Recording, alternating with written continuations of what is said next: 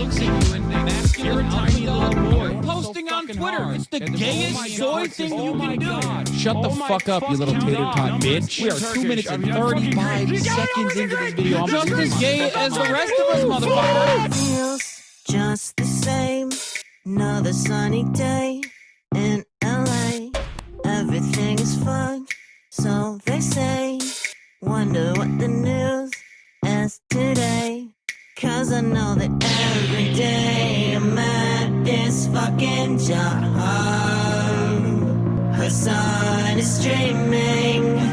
Watch him on the clock.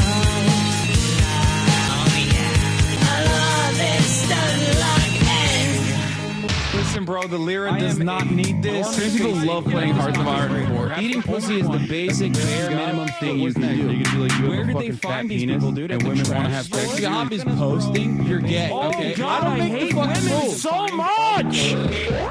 Is he really a socialist? He's such a himbo, I can't handle it. He's got a car. Can I sit here like everything's fine? That's just me being a fucking hog.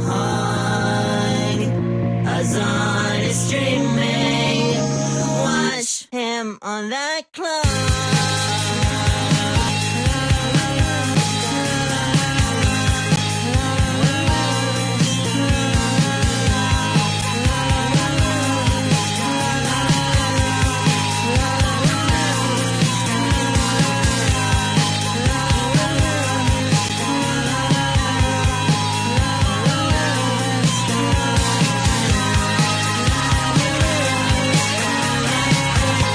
What's going on, everybody? I hope everyone's having a fantastic evening, fantastic afternoon, fantastic pre-noon, no matter where you are in the world. I'm Hassan Piker, and this is the Outside broadcast coming to you live from sunny California, Los Angeles, folks. We're live and alive, and I hope all the boys, girls, and MBs are having a fantastic one because today's a beautiful day. Today's a wonderful day. Today is a very special day. Is it a very special day because there's a new merch day? Is that the reason? You might be thinking to yourself, because it's 3/21/2025 is it so special that you're late. Naber Murat? Naber Murat? Aleyküm selam. Is it a very special day because dude, I'm doing my intro. What are you doing? That's crazy. Mirage is like tuning in here. All right. Is it a very special day because Mirage just entered the fray? Is it because it is Kiko Machine's birthday? No, none of those reasons are the reasons why it's a very special day. Let me tell you why it's a very special day, folks. You already know why it's a very special day. It's Friday. You know we finally here, right? You already know what it is. It's Friday. You already know what it is, baby. Sunday, what? It's Friday, dude. It's Friday, Sunday, what? It's Friday. It's Friday,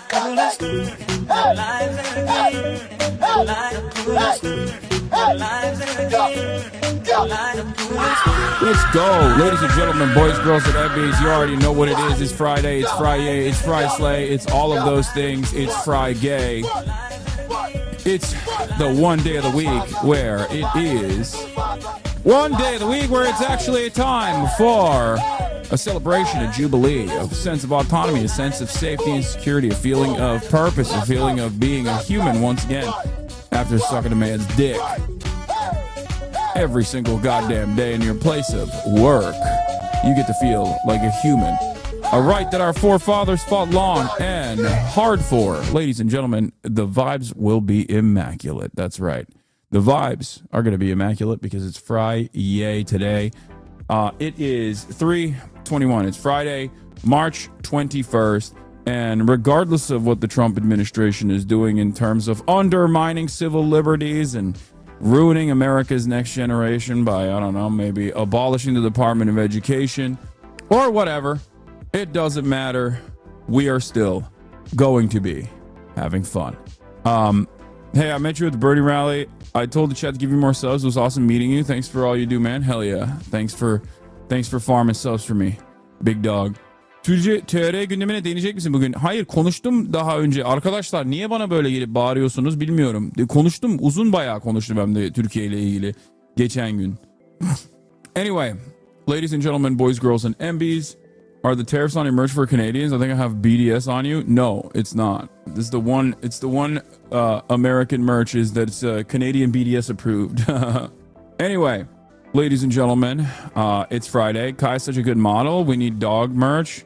Okay, you're not gonna get dog merch, but you're not gonna get dog merch. But this merch line, by the way, has something unique, has something special, and I'll get into that in a second. But before I do that, obviously this is personal news time. This is part of the broadcast where I tell you about my personal news about what's going on in the world of Hassan Austin Ivy Pike Green between the time period where I press the stop streaming button and press the start streaming button. So help me God, and a lot has taken place. Obviously, last night I ended the broadcast, and after ending the broadcast, I got on a flight, and on the flight was another person that actually, you know what? I'll tell the story in a brief moment.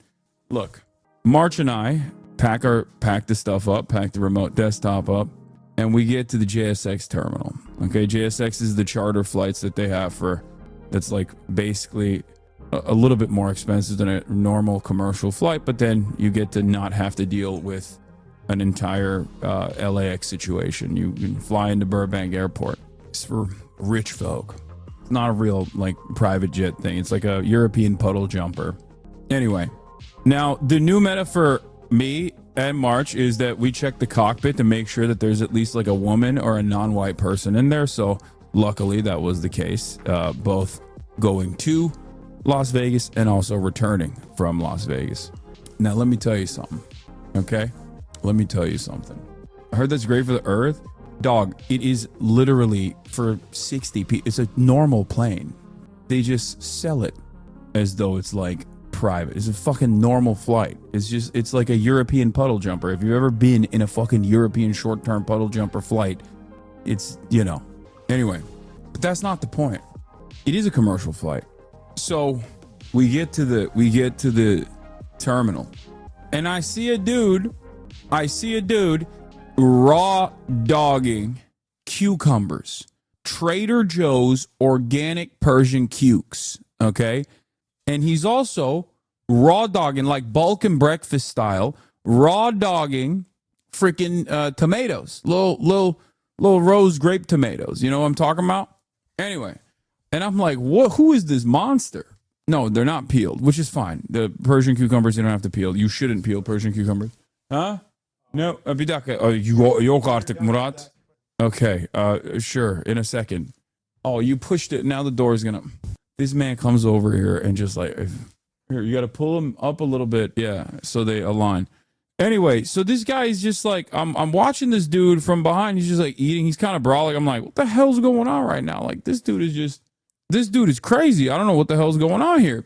Anyway, we get on the plane. And this dude's got some red glasses on. It's like some blue light glasses or something. I don't know what it is. And I was like, wait a minute, this guy looks kind of familiar. Turns out it's freaking Andrew Huberman. Okay. And I was like, oh my God, the cucumber warrior was Andrew Huberman. Okay. So at least like he, you know, walks the walk as well as talking the talk. Like he genuinely believes all the crazy stuff that he has on his podcast in terms of like the red light glasses and all this stuff. Yeah, Andrew Cukerman with the cukes. Andrew Huberman. So yeah, Andrew Cucumber Man. And I was for those of you who don't know, he's a very famous podcaster. Like my mom knows who he is. Like he has like a lot of play for people over the age of 35. Like if you're over the age of 35, you've definitely seen this guy. He's like a Stanford neuroscientist who then became like an alpha podcast guy. But in any case, all you need to know is he's a Stanford neuroscientist, but he's also simultaneously like aligned with like the Tesla crowd. So, you know,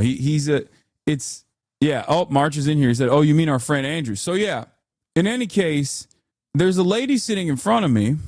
And because like the seats that were, the seats that we're sitting in are still kind of tight for my long ass legs, I accidentally push her, right? She turns around and says, don't worry, I didn't bring my strap on with me today. And I was like, that's a wild thing to say. Turns out, lady's a old porn star, former porn star, right? It's cool, whatever. She's sitting between me and Andrew. And I turned to March. I'm like, yo, I'm going to get this dude on the podcast. March is like, don't do that. Just straight up. He was like, why? March said, why? I said, nah, I'm going to get him on the podcast. Because I'm always thinking about Fear End. So, yeah, he was the voice of reason. It failed, okay? He tried to do a crit check. He tried to do a speech check, and it failed. Voice of reason failed in my brain. Immediately, I'm like, I lean over to her, and I say, hey, would you mind tapping the shoulder of the gentleman in front of you? So she does, okay? She does. He turns around. I'm like, are you Andrew Huberman? He's like, yes, I am. And I was like, well, I'm Hassan Piker. I also have a podcast, which is bad entry point into the conversation, but it is whatever. It is what it is. So, and I was going to spark up a convo to see if he would be down to, come on the Fear End podcast or whatever, right? And then this lady literally severed the convo with a serrated knife, okay? Basically decided, no, it's my time to shine. Turns out she is a massive, I don't know where your motorcycle keys are, dude. If that's what you were going to ask me, I have no idea, and I don't know how to answer this question. I don't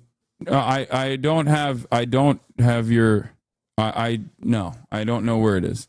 Anyway, she's a massive Andrew Huberman fan. It turns out she's a stan. She's like, listen, I'm a former porn star. I got multiple immune deficiency issues. I love your healthy lifestyle.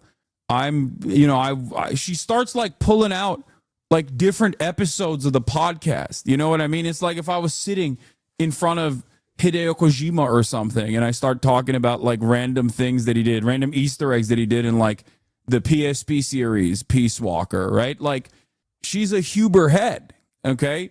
And she just basically was like, no, it's my time to shine. I'm going to tell Andrew what's what. Like I'm going to tell him how much I appreciate his commentary. And I was just like, all right, whatever. I'm going back to playing Kingdom Come Deliverance. Yeah, she was hubed up on a Thursday afternoon, okay? Hubed the heck up, all right? I guess two reasons I'm mentioning this. One, it's a funny story. Two, we got to put an end to podcasts, dude. We just got to. Podcasts are such a burden on modern society. I've realized like far too many people listen to far too many podcasts. In any case, yeah, tariffs on Shure microphones. That's what I'm running for. I'm running for office, and that's what I'm running on. But yeah, god damn, she was such a big fan. And then he reignited his interest in me in a second. She basically was like, oh, you want to have him on your podcast, right? That's what she said. She also tattletaled on me. She was being a tattletale. Like making it seem like I'm some random dude who's just like also an Andrew Huberman fan or something. And I'm just like, oh my God, my hero, my icon. I would love to have him on my podcast. Like it was just like, I got little bro so hard by freaking Andrew Huberman. But then I recovered. I recovered it because I was like, oh, yeah, well, because he was talking about what he was doing in Vegas, and I was talking about what I was doing in Vegas. I was like, oh, yeah, I was in Vegas for the Bernie rally. I just interviewed Bernie in AOC.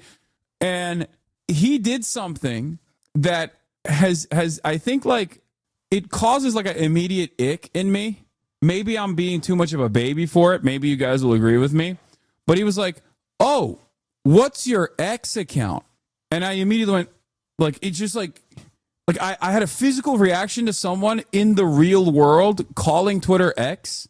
Like it almost like, oh, like it hit me. I was just not ready for it. You know what I mean? Because I see it online. I see it in the replies of Elon Musk. But like when someone in the real world like hits that X, I'm like, I don't know how to deal with that. So I hit him back with yes, I have a Twitter account.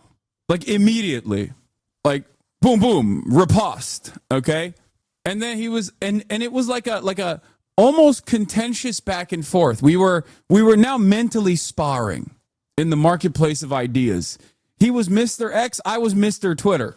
Okay, so he hit it back with, "Is your interview with Bernie Sanders on X?" And to which I immediately responded with, "It's on my YouTube page, but I bet there's some clips on Twitter, and we just kind of did that like a little stand battle. You know what I mean? Like it was one of those. Yeah, it was one of those moments. It was one of those moments where it was basically like hold on. It was like this. It was like this. Okay, it was like this. We come in. I recognize that he's a stand user, and in my mind, I was thinking like, you can always tell when someone is a stand user, right? And I said to myself, yada yada dosa, and our stands started fighting one another. You know, that was him checking me. But yeah, he asked me about my politics, and I was like, because he did the classic podcast thing, and now I feel like being a podcaster or just having a podcast is like right coded, kind of is like weird. But he asked me about like how this musician that Bernie Sanders apparently has been touring with that is like controversial or something. I don't fucking know. Apparently she's trans, and it's one of those things where you're like, this is information that I don't know about, and it, you know, why do you know about this information? Like, it just tells me where you're getting your news from. You know what I mean? Yeah, Laura Jane Grace. Yeah, apparently she's trans, but she also was like saying, you know, she's saying something about God. I don't know. I looked into it a little bit. I couldn't figure it out, but it's like, yeah, a musician did some music and Christians were upset or whatever. But it's like, why does Andrew Huberman know this? Like, what is his algorithm, right? So he hit me with one of those, and I was just like, I don't know what that is. But basically, I was like, listen, I'm to the left of Bernie, and he was shocked by that. He didn't even realize there were people like that. But basically, I was like, listen, I'm to the left of Bernie, and he was shocked by that. He didn't even realize there were people like that on the planet, I guess. But yeah, no, I was like, no, there was a mariachi band this time in the Vegas, in the Vegas rally. There wasn't like, there wasn't any, there wasn't a musician by that name at the rally. But yeah, we just had like a little bit of a back and forth little conversation, and he was like, I'll check your stuff out. So if he's in the chat right now, Andrew, I would love to have you on the pod or on the stream at one of these points. Okay. It would be great. So yeah, that's my little story. I don't know if he actually followed me on Twitter, or maybe because I said Twitter instead of X. Maybe he didn't follow me. Oh, he seemingly has not followed me. I'm gonna follow him though. I'm gonna follow him, even though we have the same number of followers, it seems, on Twitter. I probably got more motion than he does, but that's not a big deal. All right, not a big deal, Andrew. I know you checked out my Twitter account. You saw the metrics, and you probably were thinking to yourself, all right, this guy knows how to use X. You didn't say he's looking for you on X, but you're on Twitter. Anyway. So that was a little back and forth. Came back home, hung out with the family, went to sleep, woke up, worked out, ideology.shop, launched the merch, and that is and we're here, you know. There it is, ladies and gentlemen. Ideology.shop, new merch alert. We got new merch alert. That's right. It's live. It's alive. Get in while it's hot before it gets sold out, because I don't want to hear from you guys talking about, oh, I didn't get it this round. I didn't get my merchandise. Can you re-release this? Can you re-release that? I don't want to hear it. Okay? Can you please? Also, we have a baby tee as well. That's new. We finally have a baby tee for the ladies, because the ladies have been asking for it. So we got a baby tee as well that's cropped. The Chaos tee comes in both a baby tee, a women's version, and also just like the regular unisex one. I just wanted to defeat the misogyny allegations by hitting you with the baby tees. You know, there's also available ones still in stock that didn't get sold out, I guess, that are deep sale. Some other ones from the last line as well. But yeah, this is the new line. It's mostly just like whatever vibe I'm feeling. You guys might have noticed. What? I found them? Oh, Whatever vibe I'm feeling, whatever I'm angry about, I try to pour into whatever the line that we're making. And this time it's more so about misinformation online. These are tough, Unc. Yeah, you can see more photos on my Instagram. I post it on there as well. As always, whenever we do a merch line, whenever we do a freaking merch line, I do a Insta drop as well of some of these photos. Many of them are also online already. Okay. Some of the t-shirts that I'm wearing are XL. Some of them are larges. The tops that I'm wearing are larges. Like this top that I'm wearing is a large. But yeah, that's where we're at. Giant Kaya plushies. Stop goofing around, Unc. That's actually not a bad bad idea. You need to make lying is OP, please nerf. Yeah, maybe next time. You should make long hoodies and sweatshirts. Yo, at the Bernie rally, I actually saw some ladies wearing the merch, and they had actually cut the bottom of it, which I think is like pretty solid. Like if you think it's too long, you could just like cut the bottoms of it and make it into almost like first time watching during a drop. Why does he pose with guns in the photos? Don't have a problem with it. Looks sick as hell. Just curious. It's just like random shit. I like to have, because it's like super simple, I try to do like props at least to try to make it more interesting. And some of the props are guns. I brought a sword this time, symbolic lavas. I don't know, just like random shit. Yeah. My wife took some creep shots of you yesterday. I saw someone on TikTok that filmed me at the rally from behind. But yeah, same reason blowing up people in video games is fun, but real life sucks is fun for pretend. Oh, this is I think I like this already. What the hell? What the hell? Unable to verify? What the hell? Select two objects that are the same shape. I'm doing it. Why is it not letting me in? Let me in! Yeah, I saw this. Hassan Piker sighting at the Bernie AOC rally. It's me reading chat. Always reading chat. Free my mans. Yeah, the rally was awesome. Wait, who took this photo? That's so funny. They're deporting him for making moms too horny. Breaking news, rich socialist streamer abuses Spanish producer for practicing his faith of having a siesta after a hard day. This motherfucker is sleeping, bro. This motherfucker is sleeping. That's crazy. Are you EP? It's a larger venue that was needed given that the... Sleeping on the job, yeah. You see this Bernie clip from the rally? 9/11. Secured my girlies t-shirt. Thanks for all you do, boo. But yeah, that's it. That's the go get the merchies. Go get the merch. Dump your entire paycheck to it. I'm kidding. Obviously, don't buy it if you don't have the opportunity to buy it. But yeah, this is it. This is what we got. This is the merchy. This is the merchandise. Hope you guys enjoy it. This hoodie that I'm wearing is also a large. They just, for the photo shoot, they gave me large ones this time, unfortunately, because I've like slimmed down quite a bit. But I always go with like a much larger size on the what do you call it? On the sweatshirt and the hoodies and whatnot. But I wore larges this time. And some of the shirts are XLs on me and some of them are larges on me. Don't know who this model is or what her sizes are or what size she's wearing. I'm sure it says it in the May 30s. Machine wash quote with like colors, tumble dry low, do not iron. This matters. Baby tee with mid-leg crop fit, full length sleeves, thick binding collar. Okay, it doesn't say. It says it on the picture when you hover over. Is Ramadan? Don't scroll up. Do you know her politics? No.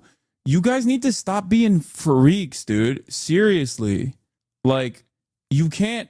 No, I don't know. She's a model, Chad. Why would I know her politics? I didn't. Y'all literally, I'm done. Like, we had I had two normal conversations with like media and voters yesterday, and chat lost their freaking minds the entire time. Like, they just could not comprehend what it's like. And Like, we do behave in a very, as a community, as a hive mind, we need to get better. We can't behave like this, okay? It's just like very odd. It is a very odd way to operate, dude. You built this community. I know it's, and I yell quite a bit to try to like rein it in, but it won't work. It don't work for some reason. But regardless, where were we? All right, we'll talk about the Bernie stuff. Obviously, there's a funny edit there as well. There's also an NPR segment on me. NPR did a segment on me talking to Andrew Morantz, who wrote the article for the New Yorker magazine. But yeah, that's it. Those are the stories. That's my day. I'm eating poorly, as you guys experienced yesterday. You already know, and that is at least like translating to bigger gains. I'm gaining weight, but I'm also gaining muscle because I'm putting up decent numbers on here. Look at that, stop and go.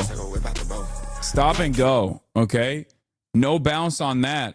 You feel me? Not using no bounce on that. It wasn't that heavy. It was like 420, I think. 420 blaze it. Yeah, I'm opium. Unk is tapped in. It's a trap bar one. It's not the. My life is out of control. I'm telling you, nobody's safe. I've been living my life limbo. My ice came with a trade. So hot. So folks, I'm mobbing. Yeah, but there it is. All right. Huberman shook. Yeah, Andrew needs to see that and recognize he probably can outlift me if we're being real. He most likely can outlift me because I think he does TRT and stuff, and he's got a lot more experience lifting. So I don't know. Not to bring drama over here, but this showed up on my IG. That's so funny. Not to bring drama here, but also here's some drama. Is the funniest way that chatters will like sneakily, thinking that they're being sneaky, bring up drama. There's already enough people inside of the community apparently very frustrated with me. With my AOC Bernie interview that took place for 10 whole minutes, you know? All right, let's see what Cutie Cinderella was saying. I think it's good that someone like Hassan, who is like big man, like handsome, famous guy, people are like, oh, he's autistic. Hello? You can come in? Hello, you can come in? Sorry, I had to open the door. She said autistic. Anyway, all right. Let's get into it. You didn't ask Bernie if he was single, though. What is this? Ask him if he watches the pod. Ask him if he's single. Wait, you didn't ask. What the fuck? Okay, first of all, he's not single. And secondly, of course he watches the pod. Kaya, what are you doing? Place. Nice to see you. Nice to see Cutie finally warming up to you after all this time. The interview was sick. It's so cool to talk to some of my lib family and be like, streamer got to talk to AOC and Bernie. Yeah. Yeah, I saw the fighting cowboy thing. Did I blast off already? No, I didn't. I forgot to blast off. All right, let's do it. That's crazy that I forgot to blast off this entire time. We're 45 minutes in. I'm too focused on silliness. All right, ladies and gentlemen, let's do it. Let's blast off. There's a lot to talk about. Obviously, Trump destroys DOE. Hire me as a social media manager? What are you talking about? All I do is social media management. Hire me as a social media manager. Yeah, let me give you my stream key real quick and my passwords. All right, Trump destroys Department of Education. Bernie plus AOC rally recap. Trump, Elon gets the China war plans. New merch line dropped today. Get in now. What in the hell is that bottle? It's cold brew concentrate. I dilute it with water and I drink it straight to the dome. Why is shipping so much? I don't know, dude. Why are you asking me these questions? I genuinely don't have any idea or any knowledge of how any of that stuff works. That's why I work with a company that handles all that. Hire me to be chill and hang out? No, I'm good. Thank you.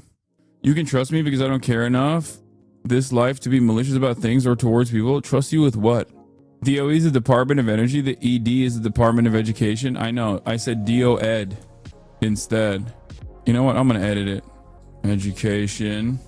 I was on NPR. There it is. Why don't you know this, Papa Abi? What do you mean? I do know that. I know DOE's Department of Energy. That's why I said DOED. It doesn't matter. Anyway, you should shout out your merch on your community comments on YouTube. Maybe. Yo, they banned a scientist from coming into your country. I know, the French one. I know. Also, that's not how you spell scientist, but it's funny. Yeah, scientist. Bro, we need the Department of Education more than ever before, okay? We need scientists more than ever before, and we need a Department of Education more than ever before. Like, there's dudes in here that don't know how to type scientist, dude. Oh my God. We are so cooked. Open the schools. Open the schools immediately, okay?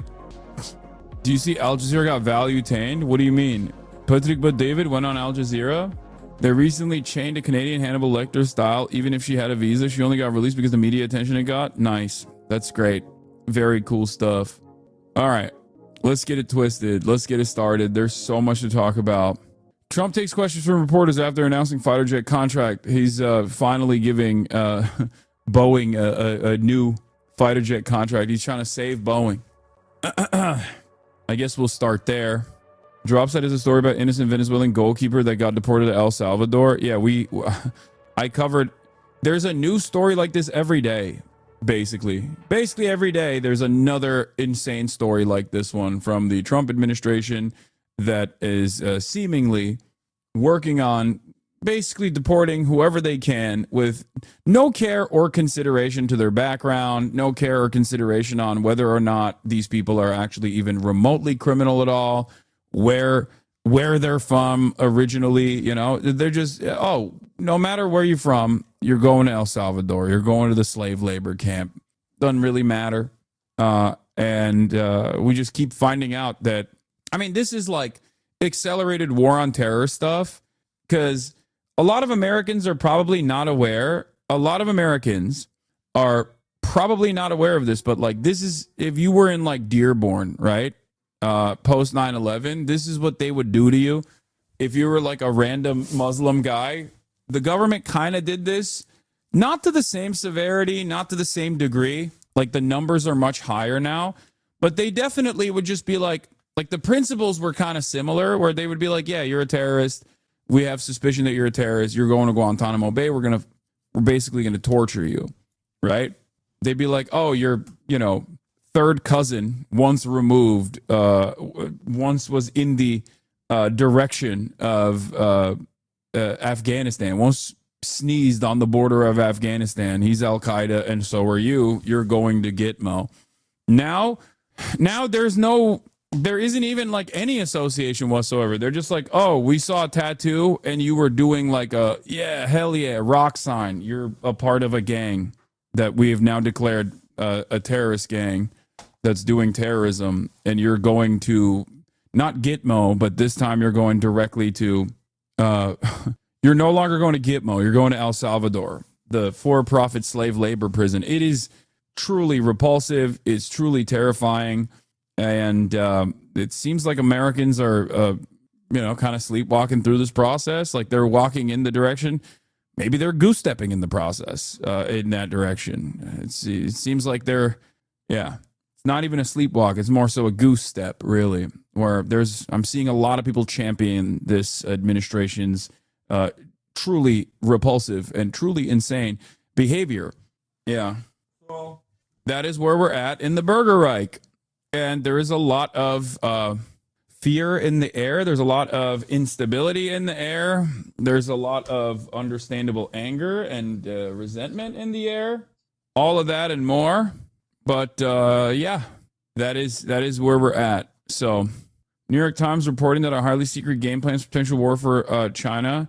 Yeah, I know. I saw that. We'll talk about that too. But let's get started. Trump takes questions from reporters after announcing fighter jet contract. To be serviced much better than it has in the past. It's been a mess.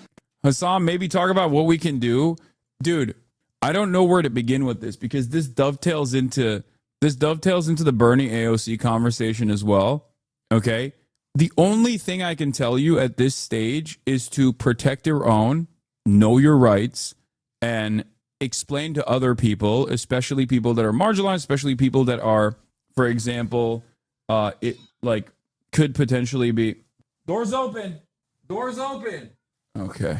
Dude, Murad is here, and there is so much motion happening in this house right now. I like my little primitive brain cannot handle the in and outs. It's just like him and his buddy are here. I think he wants to go biking or something, and it's just like, oh my God. All right. In terms of what to do, what is to be done, I think that this is the time to organize to the best of your ability and defend people in your immediate vicinity. Try to shelter them to the best of your ability from these kinds of government actions, and that's it. Like, I don't have any real answers besides you have to organize. You have to make sure that you know your rights. You have to make sure that other people know their rights, and don't open the fucking door for ICE agents. Like, that's it. Get to know your neighbors. Join DSA, join PSL. There are a lot of organizations out there. Try to get people to become more aware of what this administration is doing. It's a unique time, I think, for American history, where for even the past couple of decades, while things have gotten significantly worse year over year, it has never been it's never been this glaringly obvious, the erosion of civil liberties. Like, it's been a slow burn, and I think this is like the final, the logical conclusion to all of this harm. And it's understandable that people are frustrated in this moment. And I think I get the frustration that even leftists have on Twitter, even people in my community have with AOC and Bernie, which are now throwing these rallies together. And I've thought about that as well. I've thought about like what they can do, what they must do.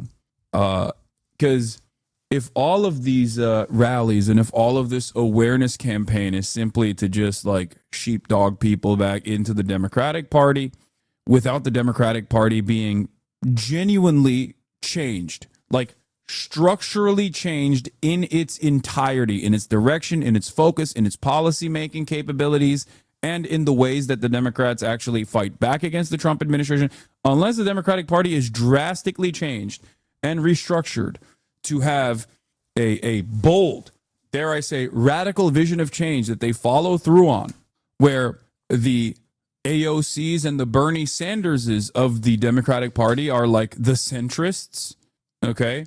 Where they come across as like, and there are people that are to the left of Bernie and AOC within the Democratic Party, as you guys know, when it comes to foreign policy, for example. Like, if that does not happen, then we're cooked. We're completely cooked. I don't think AOC and Bernie are trying to sheepdog people, to be fair. I don't think that is like the classic take from Hammer Sickle Twitter, is the notion that like these people want to be a structural hurdle to a third party. They're not being genuine. They just want to like cut the progressive momentum, cut the wind from its sails, and like move them or redirect them back into the Democratic Party to fundraise for the Democrats. And I don't think that is the case. I think what they're trying to do is to showcase to the rest of the Democrats that there is broad popular momentum behind these kinds of initiatives, behind like advocating for change in a way that average neoliberal Dems will consider to be radical, but that radical change is actually not so radical. It's common sense, right? That's the Bernie meta. He's been saying that for years and years, and that's why he's so effective as a communicator, and that's why he's so popular.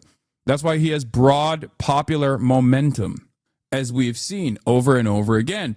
And I think these rallies are not so much to bring people together and then immediately direct them to a point of action, but instead, at least in this phase, it's to show the Democrats, the rest of the Democrats, that like, if you do this, like you have to do stuff like this to basically change the structure of the party. Otherwise, it's cooked. Otherwise, you are cooked. Now, having said that, will that be successful? I don't think so. And I've been thinking quite a bit about what they could be doing more than what they're doing right now. And I think having issue focus in the organizing would possibly be a better idea for both AOC and Bernie Sanders. This is something I've talked about quite a bit. This is something I've thought about quite a bit. Because if they were issue specific in their rallies, in their organizing, I think that would be a little bit more that would be a little bit more impactful, right? What do I mean by this? Organize with a union directly outside of a work stoppage. Organize around the Mahmoud Khalil situation. Organize with teachers and do a rally specifically for teachers, like issue specific rallies. I think could perhaps be a little bit better to demonstrate messaging discipline. These are the types of things that they have done. Like Bernie has certainly done this many, many times over. Bernie used to do trips to Canada from Vermont. He would bring all these old people together, and they would literally go to Canada to get cheap pharmaceuticals. So Bernie is not a stranger to doing stuff like this, because it not only demonstrates messaging discipline, but it also shows like a very specific issue that has to change. And it also basically shows like not that far away, across the pond, across the invisible border right there, they have people that are doing it better in terms of pharmaceutical pricing.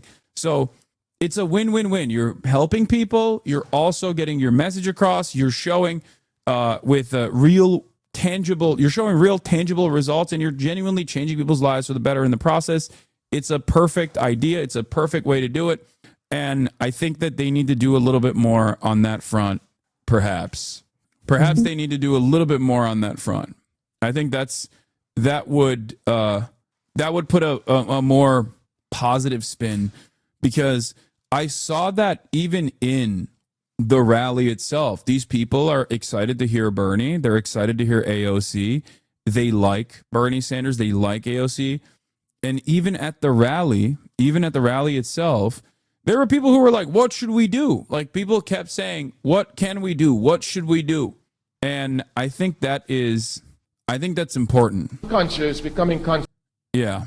I think organizing is important, but I think we have to also mobilize on top of organizing. Because the reality of the matter is there's a lot of discontent for the Republicans, and there's a lot of discontent for the Democrats as well. There's a lot of anger and resentment towards the congressional Democrats as well. Here's Kaisa, who is a Hasanabi head who sometimes posts the kawaii memes, says, bro, I'm at a congressional town hall and people are heated and basically begging for leadership from Democrats and wondering why nothing on the news or social media represents them. Oh God, the congressperson said he believes in decorum. Someone said that's the problem. Yeah, people, I think, are angry. They're arriving at the position that people in this community have had for quite some time. Like, this is the anger, this is the frustration that I've had for years with the Democrats, right? Fight back against these fucking Republicans. Actually follow through on an agenda that genuinely changes people's lives in a positive way. Demonstrate messaging discipline. Associate with like a select few legislative agenda items that are successful, popular, and keep repeating it over and over and over again. Hammer that point across, and then do everything you can to push that legislative agenda. And I think the Democrats have never done that, but people are finally waking up to the reality that the Democrats are not doing that, and they're very, very angry.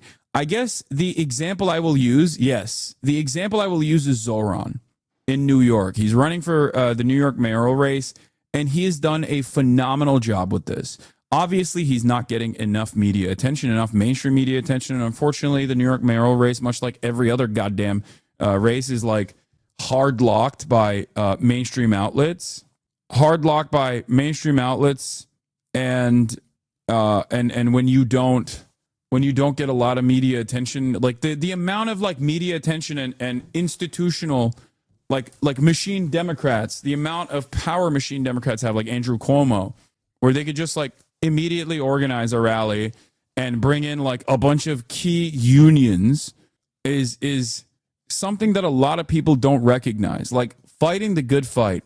You platforming Zoran can possibly get him in the race? No, I'm going to do that. I'm probably going to fly to New York because I don't want to do it over Discord. Like, they want to link up over Discord. I don't want to link up over Discord. I want to do something in person.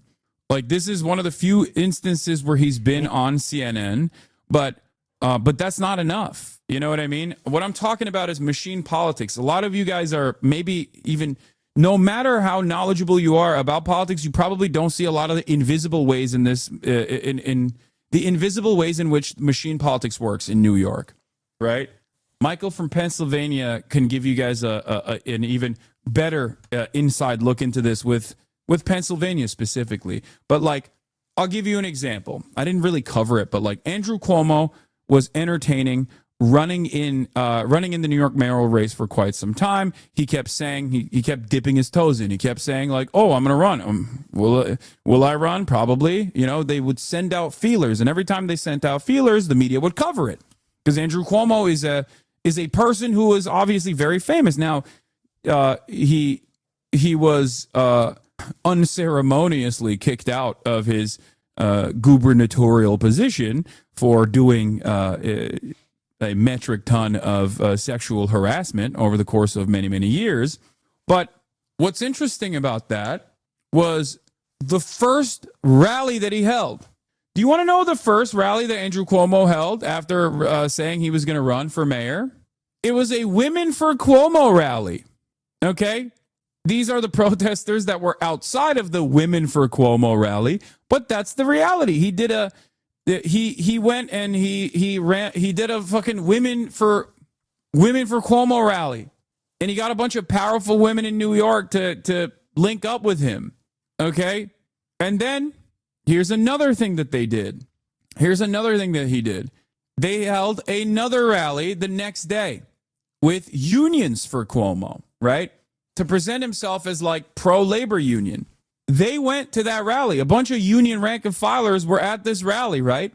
Turns out a bunch of smart labor reporters went in and asked them, like, what are you doing here? And they were like, I don't know. My union said that this was like a meetup, and I believe that they were giving benefits for attending it, and they had no idea that it was like a pro-Cuomo rally. Yeah, it was the Carpenters Union Hall in New York. So, like, this is the type of stuff that Andrew Cuomo has the power to do.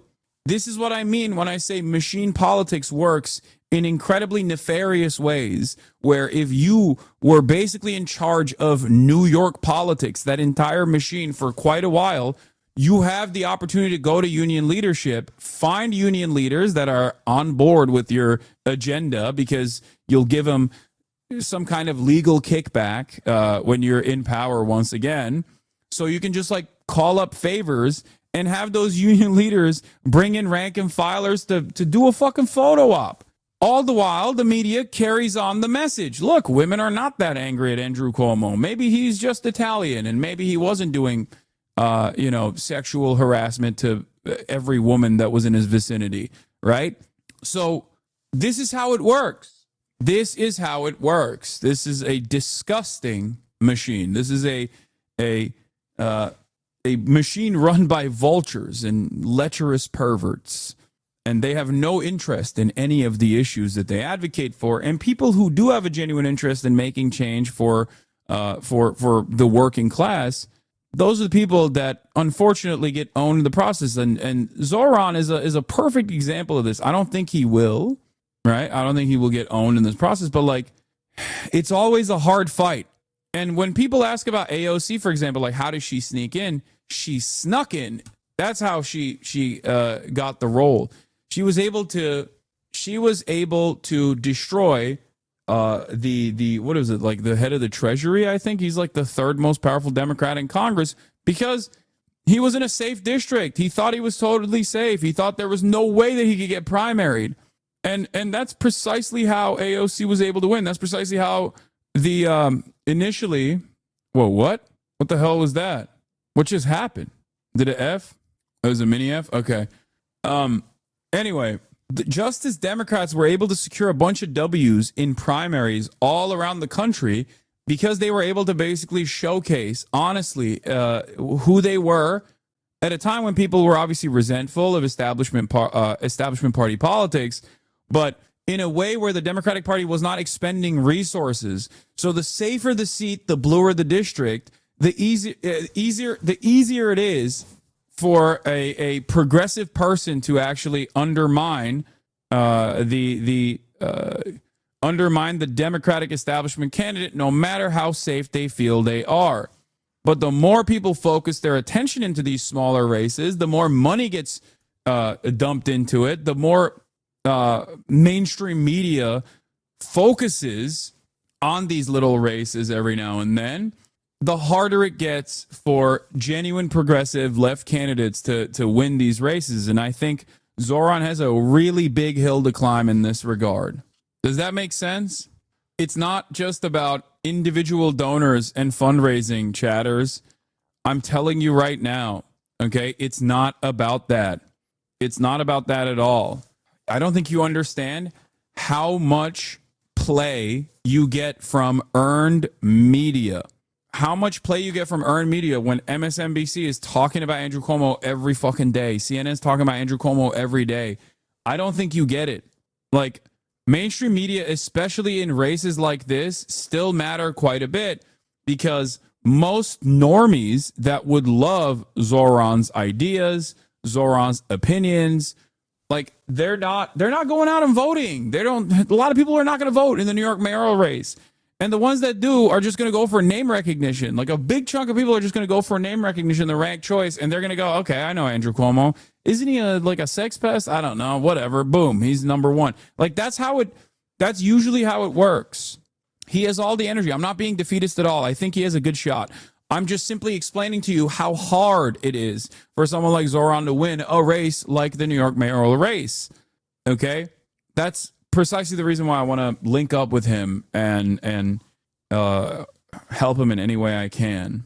So that's where the situation is. And I think that there are also a lot of people that there's like spoilers on the ticket there for Zoran, just like there's spoilers. There's the Eric Adams, Andrew Cuomo knife fight, which is good because it's like vote splitting there.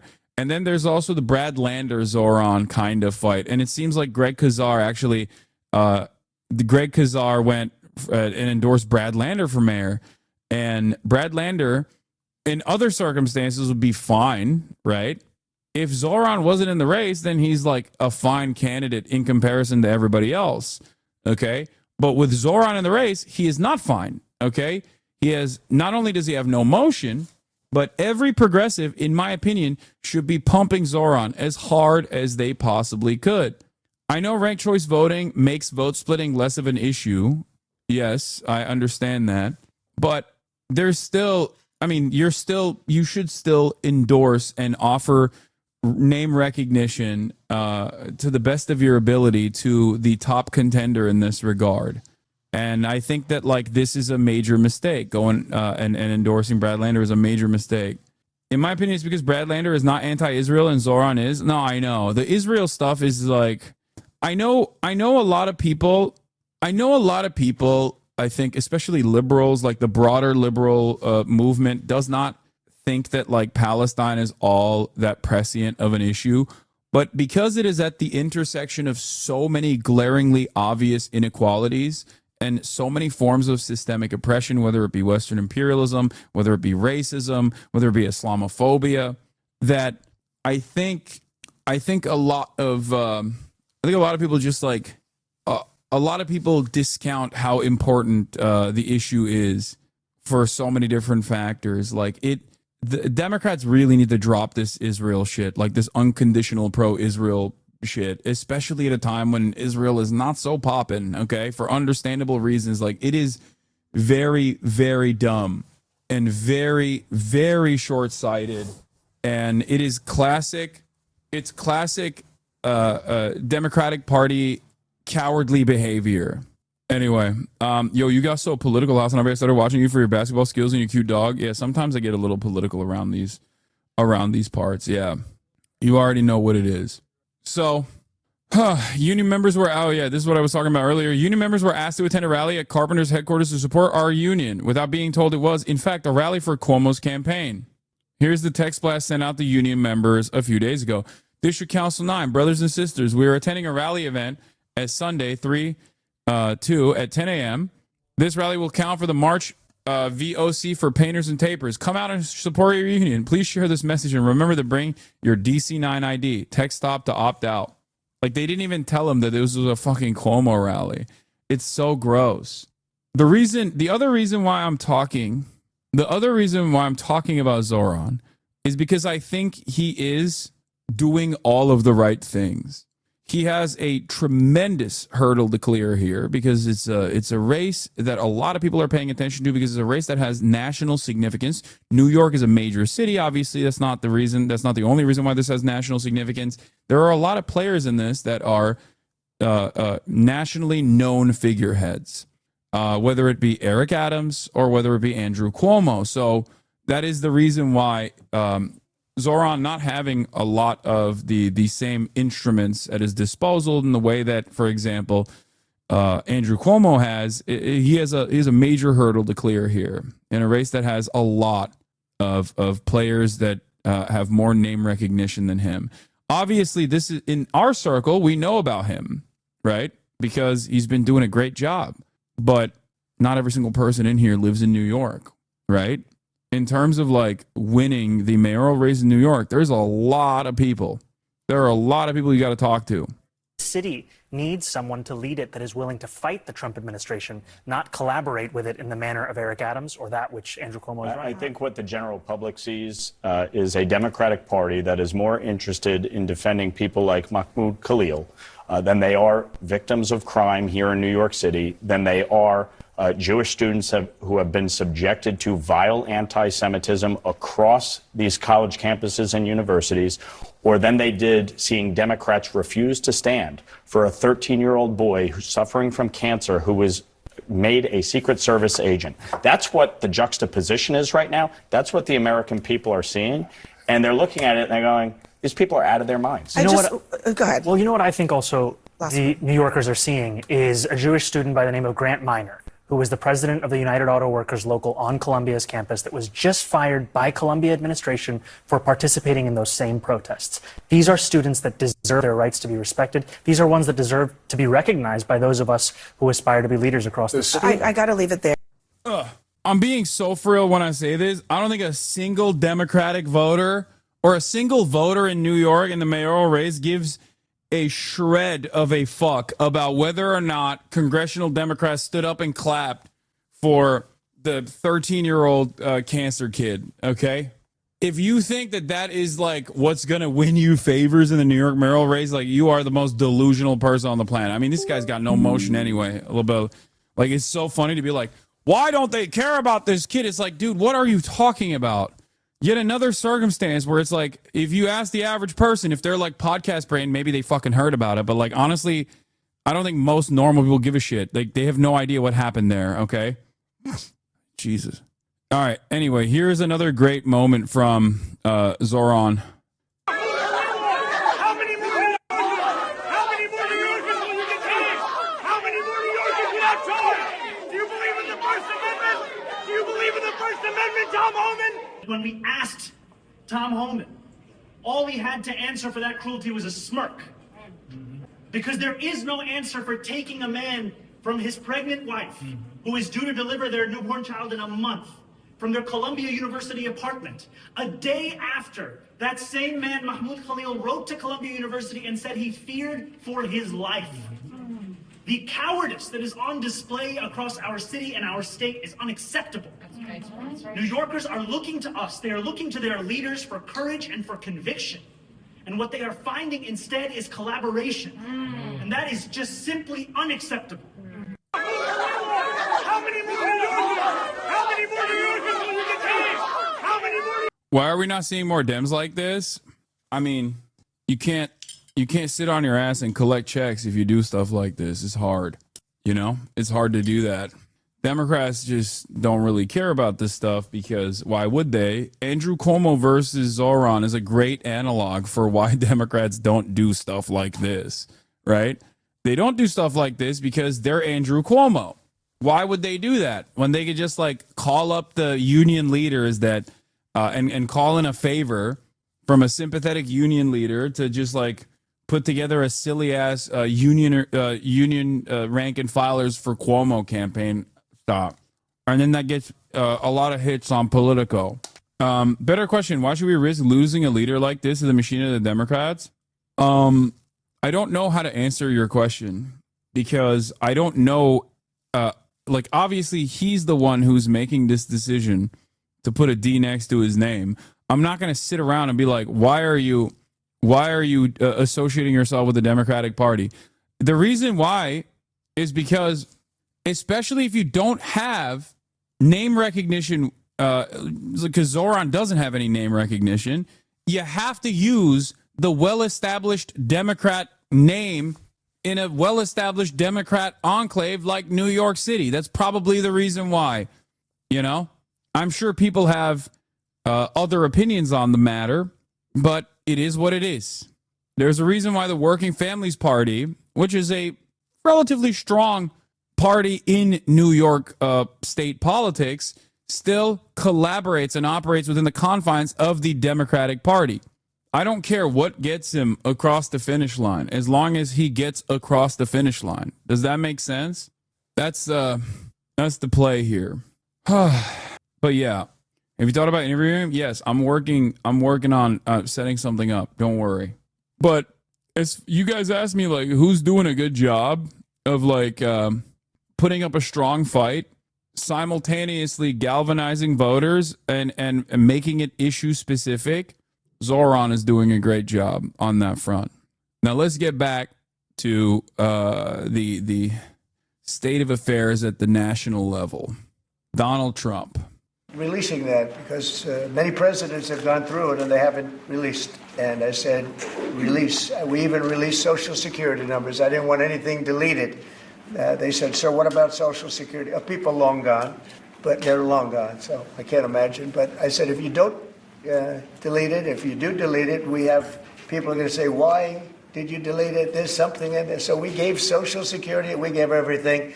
And the rest is for you to look at, Peter. You're going to see whether or not you see anything. But we've given it. We're doing it with Dr. Martin Luther King, too. They're preparing all of that. They're going to release everything.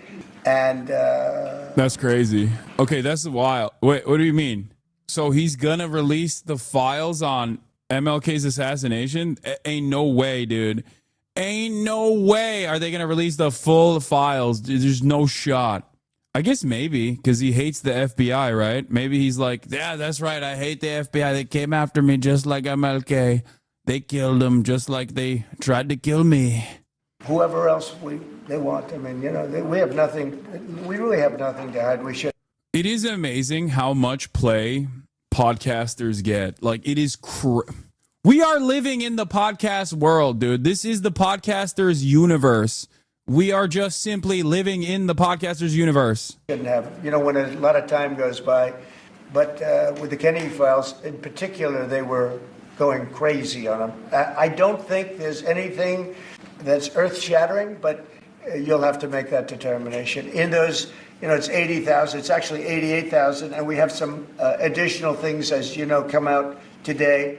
And for that, you can go to the offices and you can see whatever you want to see. Everything is out there, totally open.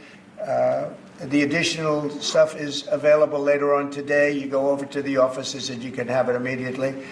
And you'll make a determination. And on something else, these Tren de Aragua guys, because of your executive order, they are designated as foreign terrorists. Yeah. If ISIS or Al-Qaeda foreign terrorists were operating here in the United States, cops would probably be shooting first and asking questions later. And so what is the difference between terrorists, between somebody like an ISIS or an Al-Qaeda operative versus a MS-13 or Tren de Aragua? Well, these are people that focus on destroying people in their homes. They're not as international in that sense. They're a group of thugs. They come from Venezuela. Why don't we shoot first and ask questions later about people that we suspect as being Tren de Aragua terrorists? I don't know. Maybe because half of the people that you're locking up have no association with Tren de Aragua whatsoever, and it would be absolutely psychotic to just gun random people that you suspect of being Venezuelan down in the streets. What the fuck is this question?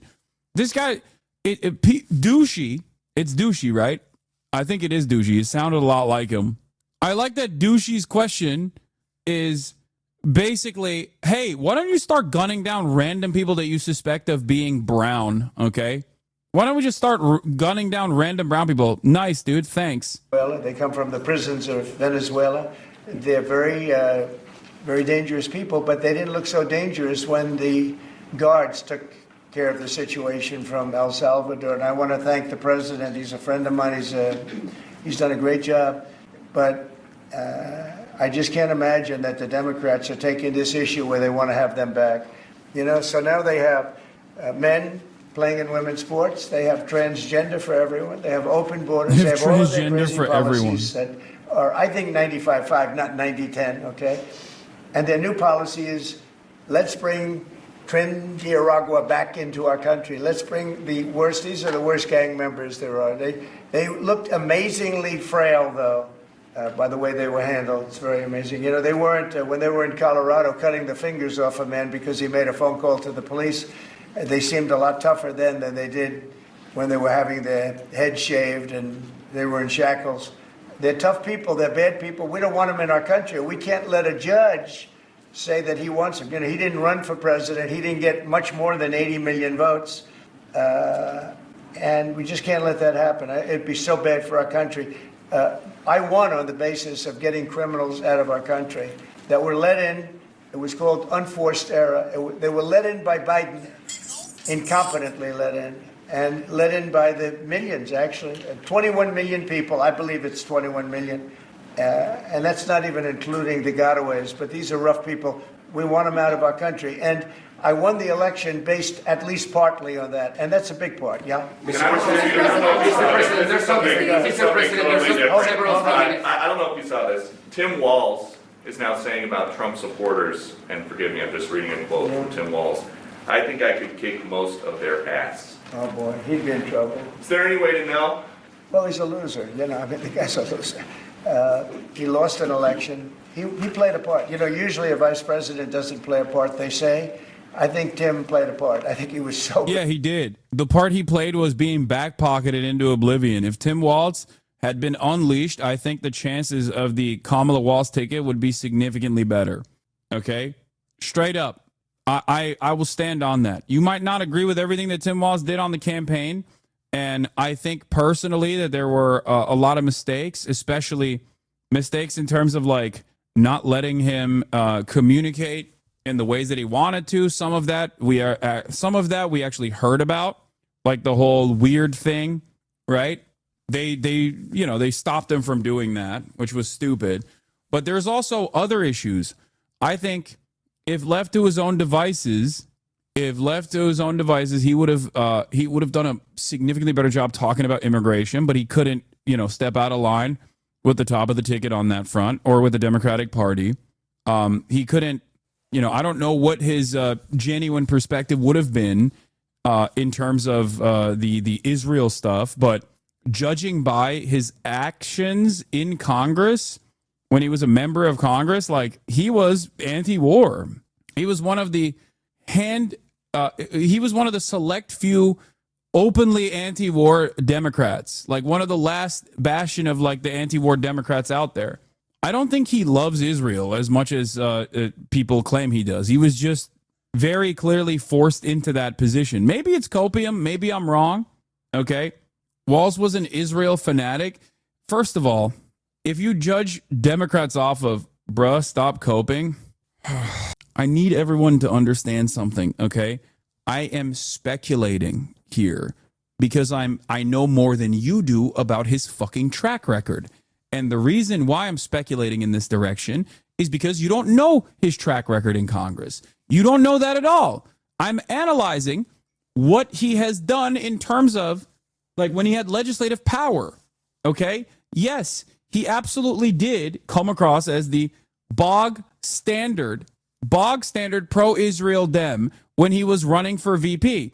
He also basically went back on a lot of his own personal policies in Minnesota and his own policy prescriptions when he was a congressperson in the Democratic Party when he was running alongside Kamala Harris. I know. And you could easily say he should have demonstrated courage as the vice president. I agree. It probably would have even salvaged the reputation of the ticket if he actually did step out of line. If there was a little bit of controversy surrounding Tim Walz and Kamala Harris not actually on board with the same agenda or whatever. He didn't do that. He probably should have. That would have genuinely been helpful for the Democrats, whether they recognize it or not. But he wanted to be a team player. He wanted to be. Biden was the strongest candidate we had. Yeah, we should have ran Uncle Brandon again. You're right. He is. He's the strongest. These guys are truly terrified of broaching the issue of Israel.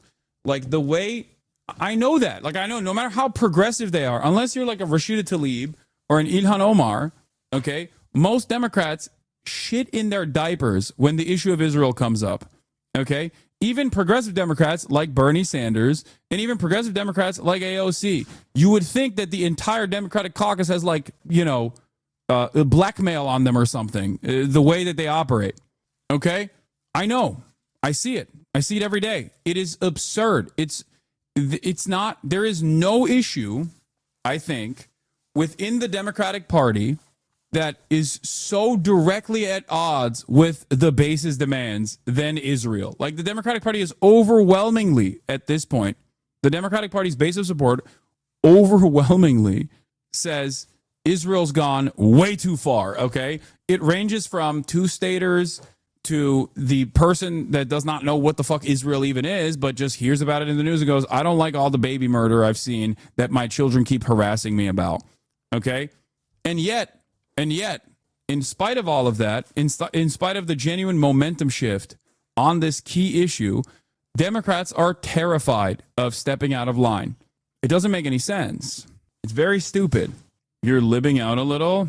How is this libbing out? I'm saying that the Democratic Party across the board is directly at odds with its base, okay, on this issue, on many issues, but specifically with Israel. It's like such an obvious gimme. It's such an obvious, easy-ass point of contention that they could stress to expose the hypocrisy of the Trump administration in terms of claiming that they're fucking free speech, pro-free speech, but then simultaneously undermining that, claiming that they want law and order while routinely violating laws and creating disorder because you have hurt the feelings of Israel. Like, this is a foreign country. What are you talking about? There are so many ways that you could communicate to the broader public, reach across the aisle even, something that Democrats love doing. It is the easiest gimme of all time. And yet Democrats are asleep at the wheel or shitting in their diapers, basically. They just don't want to fight this fight at all. And it's very frustrating. Even purely on electoral strategy grounds, it makes no sense that they are so uncomfortable on this issue. They're so scared about just saying enough is enough. Bad that he hurt her, but she hurt herself, and Joe hurt them both. They didn't have a great group, but I would probably put him at the bottom of the group. Have you heard that Biden wants to get back involved for Democratic politicians, fundraising and campaigning against your policies? I hope so. Mr. President, there are several families. Mr. President, there are families from some of the people. I'm with La Nación newspaper from Argentina. There are families from some of the people that were on those flights to El Salvador that claim that they're not criminals, they're not members of Prender Agua, of MS-13. What can you tell them, and what guarantees can you give them that everyone in those planes were actual criminals, terrorists, as you said? Well, I was told that they went through a very strong vetting process. Did they? And that will also be continuing in El Salvador. And if there's anything like that, we would certainly want to find out. But these were a bad group. This was a bad group, and they were in bad areas, and they were with a lot of other people that were absolutely killers, murderers, and people that were really bad with the worst records you've ever seen. And but we will continue that process, absolutely. We don't want to make that kind of a mistake. Is the U.S. planning to give up the position of NATO's Supreme Allied Commander? And if so, why? NATO is something that I saved. NATO was gone until I came along. In fact, the previous Secretary General, very good man, both of them are good. The current man is fantastic. But both of them have said, if it wasn't for Trump, you wouldn't even have a NATO, because we were paying the cost of almost all of the countries. And now they're paying. I said, we're not going to do this. We're not going to continue. You hurt us on trade. You do bad things on trade. And then on top of it, we're supposed to pay for your military. And because of what I did, hundreds of billions of dollars flowed into NATO by countries that just weren't paying. They were delinquent. They weren't paying their bills. So NATO is solid. They're strong, but they have to treat us fairly. Are we going to give up the... Because look, without us, NATO is not the same thing. And I can tell you, I've been having very good discussions, as you know, with President Zelensky and with President Putin. And President Putin will tell you that without the United States, he wouldn't be worried. But he is worried when the United States is involved. And I have to tell you, I've dealt very well with both gentlemen, and we have, I think we have the confines of a deal. I hope we have the confines of a deal. I'm doing it for two reasons.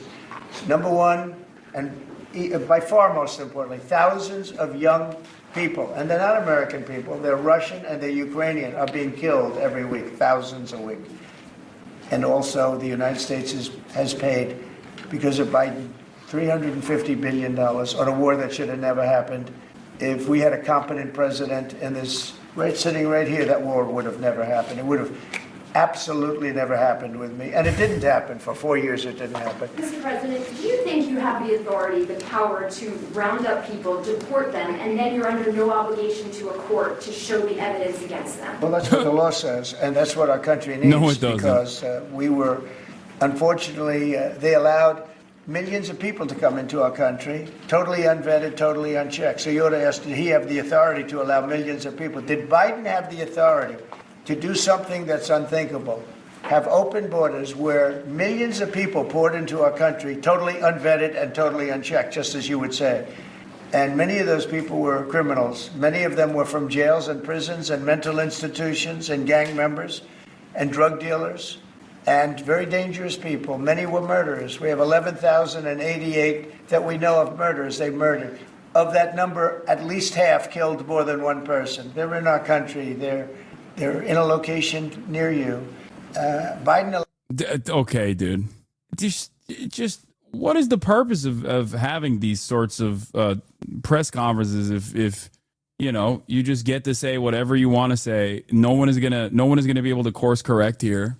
He's just straight up lying. Like the questions that came before this basically undermined this position that he's trying to keep repeating. Hey, why do you keep saying they're like all murderers when, you know, it's clear that a lot of these guys are not even criminals at all. They have no criminal records. Something that the Department of Homeland Security has also admitted in their briefings. Why do you keep saying that? And he's like, oh, they're vetted. They're vetted so well by the DHS. It's like, okay, but the DHS's own vetting process shows that there's very little evidence. And if there was if they had done the perfect vetting, then they'd have a strong case for deportation in the court system. If they had clear evidence, hard, tangible evidence on terrorism grounds, then you could take it to a judge and the judge would sign off on it. The entire point of this conversation is that you don't want to go to the judge because you know you don't have any evidence. And the DHS is openly stating that they don't have enough evidence to deport these people.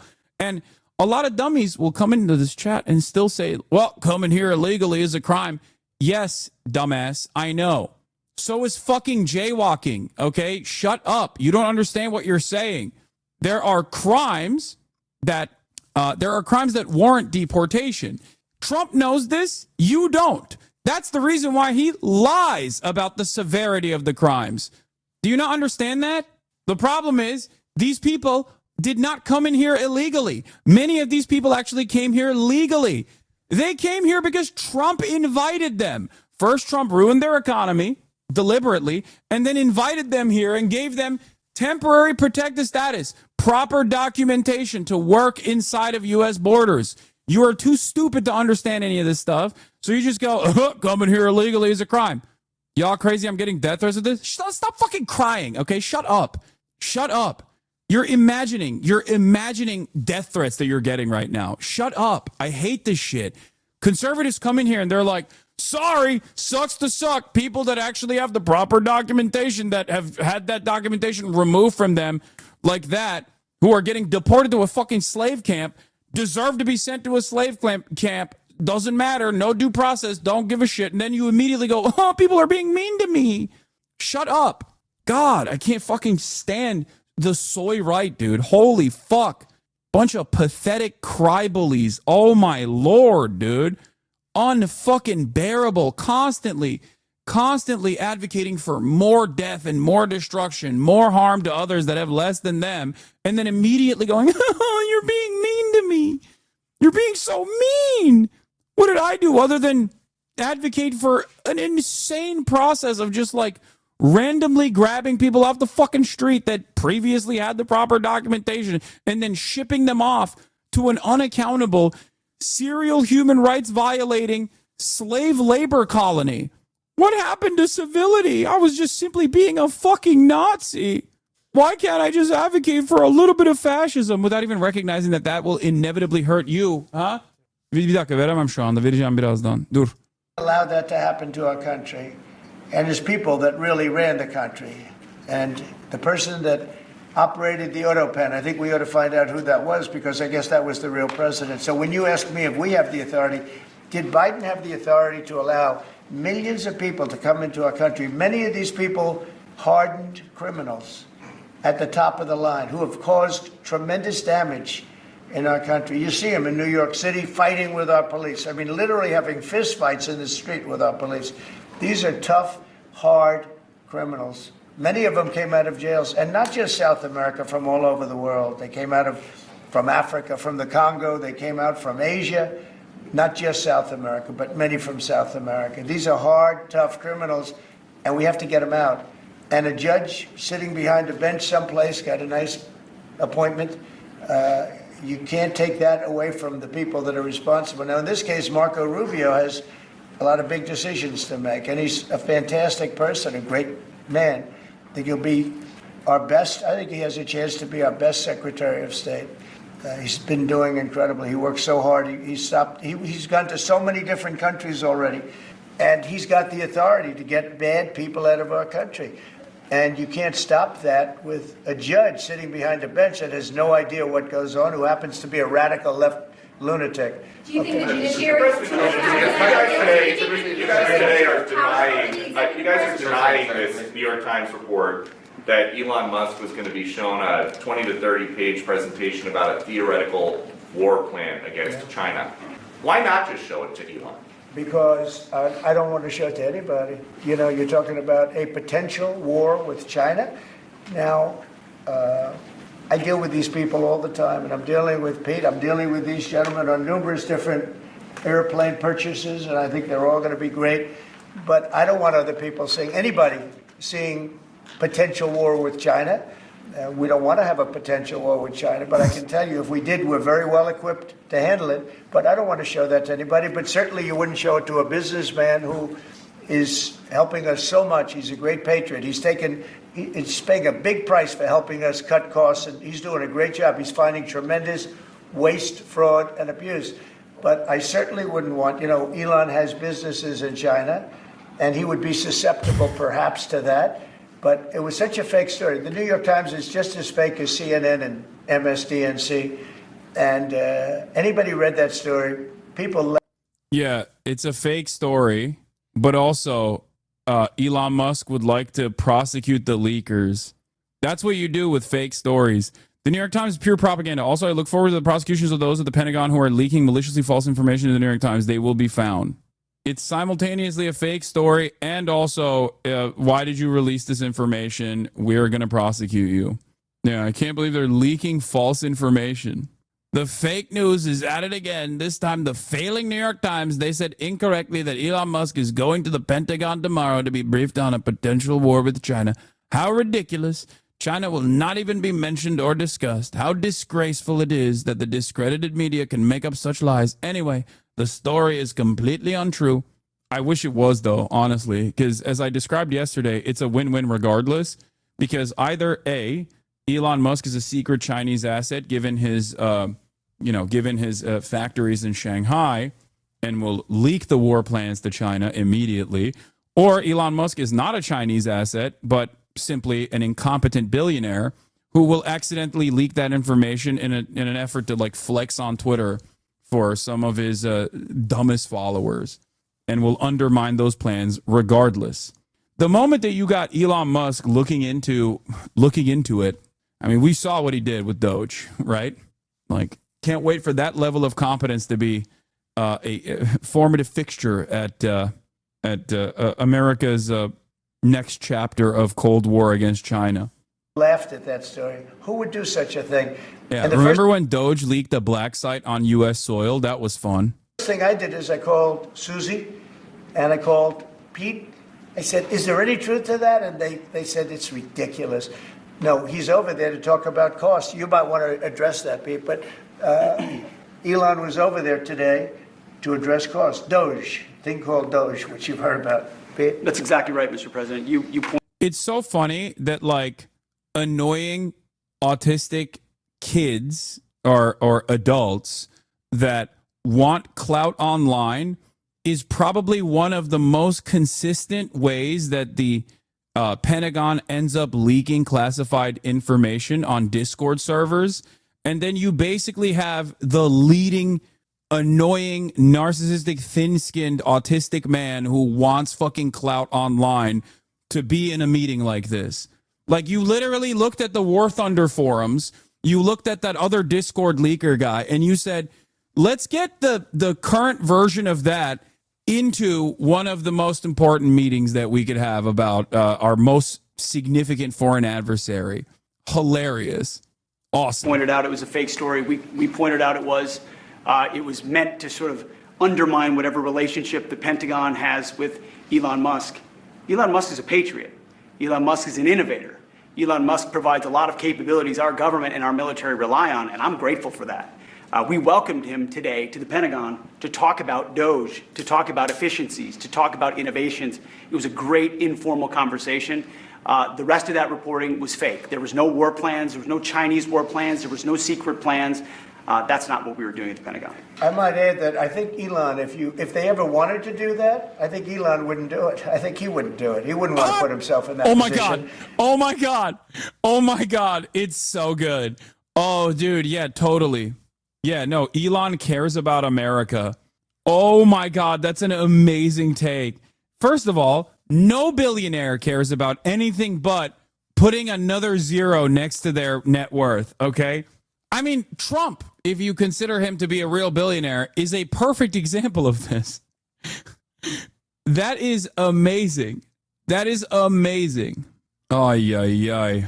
But if you read what's out of the New York Times, it's such a dishonest newspaper. It's such garbage. It's, it used to be called all the news that's fit to print. Well, it's all the news that's not fit to print.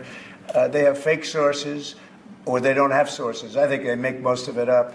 But this was a made-up story by the New York Times. I call it the failing. It's a failing newspaper. It's failing.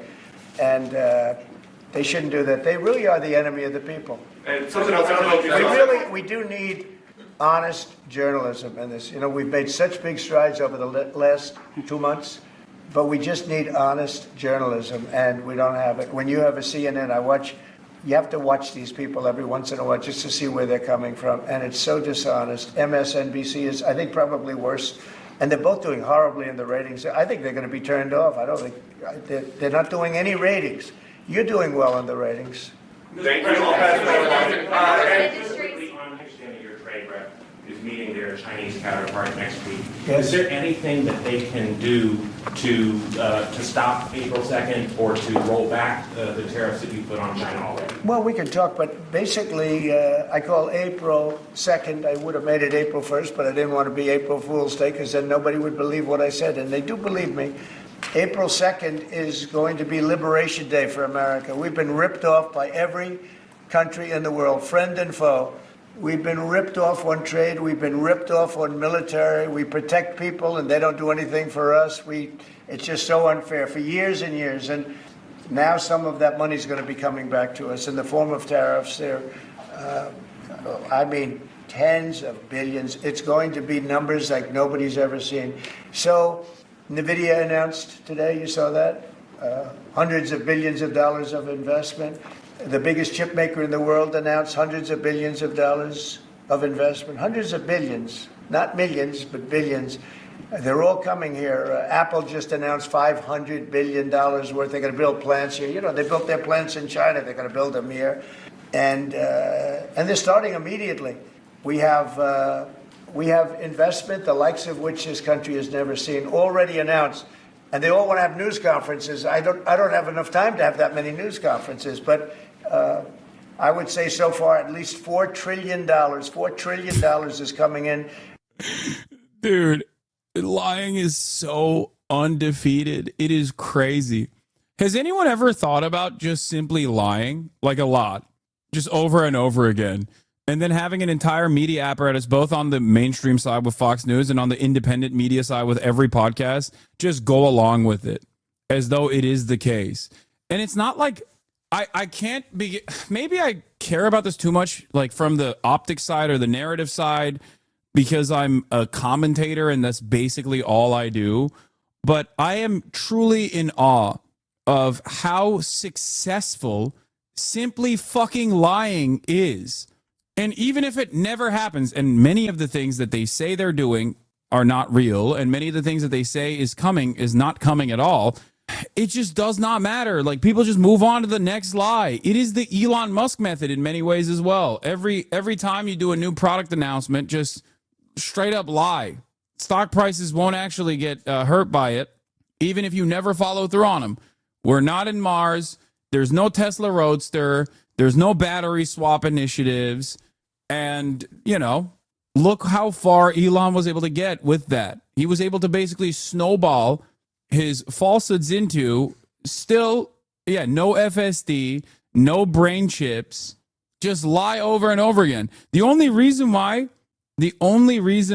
Elon is falling out of favor now is because of his like direct association with Donald Trump and the fact that he's the guy that they're using as a hatchet to gut the administrative state. If that wasn't the case, people probably still would think like, oh, he's the woke guy, right? Tesla, I don't know. Car companies, very importantly, a lot of the car companies that we're going to build in Mexico or Canada are now building here because I don't want cars from. This chatter says, where is it? There was a chatter who said, what? Oh, you can take it now, yeah. Okay, they're back again. Come in. So there was a chatter who said, is there a tell? Because like when someone lies this much, I'm sure there's a tell. What is Trump's tell? There is no tell. You want to know why there is no tell? Because he lies with every statement. So if everything that you say is a lie, there's no reason for a tell. His tell is just he opens his mouth.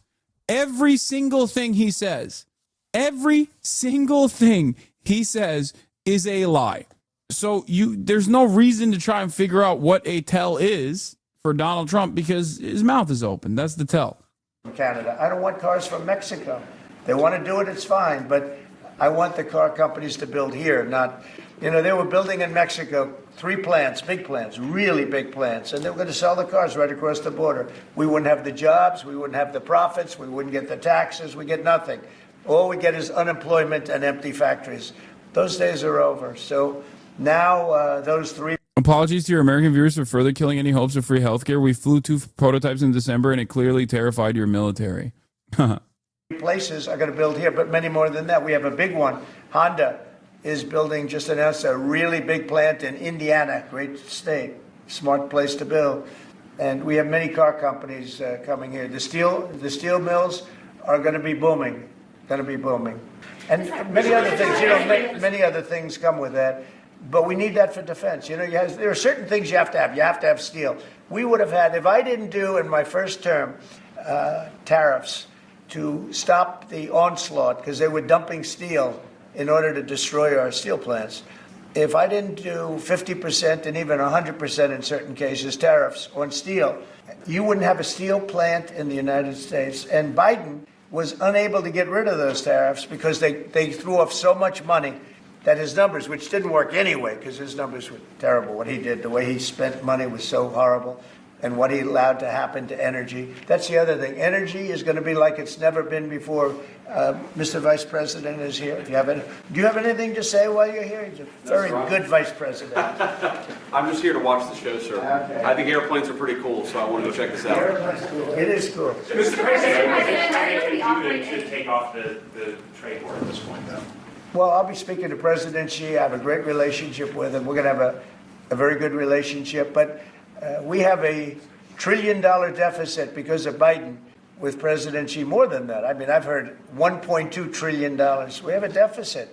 And I've explained that to President Xi. We also have a problem where he's allowing fentanyl to be sent into Mexico and then cross the border and, killing. I think the number is much higher than the 125, 115 that I think it's closer to 300,000 people a year. And so that's a problem. But they have a tremendous surplus against the United States, so we don't want that. Mr. President, why do administrations a number of administrators have come to you asking for exemptions on tariffs? Is that something that is under consideration by you? Well, people are coming to me and talking about tariffs, and a lot of people are asking me if they could have exceptions. And once you do that for one, you have to do that for all. So, I mean, generally, I did something interestingly during 2 weeks ago. I gave the American car companies a break because it would have been unfair if I didn't. And everybody said, oh, he changed his mind on tariffs. I didn't change my mind. I helped our, sort of big three, big four. I helped some of the American companies. And instead of taking it properly, they said, oh, he changed it. I don't change. But the word flexibility is an important word. Sometimes there's flexibility. So there'll be flexibility. But basic art of the deal. I changed my mind. I didn't change it at all. There's many tariffs coming, but also some of the tariffs are gone. There's no more tariffs. We've destroyed the tariffs. Tariffs are the greatest word in the English language. I love the word tariff. I'm doing tariffs. Tariffs have gotten 10% higher. Tariffs have gotten 10% lower. This is how it is. Basically, it's reciprocal, so that if China is charging us 50% or 30% or 20%, and I don't mean China, I mean anybody, any country, Canada. Nobody knows that Canada is charging our dairy farmers. They have 270% tariffs. Nobody knows that. Nobody knows that. They have up to 400%. They have a couple of tariffs at 400%. Nobody knows that. Nobody talks about that. And remember, with Canada, we don't need their cars. We don't need their lumber. We don't need their energy. We don't need anything from Canada. And yet it costs us $200 billion a year in subsidy to keep Canada afloat. So when I say they should be a state, I mean that. I really mean that. Because we can't be expected to carry a country that is right next to us on our border. It would be a great state. It would be a cherished state. The taxes for Canadian citizens would go down in less than half. They don't spend money on military because they think we're going to protect them. There are many things that they do, like icebreakers. They want us to provide icebreakers for them. Oh, that's wonderful. So the Canada, they're very tough traders too. I want to just tell you, of all the people, they're tough traders. They trade very tough. And, the expression I use is some people don't have the cards. I used that expression about a week and a half ago, right? Somebody was negotiating. Yeah, he loves his little expressions. Who didn't have the cards, who's now, I think, saying that he wants to do it. And I think we're going to have a big deal on that very special something. We got to make a deal on that. But Canada has been a very nasty negotiator against the United States, took advantage of the United States for a long time. But nobody knows that they were getting 270% tariffs on dairy products. I don't think I've heard you say this in all of the talk about Canada becoming the 51st state. Are you concerned that if they became the 51st state, they would be a very, very blue state? Very, very big and very, very blue. No, they might be, but it would, you have that artificial line that goes, that straight artificial, that looked like it was drawn by a ruler. Somebody with I don't mean a ruler like a king, I mean like a ruler, this way. And it's just an artificial line that was drawn in the sand or in the ice. And can I tell you, Peter, just you add that to this country, what a beautiful landmass, the most beautiful landmass anywhere in the world. And it was just cut off for whatever reason. It would be great. Now, Is it liberal? Maybe. But, you know, a conservative until I got involved, because I don't care who wins up there. I frankly probably would do better with the liberal than the conservative, if you want to know the truth. But just a little while ago, before I got involved and totally changed the election, which I don't care about, probably it's to our advantage, actually. But the conservative was leading against, I call him Governor Trudeau. The conservative was leading by 35 points. So, you know, so I don't know about that. I think Canada is a place like a lot of other places. If you have a good candidate, the candidate's going to win. And I don't know if you've seen this, but the two astronauts that you just helped save from space, they didn't get any overtime pay for all that extra time. They got $5 a day per diem. For 286 days, that is $1,430 in extra pay. Is there anything the administration can do to get them, to make them whole?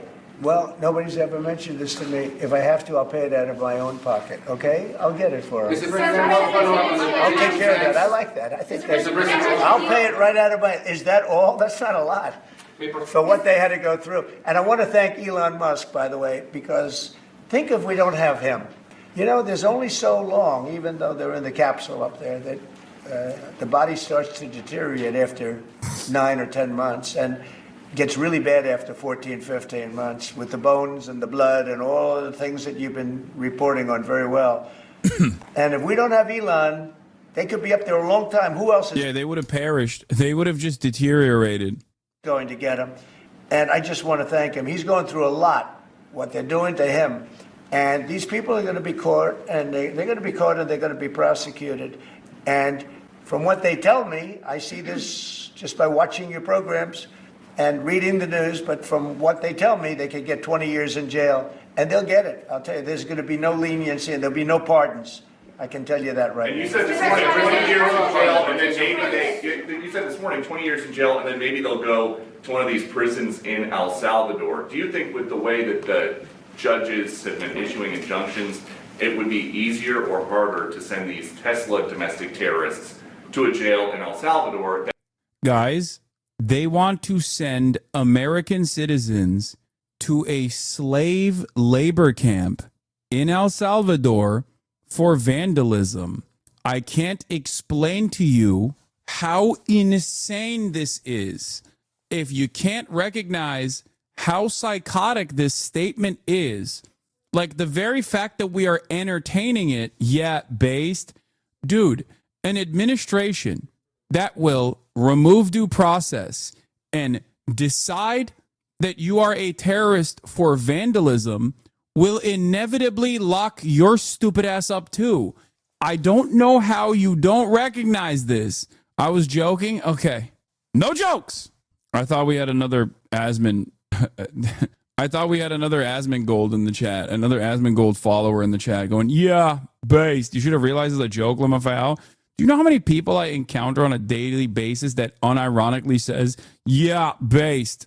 Oftentimes they're also saying, like, you know, we should gun Hassan down in the streets, but you're sounding like Hitler, straight up saying the Nazism out loud. Are you talking about Donald Trump? Because yes. Wait, you're sounding like Hitler, no joking allowed? That's what sounds like Hitler? Not Trump saying, we don't care about due process. If we consider you a terrorist, American citizen or not, we're going to deport you to a concentration labor camp. I feel like out of these two things, like there's one guy who definitely sounds a lot more like Hitler than these MS-13 or Tren de Aragua guys. Well, I view these people as terrorists just like others. These are, when I looked at those showrooms burning and those cars, not one or two, like 7, 8, 10 burning, exploding all over the place. These are terrorists. You didn't have that on January 6th, I can tell you. You didn't have anything like that on January 6th, which is sort of amazing because on January 6th, the Democrats were talking. Nobody was killed other than a very beautiful young woman, Ashley Babbitt. Nobody was killed. And you look at what's going on now. Nobody was killed. Ashley Babbitt was killed. Bro, still talking about January 6th. That's one of my favorite Trump lines. Ashley Babbitt was killed. Nobody was killed. He did it again. January 6th. Nobody was killed. Ashley Babbitt was killed. now with these terrorists. He's a terrorist, and that's an organized event. You know, take a look at their signs. Take a look. Yeah. January 6th, not an act of terror. Very cool, very fun. Nobody was killed. Ashley Babbitt was killed. Drop penis on a Tesla. I can't even say it. Biggest act of terror so far anyone's ever seen. What is this? So you don't sympathize with people like Laken Riley? What? Sympathize with people like Laken Riley? What are you saying, my man? Alan Dulles was also involved in Operation Sunrise in World War II, where he might have tried to make a separate deal with the Nazis.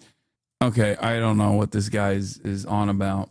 I'm so confused. Like, you can't know about Alan Dulles and then turn around and also be pro Trump's immigration agenda. They're all made by the same sign company. A nice, expensive job. Now, these are the people that finance it are, in my opinion, in just as big a trouble as the people that are setting the match and setting the fires. So we'll see. It's under very serious investigation by the FBI and by the Justice Department. These people are terrorists.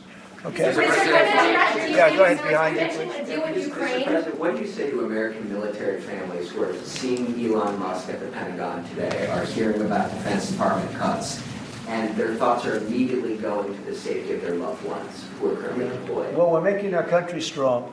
And when they see a thing like that and they hear that story about Elon and... Like, I'm not even Mr. like January 6ers were terrorists, right? But under Trump's definition, if you think like farting on a Tesla is an act of terror, then what is January 6th then? Like, this is what is so, because like, if you consider farting on a Tesla to be an act of terror, okay, then I'm sorry, January 6th is basically 11 9/11s worth of terrorism, okay? If the standard for terrorism now is like drawing a dick on a Tesla or putting a bag of dog poop on a Tesla, vandalizing a Tesla, then January 6th is like 1 million 9/11s. 9/11 itself is 10 million 9/11s. We have raised the standard. That's crazy. China, what they should do is realize that the New York Times is a corrupt institution, because I think they're the ones. They knew that story wasn't true. Nobody believed that story. People that, when I first called, they laughed when they heard this story. Nobody believed it, that the Pentagon was giving him a briefing on what war with China would look like, and he has business. No, they made that up because it's a good story to make up. They're very dishonest people. Look, I have it with the Times, and you'll see more and more of it. To me, it's a very, very dishonest organization. But a story like that is made up. It's total fiction. And I just wanted to make sure. I called up Chief of Staff and I called up Pete, and I said, is there any truth to that? Absolutely not. He's there for Doge, not there for China. And if you ever mention China, I think he'd walk out of the room. He wouldn't take it anyway. So it's just a made-up story. Nobody's taking better care of the military. One of the things that I know that Pete's doing is he's talking about a lot of the civilian staff, and we're going to get them other jobs. You know, we're going to have a lot of jobs in this country, but we don't want to have wasteful jobs. We want to have meaningful jobs. And those were wasteful jobs. Those are jobs that not only military, but jobs where people don't show up. You take a look at Department of Education. I've never seen so many buildings with the names on it. You go past one after another Department of Education, and they're empty. The people don't show up. You know why? Because they have other jobs, because they're playing golf, or they're playing something. They're doing something. And we have a lot of great people, but we have to move that back to the States. We're going to make our country strong, and we're going to get people much better jobs, because we have companies moving into our country, the likes of which we've never seen before. Nothing like this has happened. And it's automatic. They don't want to pay the tariffs. How do you avoid paying the tariffs? You build your plant in the United States, and it's a beautiful thing to see. I see it. So far, I would say $4 trillion. Nobody's ever heard of them. No country's ever heard of numbers like that. $4 trillion, and those are the best ones. The biggest, best chip maker in the world. I'm not a fan of the CHIP Act, where you give billions of dollars away to companies that don't need it, and it won't bring them here. I'm giving nothing away. All they're doing is coming here. They're building because they want to avoid. Remember this on the tariffs, too, because that's going to be, Liberation Day, April 2nd. It's reciprocal. If they charge us, we charge them. So somebody say, well, how much are the tariffs? Very fair. If India, as an example, is been very bad to us on tariffs. They charge 100%, 200%, whatever they charge. Damn, talking shit about India after having a fantastic Modi glaze sesh is really messed up, in my opinion. Like, he's such a phony friend, dude. He talks behind your back. Now, Europe just announced they're lowering the tariffs on cars. You know, we charge like a joke, 2.5%. That's what this country charges. Europe just announced that they're reducing their tariffs on cars to 2.5%. It's nice. But they also have non-monetary tariffs where they make it impossible for the cars to get in even without the dollars on them and the dollar signs. It's called the non-monetary tariff, where they put on controls where no matter what happens, because they don't want cars, they don't want the American car in their market. And yet they send us millions of cars. They send us big agriculture. They don't want our agriculture. They don't want anything from us. European Union's very tough. But now it's fair. So whatever they do to us, we do to them. Mr. President, as Russia continues to attack Ukraine, are you planning to impose any sort of Well, sanctions? they're fighting against each other. Yeah, I think we have a ceasefire on a lot of areas, and so far that's all held very well. And getting that ceasefire, you know, they had a lot of guns pointing at each other. You had some soldiers, unfortunately, surrounded by other soldiers, and they are going to be, I believe, we're going to pretty soon have a full ceasefire, and then we're going to have a contract. And the contract's being negotiated, the contract in terms of dividing up the lands, et cetera, it's being negotiated as we speak. What do you say to critics who say that your actions towards law firms amount to coercion? Well, the law firms all want to make deals. You mean the law firms that we're going after, that went after me for 4 years, ruthlessly, violently, illegally? You mean, are those the law firms you're talking about? They're not babies. They're very sophisticated people. Those law firms did bad things. They went after me for years. Russia hoax. All a hoax. It was a hoax. It was Hunter Biden's laptop. It didn't come out of Russia, by the way. It was came out of his bedroom. It was all a hoax developed by Democrats. Hillary, I don't think Biden did, because I don't think Biden knows what the hell he's doing, frankly, based on everything I see. I've seen things since being here that are so sad. What he's done to this country, what he and they did to this country, those people that surrounded him, who, by the way, are radical left but smart. He's not smart. He was never smart. But these are radical left, smart people. They totally controlled him. He did whatever they told him to do. And it's a shame. It's so sad to see what happened, what they've done to this country, both not only the inflation you saw, but allowing millions and millions of criminals into our country. That's an inexcusable act. And many other things besides that. Thank you very much, everybody. Thank you. Thank you, everybody. Thank you very much.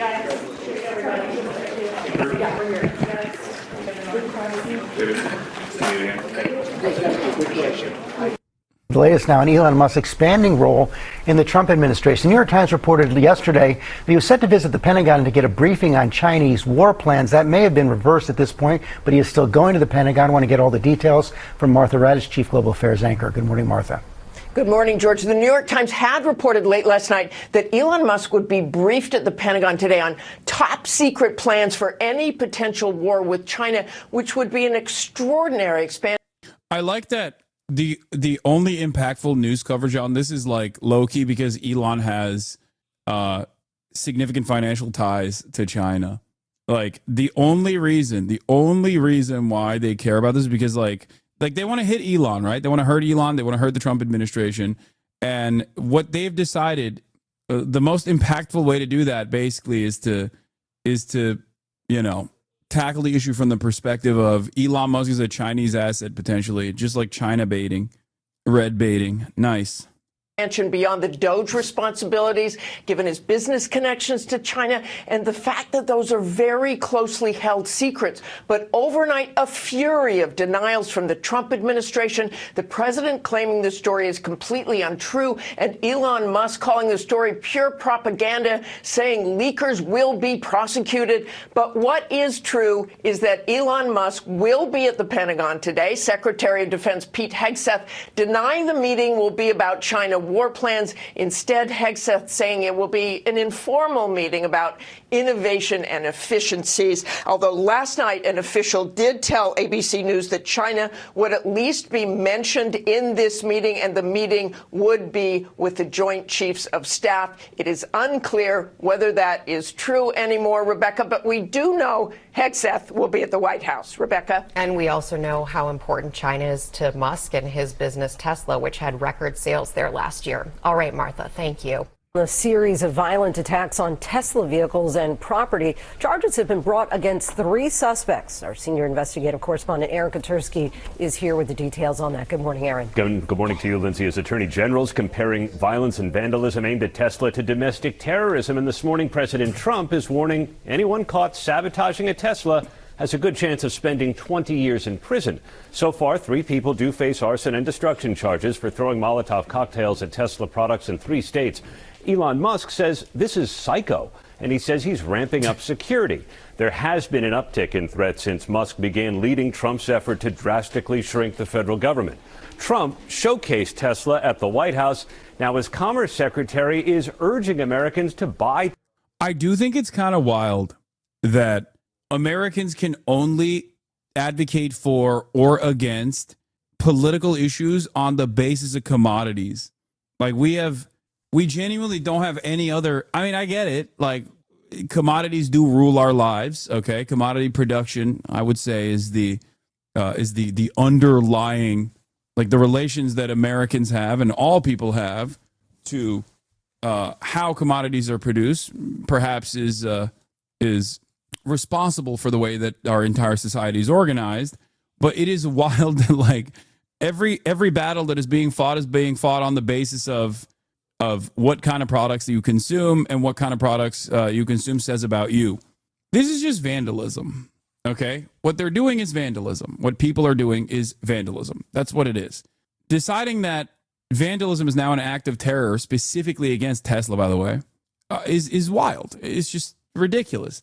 Saying that you're going to prosecute and imprison and potentially send American citizens on trumped up charges of terror to an El Salvador prison slave camp is, I don't know, it's just the most insane erosion of civil liberties. There's just no more normalcy at all. This is normal.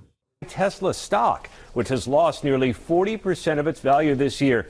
And George, there's no let up by protesters. A group calling itself Tesla Takedown is aiming to demonstrate next week at Tesla showrooms all across the country, George. Yeah, and real questions about whether it's appropriate for the Commerce Secretary to be telling Americans to buy Tesla stock. It appears to violate federal regulations. Thank you, Aaron. The president signed an executive order aimed at shutting down the Department of Education, saying he hopes the current Secretary of Education will be the last one. But there are concerns about the impact. Our chief White House correspondent, Mary Bruce, is tracking the latest. Good morning, Mary.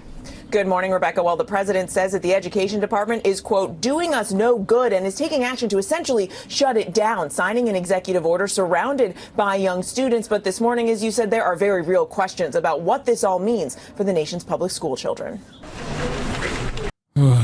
He's not going to cut the Department of Education in its entirety. He is going to basically cut funding to some of the most underserved aspects that the Department of Education focuses on. He can't simply just like destroy the Department of Education top down with an executive order. But I guess what he can try and do is to cut direct funding initiatives to rural schools and inner city schools that do rely on Department of Education funding. And also, I guess, simultaneously allow schools to segregate even further, even though our schooling system is fairly segregated right now. It will give the opportunity. What are you doing? Are you going to let her out? All right. Okay. This will give school systems the opportunity to directly segregate with no regulatory mechanism whatsoever. Oh, also, the ones that get cooked in this process obviously are disabled students too, because like that's another part of this. It's another part of this process. With the stroke of a pen, President Trump moving to eliminate the Department of Education. My administration will take all lawful steps to shut down the department. We're going to shut it down and shut it down as quickly as possible. It's doing us no good. Shutting down the department requires congressional approval, but the president trying to do everything in his power to dismantle it.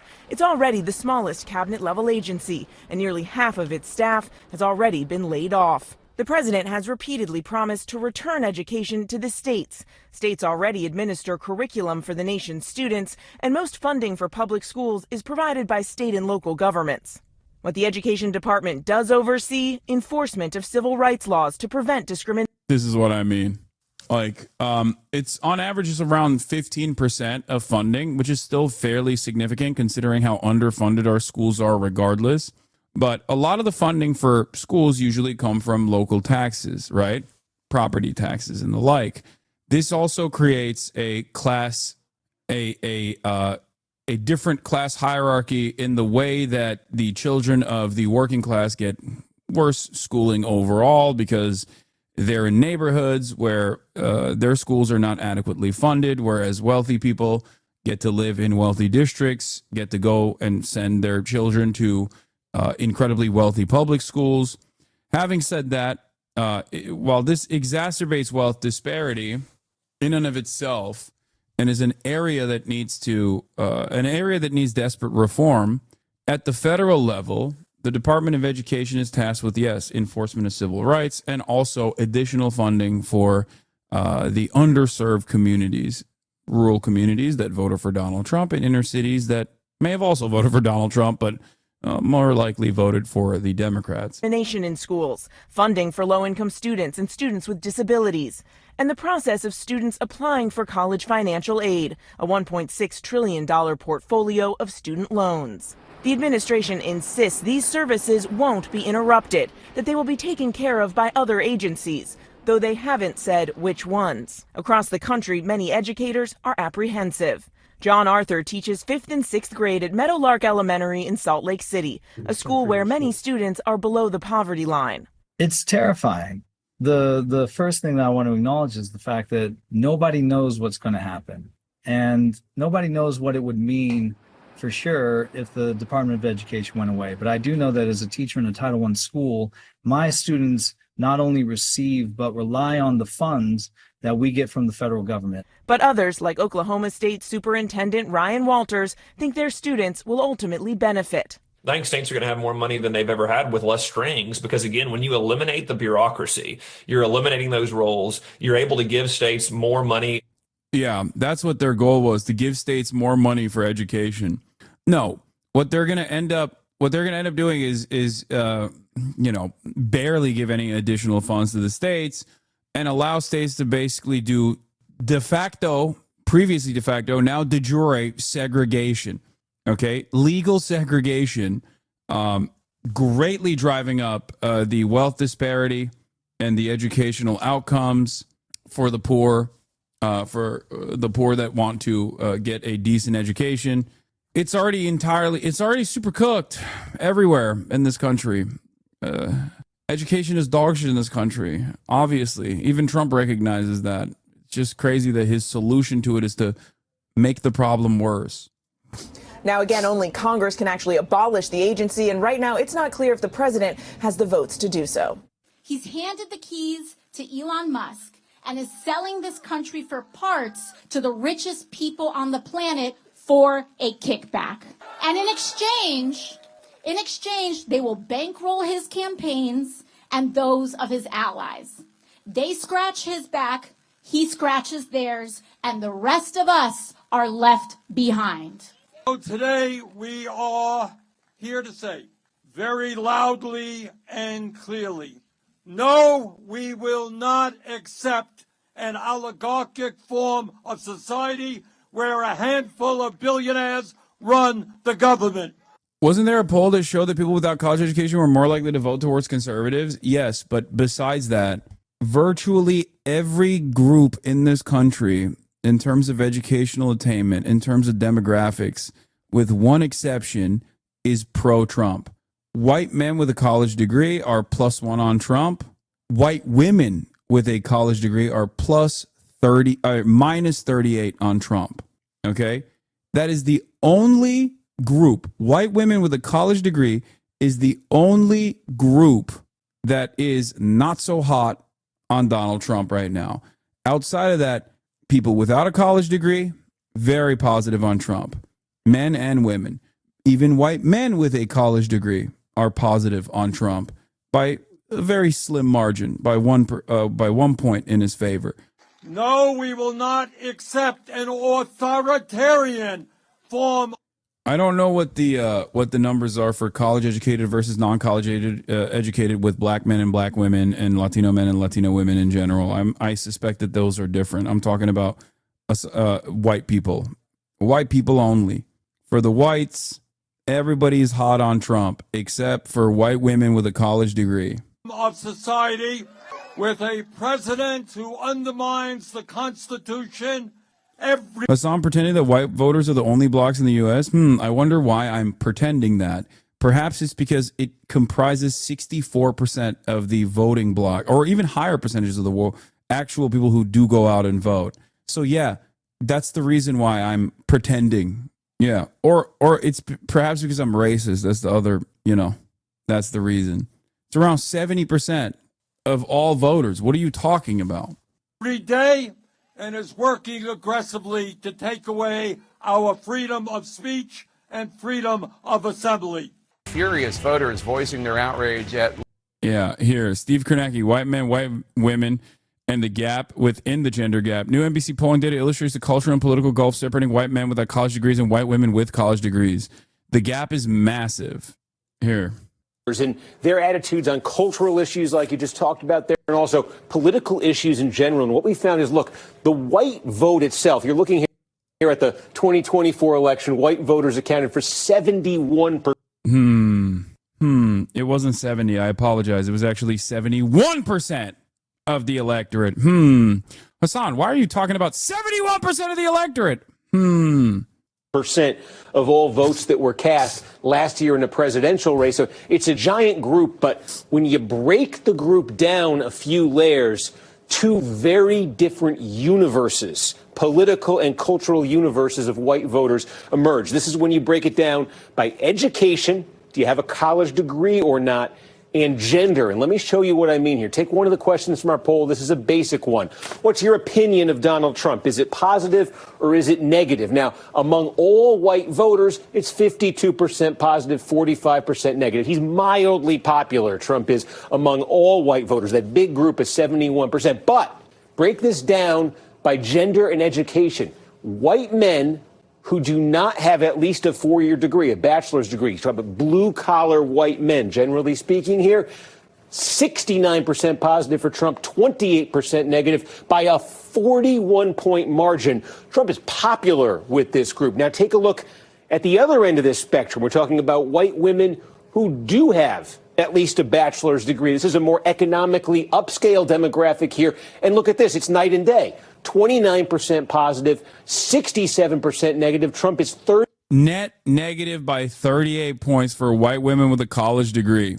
38 points underwater. What that means is between these two groups of white voters, and these are each a very big chunk of the electorate, that difference there, plus 41, minus 38, adds up to a 79-point gap between how these two groups see Trump. And it's not just Trump. Take a look at this from our poll. Again, looking at these two groups on just a variety of names and topics and groups. Your opinion of J.D. Vance, night and day, Elon Musk, DEI we asked about, as you just talked about there, DOJ, the Democrats, the Republicans, the Ukrainian president. Again, the gap here from the high 50s all the way up to nearly 80 points, just completely, starkly opposite political universes that these two groups inhabit. And when you go a layer deeper here, we talk about white men, no degree, white women with a degree. There are two other groups, obviously, and you see them here. These are white men with a college degree, white women without one. But what you see is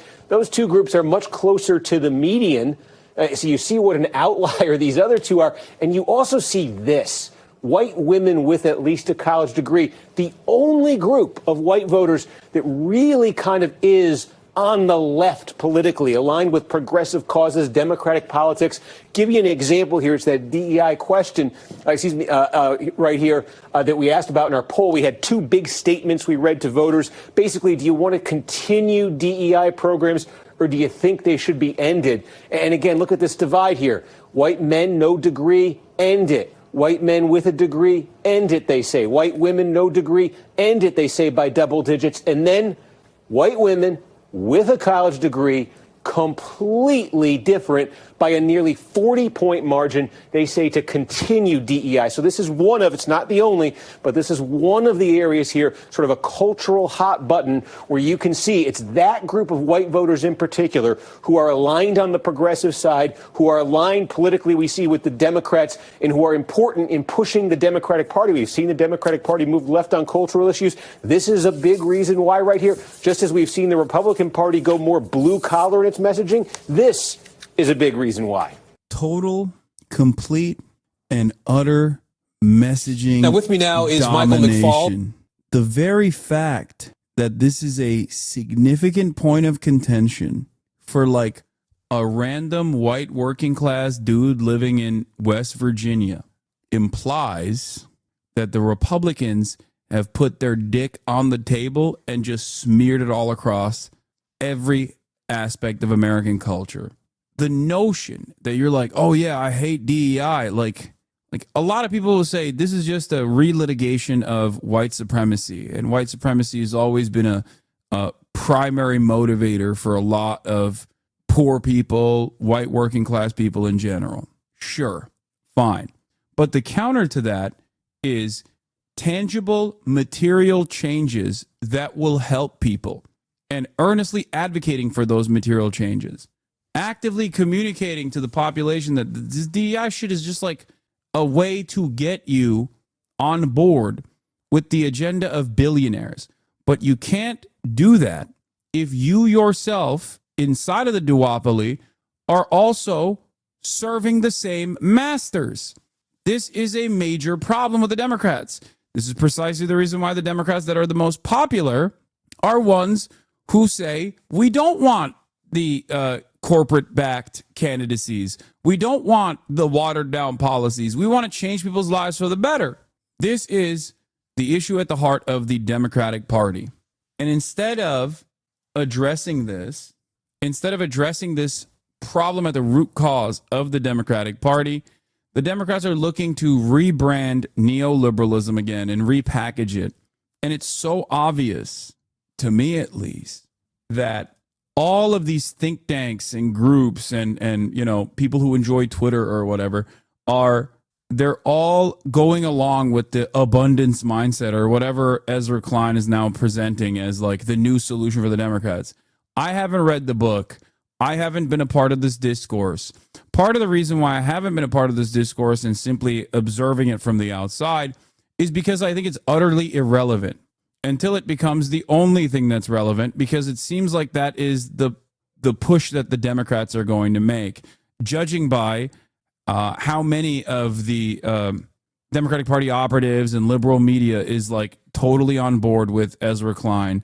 I don't know if he is, I don't know if his advocacy is something beyond neoliberalism, but the people who are defending it aggressively are the people who do love neoliberalism. So it makes me feel like it's just a new way to rebrand it.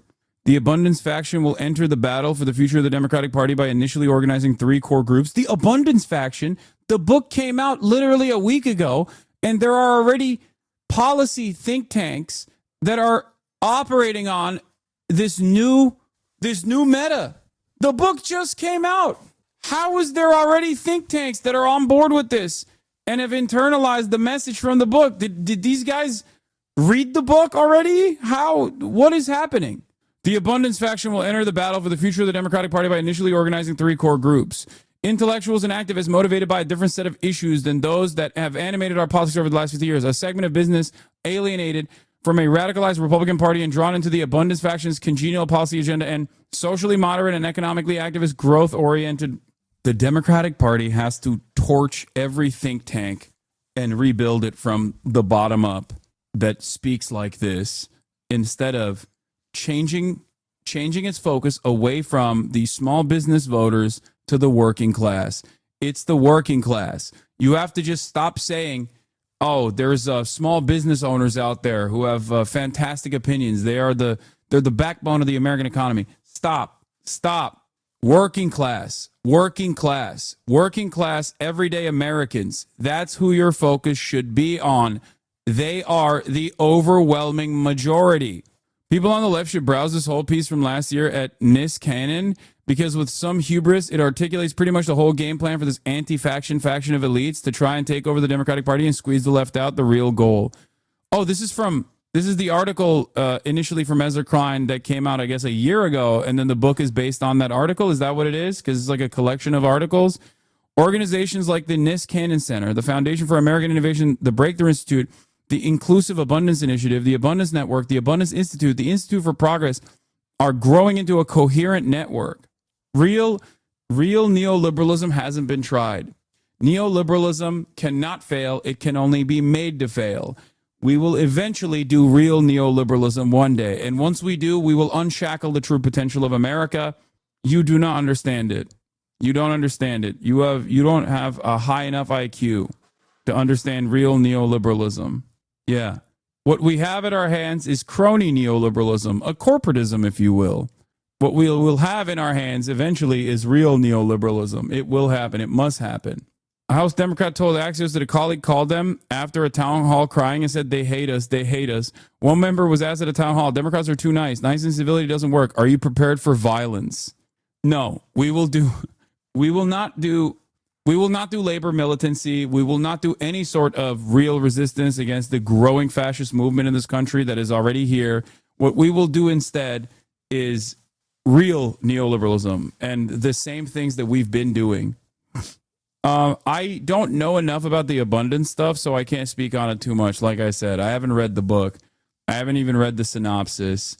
I'm not familiar with it. But I think Ezra Klein is a very smart guy. I will say that. And because of that, I am fearful of what the Democrats will do. I didn't say I agree with him. I just said he's a very smart guy. And I don't like when very smart guys that I don't agree with or align with ideologically get to have so much space within this now very vulnerable Democratic Party, and then they turn around and use the newfound attention that they have on themselves to rebrand the Democratic Party, to make the Democratic Party basically keep doing the same shit that caused the Democratic Party to be vulnerable to begin with, especially at a time like this.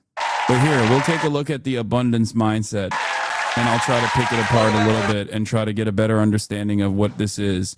Here is hilarious. You're right. Lawmakers, both Democrats and Republicans. Some Republicans facing heat over supporting the cuts from DOGE. Meanwhile, lots of Democrats being told they're not doing enough to push back against the Trump administration. CNN's Eva McKent is in North Las Vegas, Nevada, where Senator Bernie Sanders and Alexandria Ocasio-Cortez just wrapped up a big event. Eva, what happened? Jake, what struck me about this Fight the Oligarchy tour is there is a very deliberate effort to be nonpartisan. You heard. Oh, they weren't saying positively about Richard without Torres? any words. Just said, this is my idea of Product 2025 for the Democratic Party. Feels lazy. That feels lazy on their part. Wow, yeah. Oh, there you go. Just to take a picture of War and Peace. The second part. We'll just do the second part. we're happy to do the work of writing the book if people are going to be taking up the ideas. But people really are taking up the ideas, and that's cool. But I want to say one other thing. You know, you talked about what's the value of a positive vision. And I think it's a fair question. Politics is incredibly negative right now. But I really do think that there's a lot of voters that are starving for not just a negative identity for their party, but a positive identity, right? It's easy for Democrats to say right now why Donald Trump sucks. You can do. I'll be honest. I like nothing that they said is that offensive. I just know their background. That's what motivates me into thinking that this is not going to be a positive vision for a real, tangible solution, and instead will be rebranded neoliberalism. Because the way they package their ideas is not offensive at all. They actually are doing a decent amount of room reading, I would say, in an effort to build a brand around abundance. It's basically like rebranding it, but with like leftist aesthetics almost. I think that's the goal here, is to capture the attention potentially of or it's a failed way, it's going to inevitably fail, because if their goal is to capture the attention of like the progressive activist left base of the party into getting on board with like deregulation being the solution to housing, for example, it's not going to work. It's going to fail. It might accidentally cause the Democrats to advocate for real change, though, even if their solutions are dog shit. So this is almost like a way to retriangulate the Democratic Party back to like Obama 2007, 2008. He wasn't talking positively about Richie Torres. I know. I saw that. It's fine. That's not the main point at all. That's what it is. Progressive aesthetics with no genuine interest of following through on any kind of policy that hurts capital, and only doing stuff that Clinton would do as well, is going to breed even further resentment, just like Obama did last time. Now, people will say it was because he was black, and there's truth to that. But I think if Obama had followed through on benefits that went beyond the ACA, for example, with a public option, moved us closer towards single payer, for example, Americans would not associate him. Americans would not have the most, the people that voted for him would not have gone the way of Trump. There wouldn't be so many Obama to Trump voters, for example. Anyway, let's get back to AOC and Bernie Sanders. Congresswoman Alexandria Ocasio-Cortez said several times, no matter if you disagree with me on a whole host of issues, if you are willing to fight for working class voters, then you belong here. And that really flies in the face of how the left is often characterized as dogmatic and not pragmatic. But that is not what we are seeing here. Senator Sanders says that he understands the that left always both parties characterizes are that? captured by big moneyed interests. And this is a real effort, regardless of ideology, to call back the working class and bring them into coalition. This isn't just about Republicans. We need a Democratic Party that fights harder for us too. We, as a community, must choose and vote for Democrats and elected officials who know how to stand for the working class. And so, Jake, you heard the Congresswoman there. She didn't spare her own party, even though she didn't mention Senator Schumer by name. This is just one stop over the next several days that they will make. And I'll end with this. There is clearly an appetite for this message. It's unclear if they are peeling off some of the conservative voters that may have voted for Trump. That is certainly the goal here. But the Democratic establishment cannot afford to ignore this energy center of the party. There may be some that try to dismiss this, but they have a lot of enthusiasm here on the ground. Alexandria Ocasio-Cortez. She gets it. That CNN journalist gets it. No, that's the point. No, that is the goal.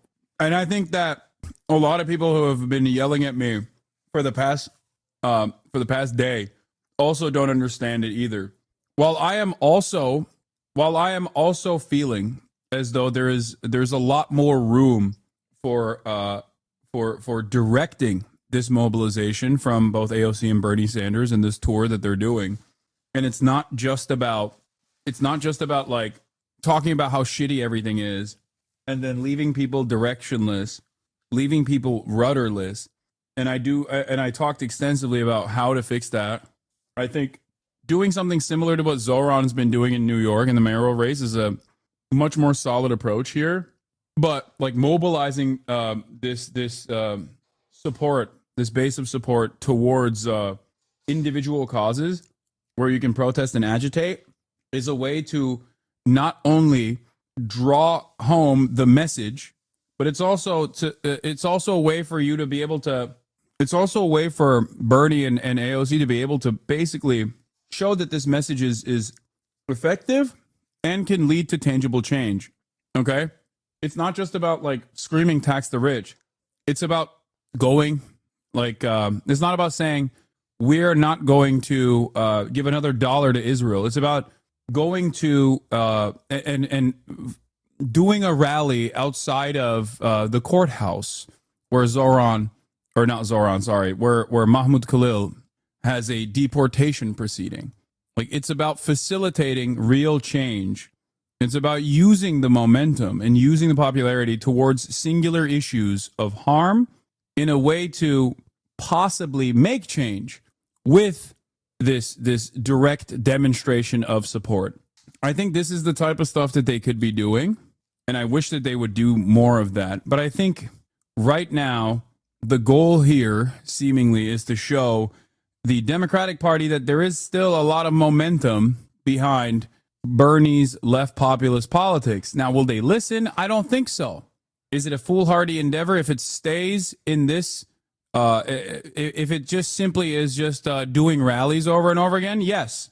That's why I'm saying I think it would be better served if there were direct organizing initiatives associated with this, instead of just saying, join community organizations, work with the community organizations, and get people to support said community organizations at your rallies, for example. That, I think, is a better usage of the time and space that they have right now and the place that they're occupying right now, beyond simply just saying the Democratic Party needs to see the popular momentum behind Bernie's politics and reshape their message. Although I do think that, to a certain degree, Bernie has been able to make a lot of these ideas that were not even considered in mainstream media significantly more palatable. Wages that Democrats would do a lot better with voters if they looked less like diplomats searching for a compromise and looked more like prize fighters for the working class. This isn't just about Republicans. We need a Democratic Party that fights harder for us too. But what it means is that we, as a community, must choose and vote for Democrats and elected officials who know how to stand for the working class. I want you to look at every level of office around and support brawlers who fight, because those are the ones who can actually win against Republicans. Let's be real about that. Brawlers. I assume you approve this message. 100%. Absolutely. Democrats are in a crisis right now. They're on life support. They have a testicular fortitude problem. They're not fighting nearly as hard as they need to fight for the American people, as was seen last week during this CR vote in the Senate. It's a problem. And for me, it's not about the parties, because the parties are going to kind of do their thing. It's about the people rising up and holding the parties accountable. Democrats have fighters. Jasmine Crockett, AOC, Ayanna Pressley, the whole squad, Greg Casar, Pramila Jayapal, and governors and mayors across the country are fighters.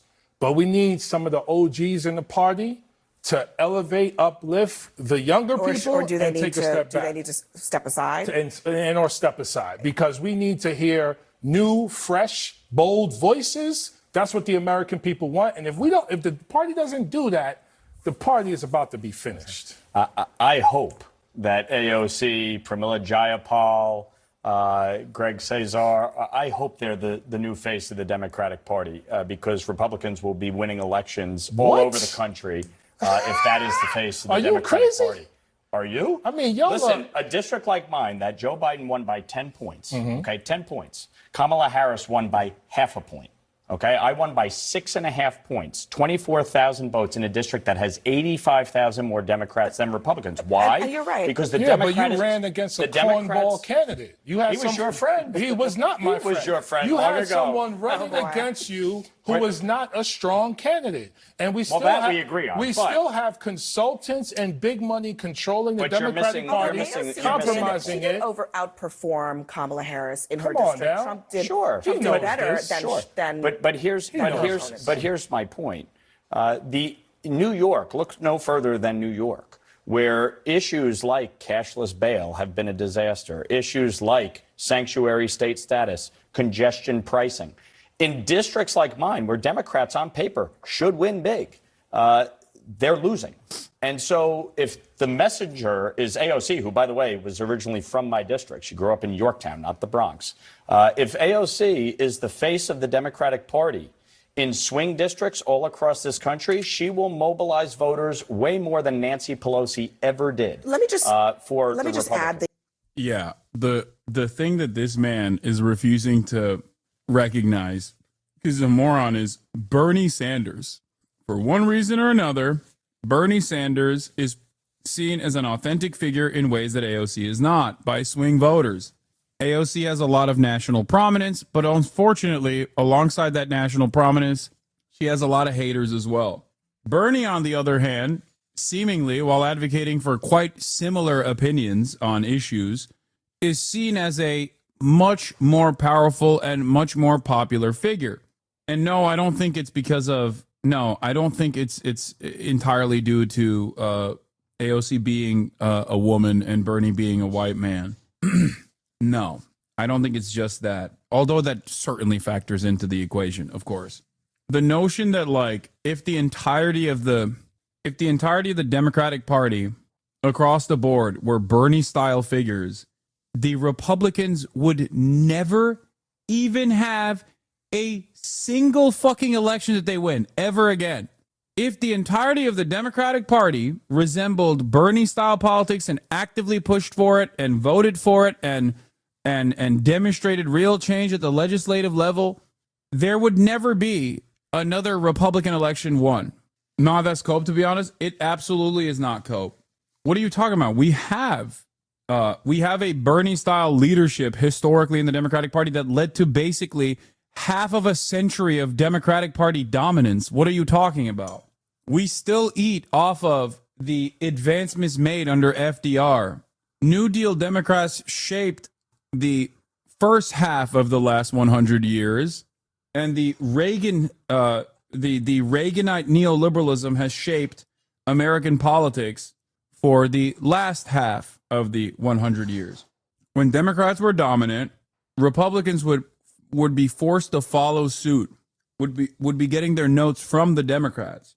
The agenda was shaped by moving the needle in the direction of progress. And a lot of American prosperity took place as a consequence of that. And then the Republicans basically turned everything around. I would say Carter kickstarted that process fairly aggressively. And foreign policy played a major role in this as well. But Carter's neoliberalism made way for Ronald Reagan to stab the country in the heart. You're overlooking a century of Red Scare propaganda? Sure, that plays a role in this. But let me tell you, Americans who can be convinced on idiotic things such as concentration camps at the border will magically solve your cost of living crisis can also be convinced that anti-capitalist policies will truly solve the cost of living crisis if advocated for aggressively, earnestly. Bernie Sanders is unironically a living, breathing example of this. On the global stage, he does not carry himself nor present himself as a radical socialist or a Marxist-Leninist or anything like that, and he's not. But the policies that he's always firmly held committed to are all inherently anti-capitalist policies. They are policies that impact capital, harm the profit motive at the behest of improving social welfare. His popularity speaks for itself. That's it. So you don't even have to present yourself as a Marxist-Leninist because obviously, yes, Red Scare propaganda is incredibly powerful. America has a genuine force in terms of anti-communism that is irreconcilable. There is no way of dealing with that. But one example I will present to you is the accidental good policy that even the Kamala camp advocated for, which was price controls. She presented it in a way that liberals could also associate positively with. And that was her most successful policy because Americans don't give a fuck. When you say, I'm going to bring these prices down no matter what, they don't care. They're like, hell yes, I want that shit. I want it now. I want it bad. Please give it to me. I don't care what you do. That's why I used to joke and say, like, if she literally went on stage and was like, I am going to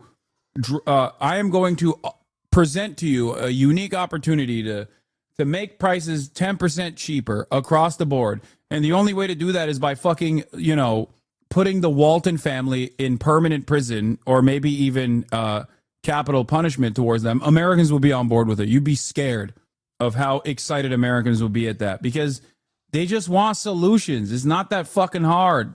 That's it. They just want solutions, man. The Democrats won't even broach that subject matter, unfortunately. The counterpoint within the Democratic Party to what AOC is saying from, this is Elisa Slotkin. She gave the Democratic response to the State of the Union address much more of a moderate voice in the party. Listen. I can't just chain myself to the White House and become an activist full time because you and others here are going to call me for things that you need. All of those things require me to be more than just an AOC. I can't do what she does because we live in a purple state. Oh my, shut up. And I'm a pragmatist. I gotta save things for my people. See Things are getting messy. Come on, there. son. It's getting very messy. That's And white flag energy right there. Names are That's being white put on the flag table. energy right there. No, I think she's Right. right. I What think do you she- mean I you think she's right? Because I think First it's- of all, I even think it's choosing easy. her to give the response to Governor Trump. That's your party's choice. Governor Trump. I should call him Governor Trump. That's President your Trump party's was a choice. problem. You should be the chairman, by the way. I mean, the this advice is you gave crazy. a minute All right, let me ago. let Joe finish. Go ahead, brother. You know, she is right in the sense that it's easy to throw grenades. You can be a AOC and throw grenades all day in a safe day. Republican running for Republican in office, Mike Lawler, sitting across from former Republican leader in the New York City Council, talking to fucking Jamal Bowman. Like, what is happening here? Why is the market so flooded with Matt Iglesias prototypes? Yeah, man, I think I don't want to hear from you as a New York Republican. I think your word doesn't mean anything about the fucking future of the Democratic Party. Like, why would anybody listen to you? Except that's all the Democrats listen to. That's why they keep losing. District not have to account for anything. There's a huge delta between the hype of AOC and the accomplishments of AOC. And frankly, if you look at that tour she was just on with Bernie Sanders, right? It was called the Fighting Oligarchy Tour, right? Yo, They it's so essentially shook. traveled the country and spoke to an echo chamber of people who already agree with them. How is she and Bernie Sanders, with their message, going to attract people in swing districts I by the guess what Fighting I wonder Oligarchy is Tour? maybe what they're looking at is I'm actually. scared of AOC. Dog, they're going to swing districts. Like, they were in Nevada. What are you talking about? The entire point of the Fighting Oligarchy Tour is to go to swing districts. Every place that they go to is a fucking swing district, dumbass. Sometimes directly right-wing areas. Why would you ever listen to this guy, man? Is it because you accidentally thought he was Matt Iglesias? And that's the only guy you respond to? I welcome her to There my are business. Democrats I'm scared of. There are Democrats Maybe I'm what scared they're of, not looking her. at, Joe, is what the Republicans did, which is all of the guys who stood around screaming in Congress and not passing any legislation. Those folks are in power now. They won at the end of the day. I think that this is where I will actually agree with you. I do think that there is a difference between Bernie Sanders and AOC going and talking to our base, and a difference between the senator who was just elected, has to show results for her state, has to, in a swing state, a battleground state, and she has to deliver something, versus AOC and Bernie are just, they're talking about the base. I will say I was at the DNC in 2017 after almost this exact same situation. Bernie Sanders asked Chuck Schumer, let me go out and talk to our base. This is exactly what he did in 2016. This is 2017. This is deja vu. You know what happened when Nancy Pelosi?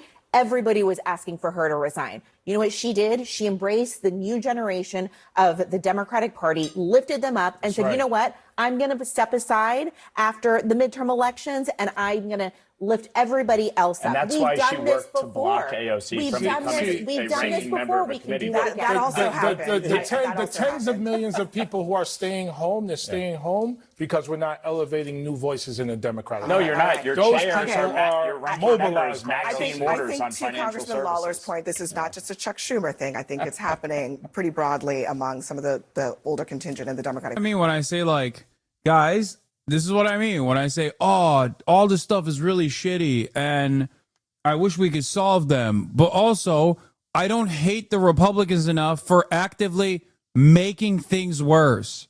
My expectation isn't that Joe Rogan needs to be a card-carrying Democrat and be like, I love Kamala Harris. She's going to fix health care.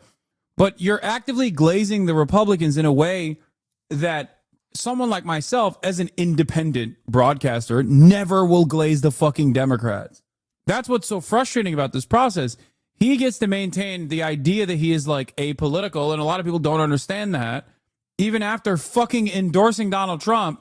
But my position is diametrically opposed to the Democratic Party, and they say I'm a fucking I'm a Clinton head. I'm a loyalist to the DNC, to the Democrats. Oh, you went to the DNC. It's like, I got fucking kicked out of the DNC too, okay? Trust. It's so stupid. Democrats can't Democrats confront their own Tea Party is so funny. This is not a Tea Party movement. The Tea Party was a AstroTurf movement funded by the Koch brothers. This is the opposite of a Tea Party movement. This is real, genuine anger and resentment from the Democratic voter base towards the Democrats for not doing anything, for not doing enough. Very, very frustrating. You've been historically kind of woke, bro. I know. I am, because I have real fucking principles. I have a real commitment to the things that I say. I believe them. These are firmly held convictions. I'm not embarrassed by them. That's why it never frustrates me when Fox News will clip something that I've said that they disagree with that is in context, such as Hamas is the lesser evil in comparison to Israel. That is not an objectionable statement unless you just don't know what the facts are, right? What I get mad about is when people clip me out of context to act like I am advocating for things that I'm not advocating for. That's what's very frustrating to me. And maybe it's a little bit of neurodivergence that really pisses me off, where I have to constantly explain and re-explain over and over again what I truly meant. I'm very sincere about my worldview. I'm very open about it, which is weird because most people are not. The more successful content creators in the political sphere, whether they're podcasters or Twitch streamers, are oftentimes very insincere about their worldview. Anyway, here's my goat once again. Mexico's President Claudia Sheinbaum, who has 80% approval rating, has officially recognized Palestine as a state. By the way, Claudia Sheinbaum is Jewish. 95% of Jews believe in Zionism, bro. 95% of Jews. Mexico's Jewish President Claudia Sheinbaum, who is a Jewish woman, okay, Mexico, more woke than America, turns out, has officially recognized Palestine as a state and welcomed the Palestinian ambassador. This is very symbolic because Sheinbaum is Jewish. She supports Palestinian human rights and criticizes Israel's attacks. She's listening to her base? No, this is a conviction that she had prior to being the president. What are you talking about? Sheinbaum was pro-Palestinian from the jump. I shared this link the other day. I hate how my links get ignored only for them to appear later from another chatter. Dude, are you Ben Norton? No. Like, yeah, another chatter also saw the same link that you saw and linked it. Like, it doesn't matter. Anyway, I was wondering if you're going to talk about the protests in Serbia. I haven't had time to cover it. Anyway, what? Okay. If only we had a Morena-style party in the United States of America that was actively doing things that are popular for the broadest majorities, you know, improving their standing in society, for uplifting the working poor, expansion of welfare, none of which is technically even socialist. It is somewhat anti-capitalist, depending on how you do it, if it impacts companies' profit margins. Having said that, seemingly it leads to a lot of popularity, broad popular support, things that Democratic consultants will never experience the rest of their fucking lives if they keep up this weird loyalty to third-way neoliberalism. Gary has been popping off a lot. Gary's Economics. A lot of chatters like him.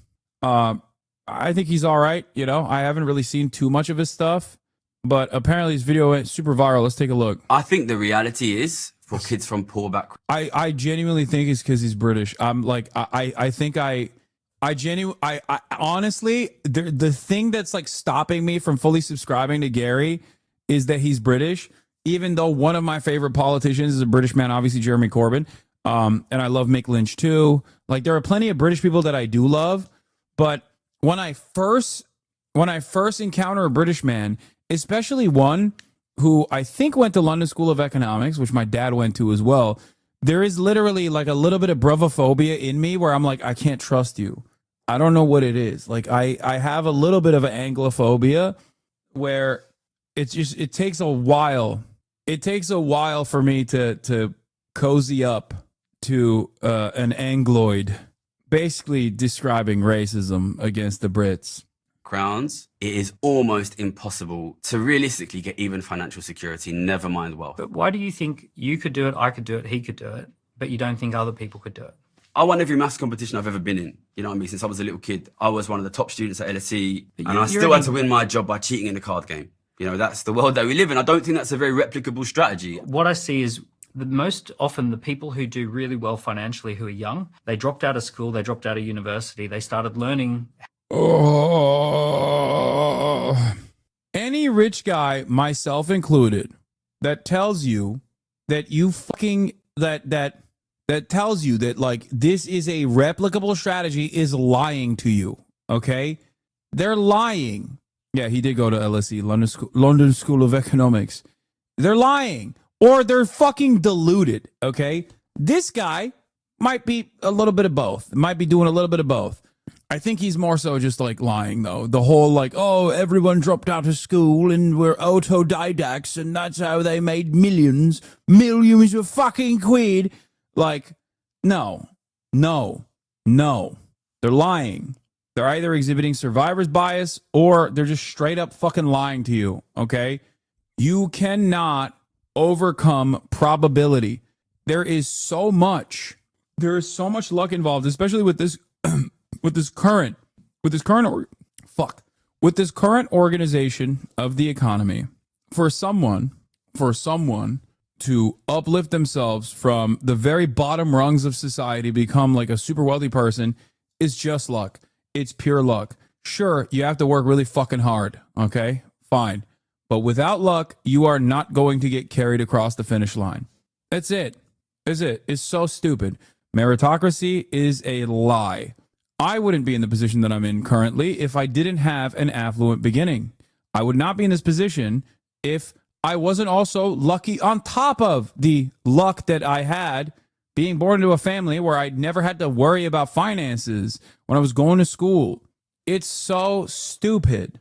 Are there people that actually go from the bottom rungs of society, like Gary himself, all the way to the tippy top? Yes. But even that requires a tremendous amount of fucking luck.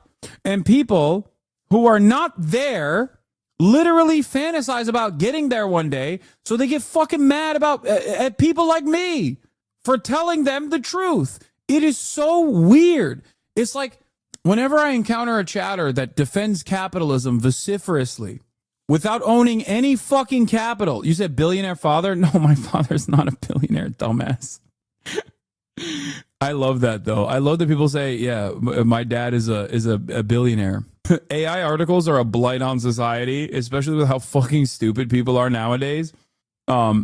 Anyway, so getting back to the point I was making, it almost feels like a lot of people who defend capitalism but don't have any capital want me to fucking advocate for capitalism. They're like, please tell me a lie instead. Please. Why are you not telling me a lie? Why aren't you telling me that, like, you know, as long as you do Sigma Grindset, like, you're going to be fine. Everyone's going to be fine. Yeah, I work hard. I still work hard to a degree that everyone says is unsustainable and also very damaging to my mental health. All jokes aside, I have tremendous fulfillment that I get out of what I do, so it's not like real work. And it's also not real work in the sense that it's not backbreaking labor, for example.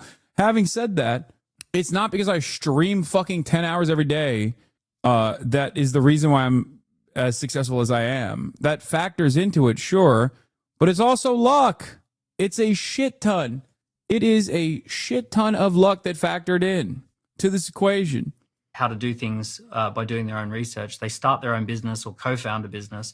They take a very alternative path. When people sidestep that and say, okay, I'm not going to get into university debt, I'm just going to go off and actually figure out how the world works, there's actually loads of opportunities.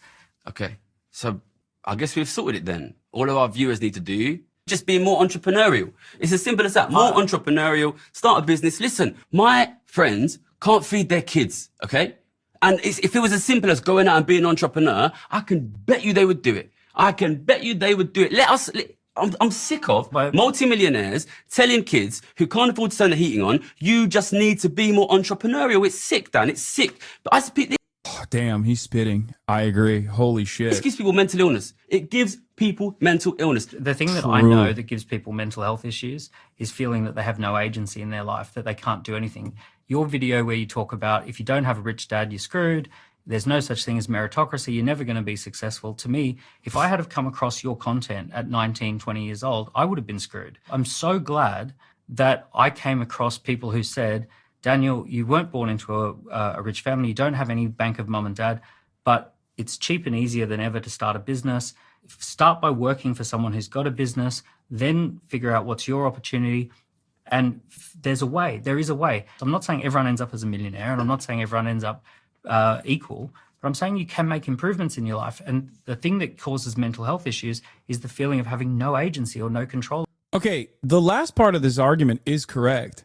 It's just not about overcoming systematic hurdles.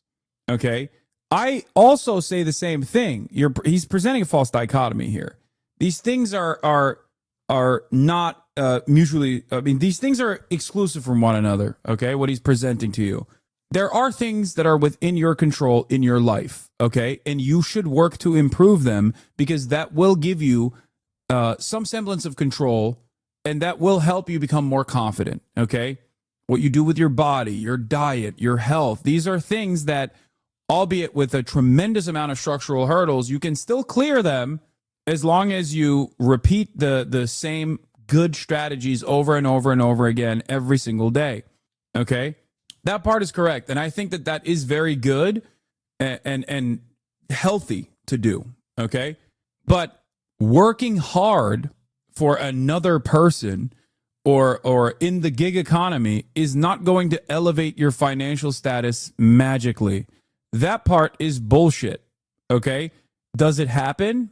Sure, of course it does. Does it happen along every fucking... Does it happen to every single person, and that every single person that is currently poor is poor because they just simply didn't Sigma grind that hard enough? Of course not. It's fucking bullshit. That, unironically, I think causes more mental damage for people because then they just keep chasing this dragon that they will never reach over and over again and constantly say, oh, it's because I just didn't work hard enough. It's a fucking lie. That actually fucks people's brains up way further. It causes them to look for wrong answers over and over and over again. Yeah, I mean, this is a great take. Exactly. Where is it? Is he saying be a slave until it's your turn to be the master? It's kind of what he's saying, right? But the real goal should be to have no more slave masters and no more slaves. The goal should be to abolish this slave-master dichotomy, or dialectic, if you will, rather. There's a better term for it. Instead of looking at the current structure and saying, one day I will no longer be a slave, but instead be a slave master. All over your circumstances until the world changes the whole economic system. I've never said don't work hard, okay? When I brought my book out last year, the hardback, I was at some event and I come out, I was drinking in London Bridge, and I come out late. It was like 1 a.m. And some guy come up to me when I was unlocking my bike. He said, oh, I've been watching you on YouTube. This guy started crying. On the street, right, in front of me. He's like, I work so hard, Gary. I work 2 jobs. My mum's sick and I'm trying to help. I'm trying to support and I don't understand why. And I'm sorry that I'm crying, but nobody ever told me that it wasn't my fault before. That's what he said to me, okay? And listen, I believe 100% aspiration, ambition, entrepreneurial spirit. I would never see a kid that has that and say, turn it off, okay? But the flip side of if you just work hard enough, you can make it, is if you didn't make it, it's because you didn't work hard enough and it's your fault. And I would like you to sit and think very hard before you send that message to young men and young women in our society.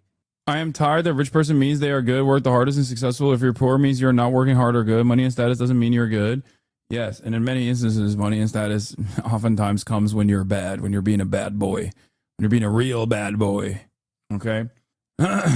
Like, I think the truth is somewhere in between both of these things that were presented, which is that there are things that you can change in your life to improve your standing and to improve your mental health.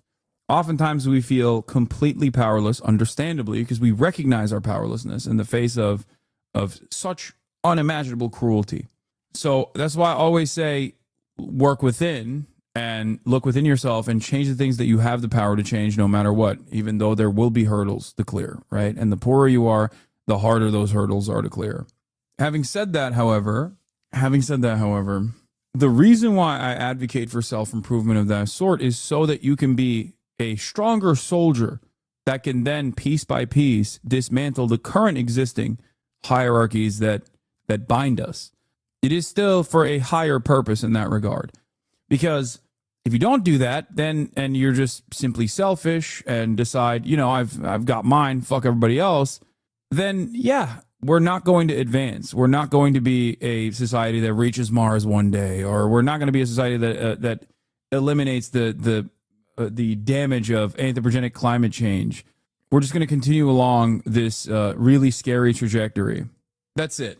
Who cares about Mars? I think it's cool. I care about it. But yeah, shouts out to Gary. The first person who put me on Gary was, what's his face? The one who escaped the alt-right pipeline, whose videos are solid. We watched it. Jimmy the Giant. Yeah, Jimmy the Giant. Jimmy the Giant loves Gary. Loves him. Anyway, Al Jazeera did a How Ice Raids Became Entertainment by The Listening Post. There's some real bangers on here that I haven't even been able to get to. Whereas a Donald Harris one, the U.S. is planning for war with war games against China. I want to do all that. So let's shift our focus away from some of the devastation. Also, there's Teen Vogue did a Vivian Wilson cover, Elon Musk's daughter that Elon disowned, or she disowned him. We have this funny meme by Yet Boomer of me giving Bernie Sanders a toy train. Here, let's watch this. There's the Harry Sasson drama too, but I don't even know if I want to cover that one. I just don't really give a shit about that at all. I went to Japan and I got both of you guys gifts. This one's for you. This is a Palestinian movement in Japan. Thank you. Solidarity with Palestine. And this is a little train for public transit. But, all right, listen, great to see you. Okay, take care. All right. Fucked up what Yet Boomer did to me. Fucked up. The Fighting Cowboy one is pretty good too. I do want to watch this. This is him addressing like Assassin's Creed drama. And I also want to play Assassin's Creed as well. You are an awkward interviewer, A. That's not a real video, chatter. What are you talking about? That's edited. Oh my God. How many people watched that video that is like a meme video and thought it was real? I wonder. Sad state of affairs. Here's the Harry Sasson drama, which is so weird because like, as far as I understand, like he was just a scumbag, but not like, he wasn't like, what do you call it? He wasn't like doing something that was like abusive or whatever. He was just being a bit of a, what they would call a playboy, unless there's more that I didn't understand from the story. And as you guys know, I'm not a big fan of Harry Sasson by any means, right? But it is pretty funny that like the Republicans are losing their minds over it. Like this is a Republican state delegate being like, Harry Sasson invoked a lot of trauma against like a lot of people by lying to them and making them think that they were singularly dating him or something. And then I looked at the replies and all the Republican men are just like, the fuck are you talking about? Wait, Harry Sasson is not gay? That was, damn, I kind of like him now. That's what they were saying. But yeah, I know exactly what fucking post you were going to say. Yeah, this is the funniest thing that came out of the drama. Yeah, this reminds me, Harry was talking about you here. God, that ass is fat. He was. I sent him an ass pic. I'm one of the wronged parties here. Yeah, he's the 20-year-old TikTok influencer Zoomer was talking to multiple women and like getting nudes from multiple women, who then basically figured out a 23-year-old white guy's flirting with multiple women on Snapchat. Welcome back 2016. Yeah. Basically, here, I'll just read it. Harry Sasson convinced 11 different women that he had no roster and respected them for more than their bodies, while persuading them to send explicit photos of themselves through Snapchat, including one from a domestic abuse survivor. When the woman discovered each other one by one, he called them all insane and attempted to coerce one of them into telling the public that the photos were fake. A request to the readers: set political differences to the side. I believe both sides of the aisle can agree this is unacceptable behavior from a man-child with collectively over 2 million followers. Thread here. And then, like, several of the women involved have made their stances public, but the videos are not receiving much traction, while Harry Sasson continues to collect millions of views for his videos, claiming that he's a supporter of women and a champion of women's rights. Yeah, I think the only part about this is, did he leak the photos? No, not as far as I understand. He did not leak the photos. We don't know if he like ever even showed the photos to another person. And this is entirely just like people being upset that he, as a 20-year-old TikToker, was talking to multiple women at the same time.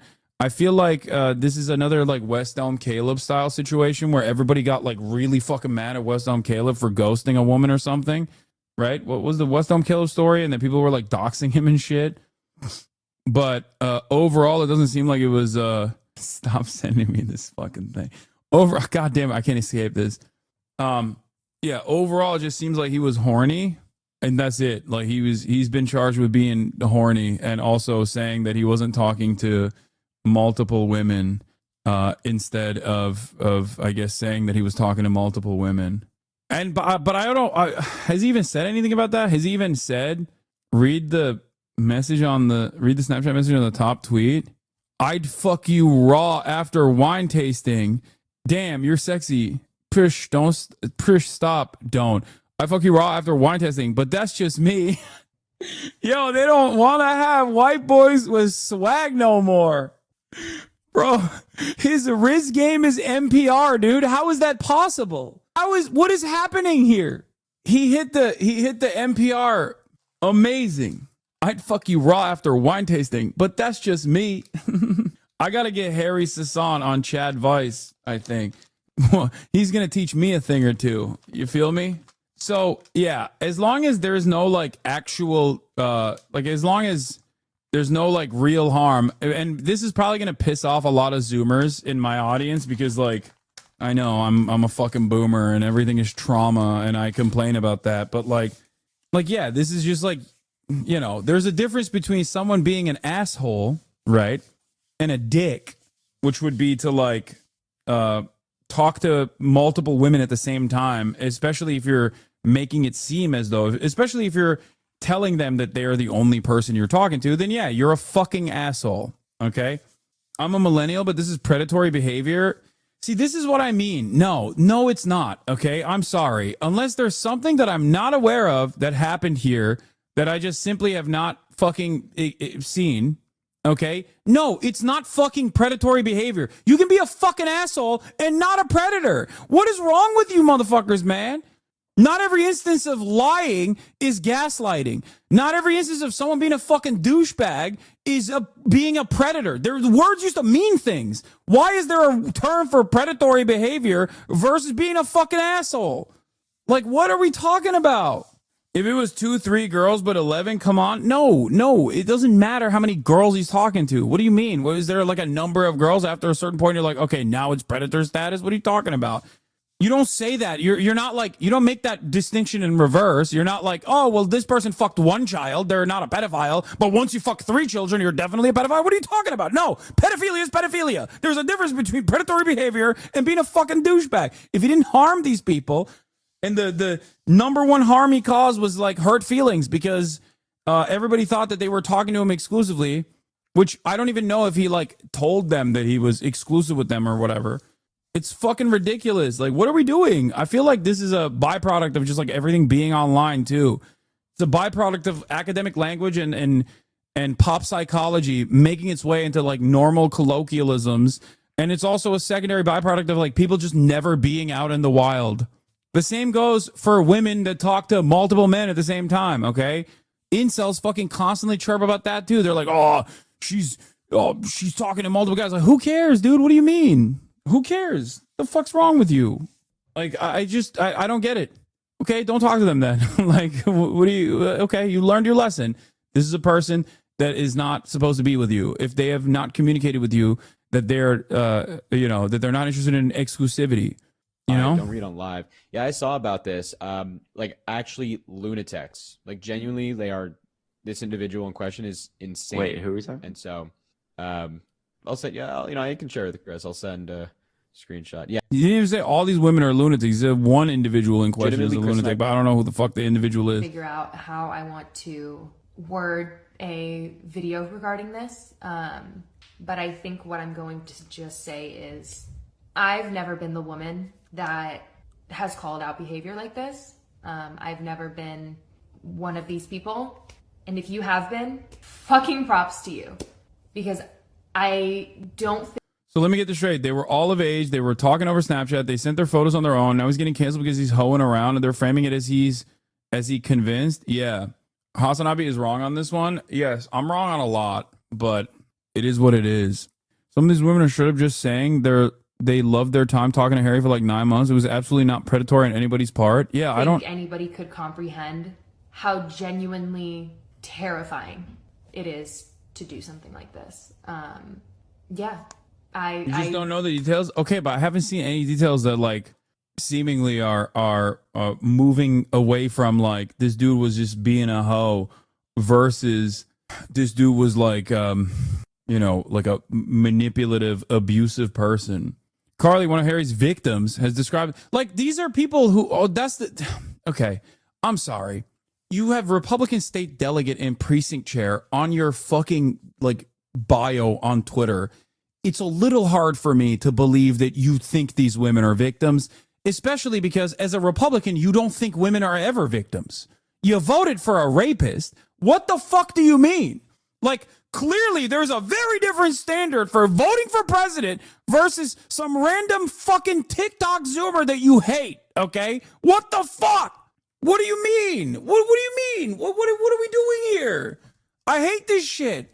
It's the same thing that fucking Tim Pool does all the goddamn time. It's the same thing that even other liberal but still very reactionary people do all the time. They have no established like morality. It's so malleable. They'll just be like, well, the left does it to us, so we're doing it to them. It's like, no, you're just the same fucking asshole then. God damn. Maybe you hadn't considered that some people on the left do actually care about those things, okay? But you clearly don't. You're a fucking right-winger. Like, what are we doing here? What the fuck's going on? What do you mean? I mean, let's be real. This kid got propelled to the front of the Democratic Party during one of the most violent elections of our life. If you think he wasn't using that clout to get cheeks at 21, you either never chased Taylor or you're an idiot. Yeah, I mean, it's like, it's the other aspect of this too. Is like I don't know. Maybe my standard for abusive behavior is beyond just someone being like, I want to fuck you raw after a wine tasting, which is like reciprocated in the conversations that they're posting as they talk about how abusive he is. Ain't no fucking way. MAGA influencer Sarah Fields, aka Sarah is Censored, who's currently maliciously and illegally posting false allegations against Harry Sisson, is allegedly a child abuser. I'm done, dude. I'm done. I'm fucking done. I'm so done. I'm so fucking done. I just like, I don't. It's every. Why is it every time? Does it have to be every time? Can it not be like maybe 10% of the time the person is not like convicted of child rape or child abuse or some sort of like abandonment issues? Can it be that like maybe 10% of the time the Republican person who ran for office is not the worst person you have ever fucking encountered in your life? I swear to God, it literally feels like your ideological convictions do not matter for the Republicans. It's like, have you done a rape? Is it against a child? If so, yes, please join the party. What the fuck? This person also did child abandonment. Okay, that's it. That's abandonment, endangering a child with intent to return. Trump talks about fucking rapist immigrants and then has Conor McGregor in the White House. They bring the fucking Tate brothers into America. What do you mean? You don't have the best track record. She knows about you too. What is this? Oh God, this was the lamest edit of all time. Palestine. I hated this edit. It was so whack. Oh my God. She has child advocate in her bio. Wait, hold on. Oh my God, she's a parent/child advocate? Bro, stop. I agree it's not that serious, but why you and other men were defending him got to baby him so much? He looked and sounded ridiculous in those messages. I'm not even defending him. I don't give a shit about Harry Sisson. He's a fucking DNC operative who's yelled about me quite a bit. I personally am defending the principle of not calling someone unless they've like done something abusive, not calling something fucking abusive. It's very frustrating. And it does have secondary consequences. Not to sound too much like a fucking reactionary old man, but the consequences are other normal people that are not as ideologically invested hear you go off on that shit and go, what the fuck are you saying? What do you mean? Even Republicans were like, well, what are we talking about here? What happened? Gaslighting women is abusive. I know. Yes, you're right. Gaslighting women is abusive. When the fuck did this turn into? This is what you just did the thing that I was joking about. I hope you know that. Are you aware? Like, are you doing this as a joke, or are you just like honestly saying this? There's a difference between someone being a fucking douchebag and someone being abusive. There's a difference between someone lying versus someone gaslighting, okay? And the distinction is important to recognize. No, I don't think gaslighting is just lying. No, gaslighting is not just lying either, okay? No, there's a separate term for it for a deliberate reason. Gaslighting is when you aren't just lying. You're lying about it so aggressively that your goal is to basically make the other person refuse to reckon with reality beyond, like, it's extra lying. It's something more than just lying. I don't know how else to describe it, but you do it in a way where you make the other person feel like they're insane. Carly decided, Carly had recently been through a traumatic car accident, was dealing with depression at the time. Carly stated that Harry pounced and took advantage of her sadness. What? Carly decided to go live on TikTok, share her story, and this is when she discovered that during the 9 months that she was talking to Harry, Harry was leading multiple women on. What the fuck? What? She was in a car accident. According to Carly, Harry wooed her from the very beginning, convinced her that he respected her far more than her physical appearance. She said, even though she's embarrassed to admit it, she created a private chat, the chat with Harry, that was meant for his eyes only, where she shared explicit photos of herself with him. He loved it. He loved that I was not entertaining anyone else in the way that I was entertaining him. Harry told her that she was wifey material and was sold on her wife applications. So he never even said like he was exclusively in a relationship with this person. After 6 months of this behavior, he told her he didn't want a commitment. She accused him of leading her on, to which he admitted to doing, but also said he should have made his intentions clear. He said non-exclusive specifically. Yeah, when you got Sean defending Harry Sisson, that's all you need to know, okay? At least on this issue, not any other issue. Make no mistake, I'm not defending Harry Sisson's political opinions or actions, but like this seems to me like a Al Franken situation on steroids almost, where it's like, oh, let's just fucking go after this guy because his audience is woke and use terminology that they will respond positively to. And some people do eat that bait, hook, line, and sinker. He a cheater? But he wasn't even cheating here. This is not even a fucking... What do you mean he's a cheater? So the thing that sucks here is that he led her on, which I agree is fucked up, okay? But it's not cheating either. The fuck? There's no relationship. Directly after this, Harry posted a video of a thirst trap of him and his new girlfriend on TikTok. The video shows him lying in bed with a girl. She provocatively swipes her hand across his face. Prior to the thirst trap, Carly watched Harry go live and observe hickeys on his neck from a different girl. She confronted Harry, and he told her she was overreacting. Carly had recently been through a traumatic car accident. I don't understand what the traumatic car accident has to do anything with anything, but he told them the exact same things. That he convinced them to send him explicit messages through the Snapchat platform. Harry had told the other woman that he had no roster. Receipts of Harry Snapchats. Oh, even if he was cheating, yes, that does not mean he's a predator. There's a difference between cheating and being a fucking predator. Holy shit. But it doesn't even seem like he was cheating anyway. Like, he was leading her on. Well, like, certainly, what desire you? Bro, what is this Riz? I never lied to you. We were not exclusive, and I made it abundantly clear I didn't want that, and you said that was fine. I haven't done anything that wasn't allowed within the parameters we said. What and why are you screenshotting? Wait, what do you mean? These receipts don't show him in a negative light. Why is this person who apparently was convicted of a real crime of child abuse posting this shit to be like, see, we have to cancel this man?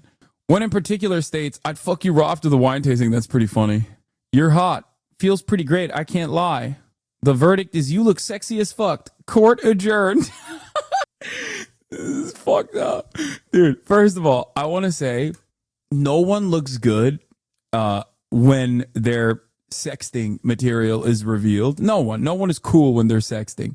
I've yet to encounter a singular instance where someone is sexting and they look fucking sick. Okay? But this, like, if you were to tell me, Hassan, write a joke where Harry Sassan is rizzing another TikToker, how would he rizz them? This is what I would arrive at. Like, without knowing anything else, this NPR style, you, the viewers, are the sponsors of this broadcast ass fucking message, dude. The verdict is you look sexy as fuck. Court adjourned. Is so good. Mine is, yeah, okay. Okay, Nick. Yeah. Here are other receipts of Snapchat provided by other accounts. It's unclear who these Snapchats were sent to. This person thought she was doing investigative reporting. Lemao, see, your opinion is the only one that mattered. God, that ass is fat. Looks amazing. Couldn't agree more, beautiful. What the fuck? Quote from Carly, I'm fighting for accountability, not only for myself, but on behalf of everyone who believed this guy was someone he's not. To this day, he has yet to acknowledge that he did anything wrong, and that's really sad. However, I have to say I am beyond blessed and frankly shocked to have connected with so many amazing people over this horrible experience. What's the attitude that people have on TikTok over this? Are they canceling him? I bet they're fucking canceling him. Zoomers are so crazy. This is like, I bet Zoomers are going nuts over this. They're like, yeah, Harry Sassan, your days are numbered. Liberal TikToker Harry Sassan currently being exposed by 11 women for playing them at the same time. They call me Mao the way I be laying Zedong. Another victim of Harry, Sarah, provided a long, detailed video of her experience. I clipped it for the sake of time, but you can find her full video on the TikTok platform. Sarah is a domestic violence survivor. She has posted about a domestic violence experience on October 24. Receipts are of her and her ex. Following this experience, she was convinced by Harry to share explicit photos of her. Wait, what? No, that's a fucking gross way to mischaracterize what. No, that's disgusting. She's literally saying, she's making it seem like Harry was like, oh yeah, this is a domestic violence victim.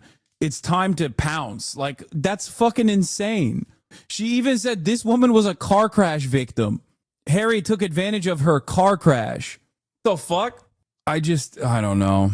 This is Hannah. Unfortunately, many content creators on X embedded her video from my thread last night and misconstrued the truth about what she said. Last night on Space, we held to give the girls a platform to share the story. She clarified everything. Summary, Harry Sassan worked for a young man named Camel Maroon. Wait, what?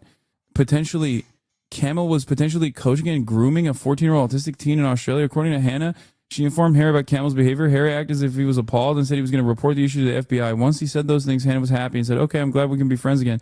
Harry then immediately asked Hannah for news. However, Harry lied. He did not report the issue to anyone. He stayed silent and continued working for Camel. The fuck is this? I don't know. What? He worked with a pedophile? Who is the... Didn't another TikToker have a car crash defense when facing criticism? Yeah, it was in that situation. Here's a TikTok take, Lamau. Today we are talking about Gen Z's favorite. Okay, no, I don't. No, this is fucking Brett Cooper, dude. This is new Brett Cooper. Like, what? So the way this works is he was like, yeah, I reported that pedophile. Can you show me your titties? Like, is that what happened? Like, because that's pretty fucking insane if that's the case. That seems a bit far-fetched. Hey, Queen. Hey, Queen, I reported that pedophile for you. Can I see them titties now? It's a bit far-fetched. I'm sorry. While we are not accusing Harry of a crime, it is important that everyone understands that knowing of a crime and not reporting it for your own benefit is considered a crime in and of itself. So you are accusing him of a crime. This one was so all over the place that I couldn't even figure it out. From what I understand, they were already in an intimate relationship. What?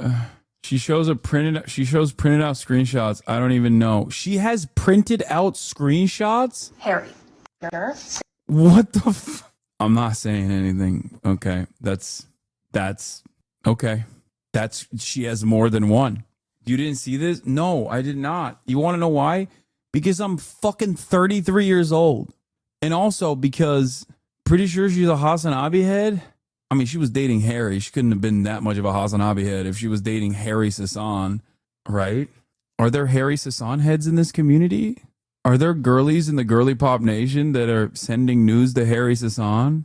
You almost said 40? No, I'm not. I'm 33 years old. You can see why the DNC likes him. He's got the Bill Clinton fire in him. No, see, that's what I mean. No, Bill Clinton did infinitely more abusive shit. Like, what are we talking about? At that point, comparing Bill Clinton to Harry Sasson isn't making Harry Sasson look worse. It's making Bill Clinton's crimes infinitely more normalized, okay? You're reducing Bill Clinton's crimes in that regard. This is what I'm talking about. This is the other side of saying everything is fucking abuse. Do you see what I mean? Like, what is the pedophile thing seems like to be the most significant and more most severe of the allegations, other than all this stuff. What is this? This is Camille Thomas Maroon, owner of M-Pulse, previously thought to be the girlfriend of Harry Sasson based on his name. In the video below, Harry's ex refers to him as an employer, implies that he has an inappropriate relationship with a minor and Harry's aware of it. What is these? Dude, I'm sorry. A guy that fucking ats cat turd? What are we doing? What are we doing? What are we doing here? I don't know. I don't know what the fuck this is. I feel like we're diving into like, this is the issue when you got like right-wing Twitter blue checkmark power farmers that are doing investigative reporting. Yeah, also, Harry's a DNC operative. He's worked for tons of pedophiles. How is that news? True. I didn't even think about it like that. You know exactly what's happening here? The right's going to exploit and farm this into oblivion? I don't know. Maybe. This is the kind of story that would do numbers at a high school. Yeah. Well, that also does make sense, to be fair, because, like, we have devolved pretty dramatically. So, like, we are trapped in a high school mentality. Harry's video on his thirst trap isn't clear that his new girlfriend is aware of the other women, but after today, I'm pretty sure she will be made aware. Harry's not apologized for his behavior and called all these women insane as seen at the top of the thread. I think he just called one of the women insane, but that doesn't really matter, especially if that person is has a valid claim, and calling her insane is inappropriate and completely unacceptable. Yeah. The thing that I think is the most fucked up is if true, the whole working with a pedophile is ridiculous. It's completely unacceptable. You already know Candy Owens is covering this for 2 weeks. Doubt it. Maybe. The biggest political content creator on Twitch already made a video on it. Wait, no. Asmongold covered it? No, you're fucking lying. Let me go to my favorite political content creator. No, he hasn't. You guys are such fucking liars, dude. Nah. He has not. He covered it? Bro, if you go to Harry Sasson's TikToks, he has one saves where it's an edit of you and it's shirtless. Maybe bro likes cucumbers and you know. What? It does seem like he's taking advantage of women in vulnerable situations. I don't think he did anything specifically abusive, but it's an alarming pattern if true and could signal more nasty behavior. Why? Because one of the women he was talking to inevitably got into a car crash, and another woman he was talking to at a certain point in her life was a victim of domestic abuse? That is an insane way to design a pattern of seeking out victims that are vulnerable. Oh my God, he did. So basically... Oh my God, he did. Oh my God, he did. Oh my God, he did. Oh my God, he did. This guy, we all remember this guy, right? You know, the white dudes for Harris, super big Democrat guy. It turns out this dude convinced 11 different women he respected them for more than their bodies while Oh my God, the woman respecter has joined in on the fun, dude. Oh my God. Waiting them to send explicit photos themselves through Snapchat. When the women discovered each other, he called them insane and attempted to coerce them into telling the public that the photos were fake. Dude, this is like not even news if a right-winger does it. It's news if a right-winger does this because they're like, oh, finally, consensual adult relationships in the on the right-wing media ecosystem. What are we talking about right now? I'm losing my fucking mind. Like, are we on the same planet right now? Like, this only makes the news because they're shocked that a right-winger got, like, laid by 11 different women consensually. A right-winger doing this is dog bites man. A lib man doing it is man bites. No, a right-winger doing this is not even dog bites man. You want to know why? Because right-wingers actually do abusive shit. And sometimes liberals do abusive shit and leftists do abusive shit too. Abuse is not, like, simply ideological. The difference is, there's like, this doesn't meet the standard of abuse, in my opinion, unless I'm like missing a key detail of this entire thing that everyone else is seeing here. Because if your thing is like, oh, he's woke, but then he also was like sexting numerous women at the same time without being in an exclusive relationship with a single one of them, then that's not abuse. Like, what? That's not abuse at all. The fuck?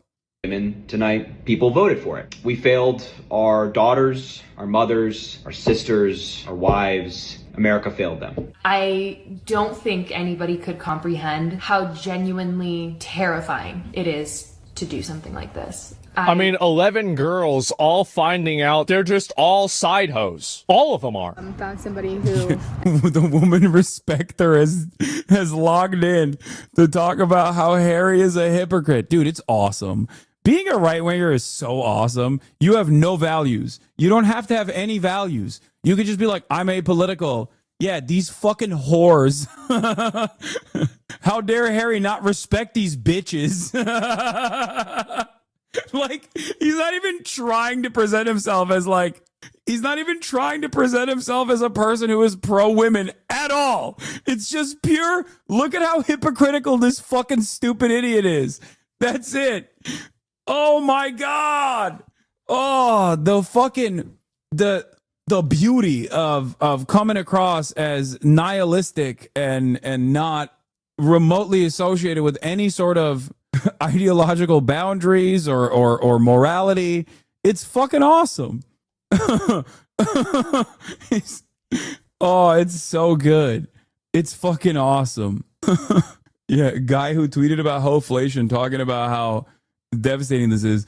I'm sure he's gonna at the end of it be like, these women are being crazy or something, at the time, right? I thought respected me for more than my physical appearance. Yeah, he's manipulating them. I care about women. I respect women. No, you don't. You say that so you can find more of them. It's like, you know, the anglerfish, they have like the little light in front of them. When we asked, when all like a fucking dozen of us asked, hey, are you talking to anybody? He lied and that he was not talking to anybody. Like, have you ever had like a girl you talk to like in text a lot? This guy is doing that 11 times. Okay. Asmongold, I don't think people in your audience have girls that they talk and text to a lot, unless it's their mom. And it's usually just sending the same text message at the same time every day. Hey, mom, where are my dino chicken nuggies? Or, hey, mom, the dino chicken nuggies were a little cold in the middle today. Can you please fix that problem? Outside of that, I don't think there's a lot of consistent texting of women that you want to fuck going on in your community. Oh, no. Oh. Times. That's like doing 11 sets of daily quests every single day. Oh, this is good. Yeah, no, definitely. A community that understands that reference definitely is talking to women to have sex with them. Talking to women is just like a daily quest that you got to do. And wow, that was a banger joke for his intended audience, though. This guy was farming. This is like 40, 50 hours a week he's spending talking to these girls. Oh, man. White dudes for Harris are breaking up. You know what this really reminds me of? COVID Minecrafters. The moment that one of them gets exposed, everybody else immediately in that group just instantaneously roaches out on them. Okay, this is also funny because, like, you're shitting on the dude, and then you're shitting on other dudes for also shitting on the dude. So what's the expectation? If he actually did do some serious, like, crimes or whatever, why is the expectation to double down and protect him? Like, come on, bro. It's like kind of ridiculous to say that while you're at OTK or were at OTK initially. Like, that's insane. That's insane. No Rich Campbell video on his channel? Weird. Yeah, like what happened? I'm not friends with Chris and Harry. Damn. It's over. And that's it. Wow. Honestly, right now, I'm tired. I'm defeated. I've gone through so many emotions in the last 2 days. It's not complicated. He's just a weird manipulator. So many of these cases, these are just emotional manipulators that are taking advantage of a situation like this while simultaneously. Oh, God. Of course he hit the angle of, like, he's being a feminist to get pussy. I hate this shit. Okay? Let me tell you something. It is the biggest lie. It is the biggest fucking lie that right-wingers tell each other all the time, that men are being feminists to get pussy, okay?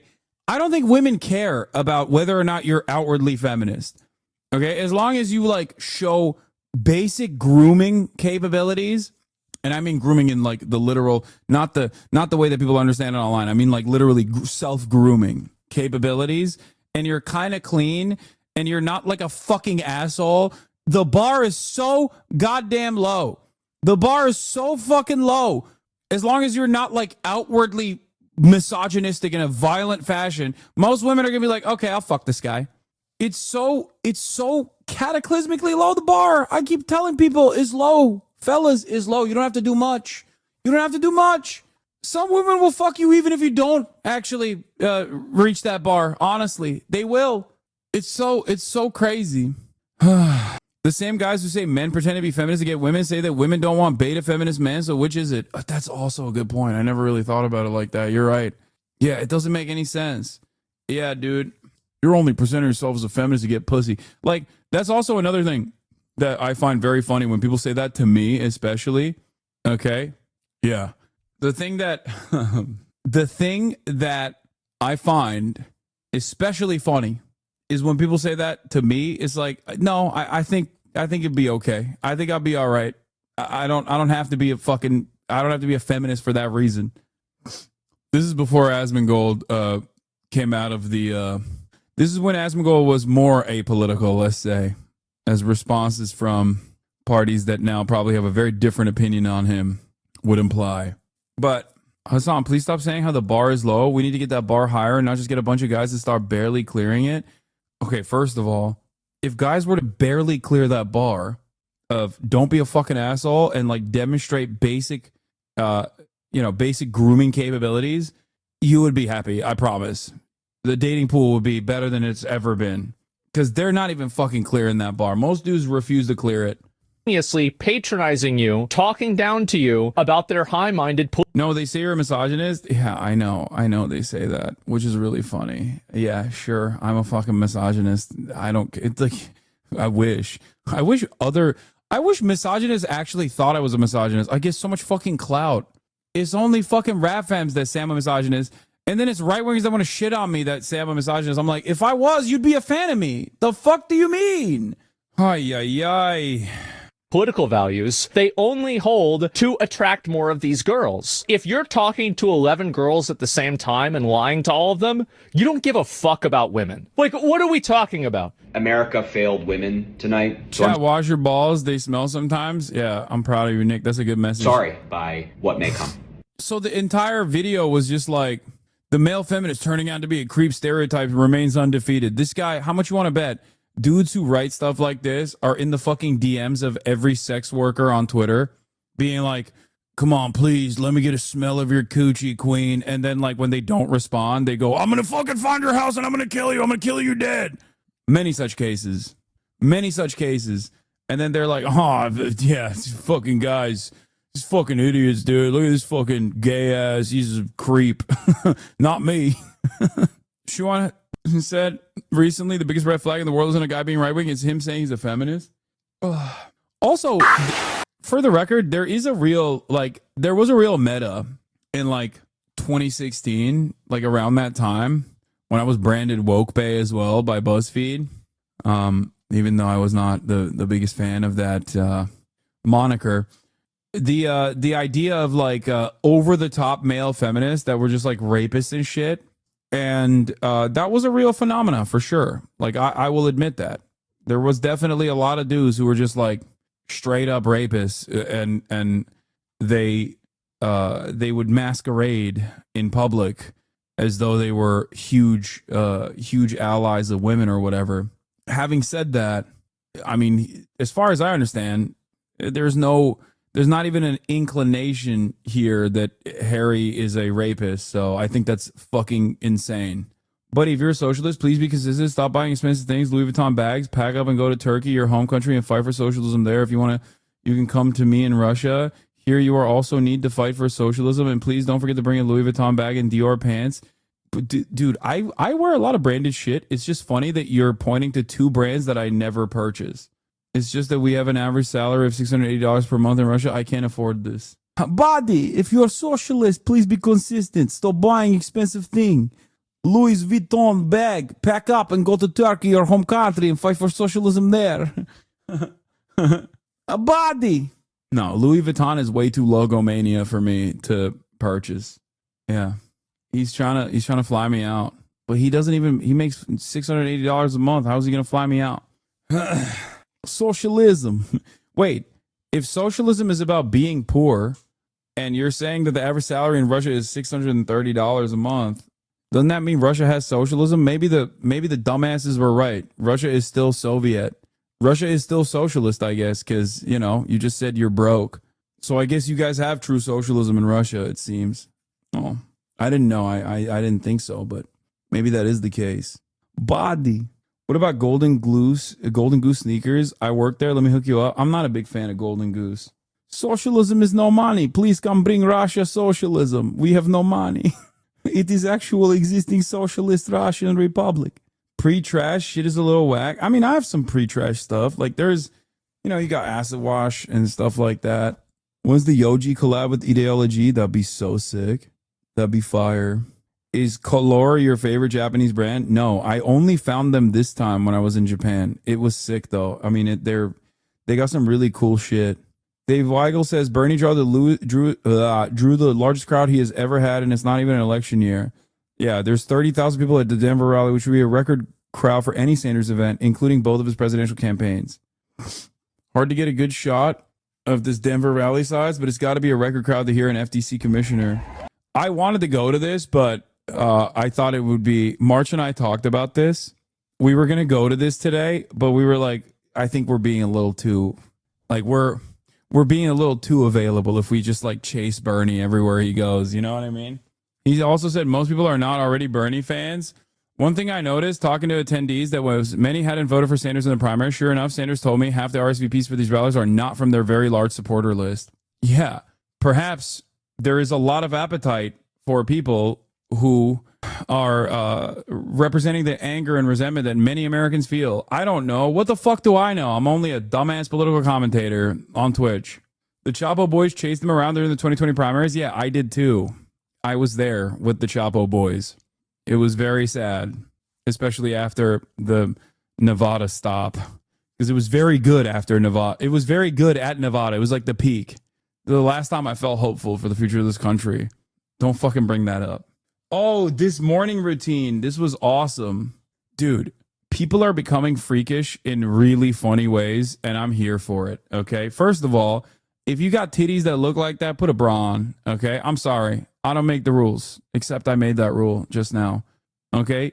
You got titties looking like that, you have to wear a top. That's illegal, okay? You cannot be free in the nipple. That's number one.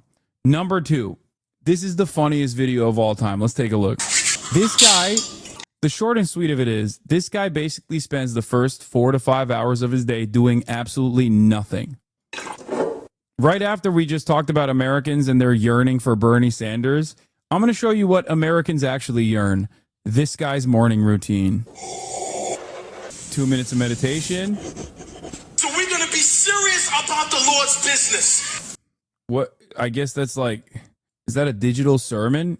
Is that what it is? He's just like listening to a... About the Lord's business. I like that he also exclusively drinks this water, which I suspect is very expensive. It looks very expensive. Isn't a... Anne? No, listen. Uh-oh. Oh, you're going to take her on a walk? Okay. Her tits are insane. Yeah. Saratoga spring water. That's Saratoga water. It's from upstate New York and very expensive, lol.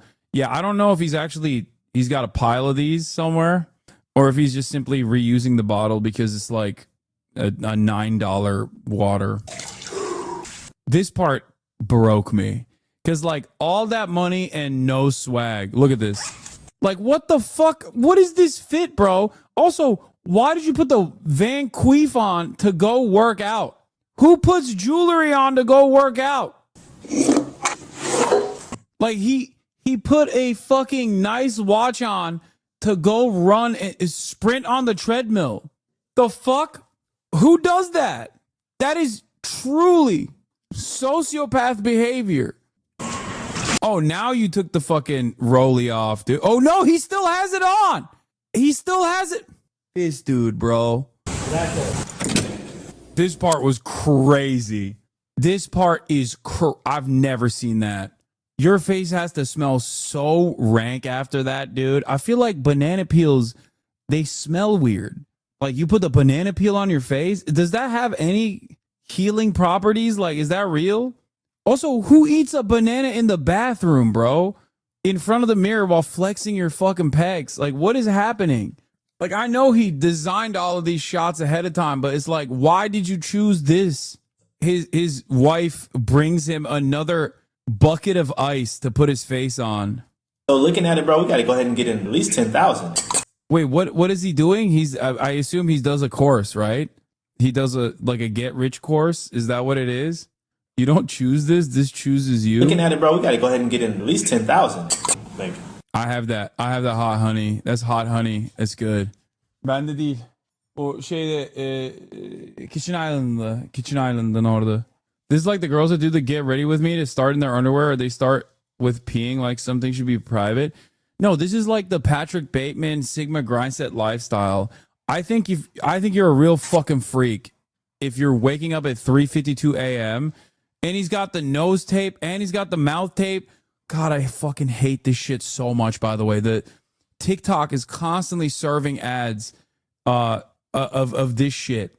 And I hate it. Like I assume that it's like it pegged me as like a self-help guy because of, I don't know, my interests of like working out and stuff. But I can't stand this shit. It's such a dumb trend. It's a mouth tape thing because it has every healing property of the on the planet. If you breathe out of your nose while you're sleeping, you become a Sigma grind set. You will become a Chad. No, it's not anti-snoring. No, it's not just for anti-snoring. Maybe it was initially for anti-snoring, but the way these guys sell it as like tremendous healing properties, okay? They say it fixes everything, the mouth tape, everything. Like it makes your jawline more pronounced is what TikTok tells me. You don't sleep with a nose tape, mouth tape, and butt tape. Got to keep that locked up all night, brother. This one's from a woman. It's insane. We have too many things. We need to own less things. If this is what it takes, then we shouldn't be beautiful, I think. There's just too much going on, dude. What is that? What the fuck is that? What the fuck is that? What? Yo, what the? No. What does that do? What does that do? Chat, you know what that does. What does it do? Come on, tell me. Is that to get you to do better blowjobs? Is that what it is? Morning peel? Some sort of de-wrinkling bullshit? Not the Gluck Gluck 9000? Diva Cup, you misogynist. Let her suck blood residue? Okay, shut up. Ew. What? What was that? What? She has fake bills?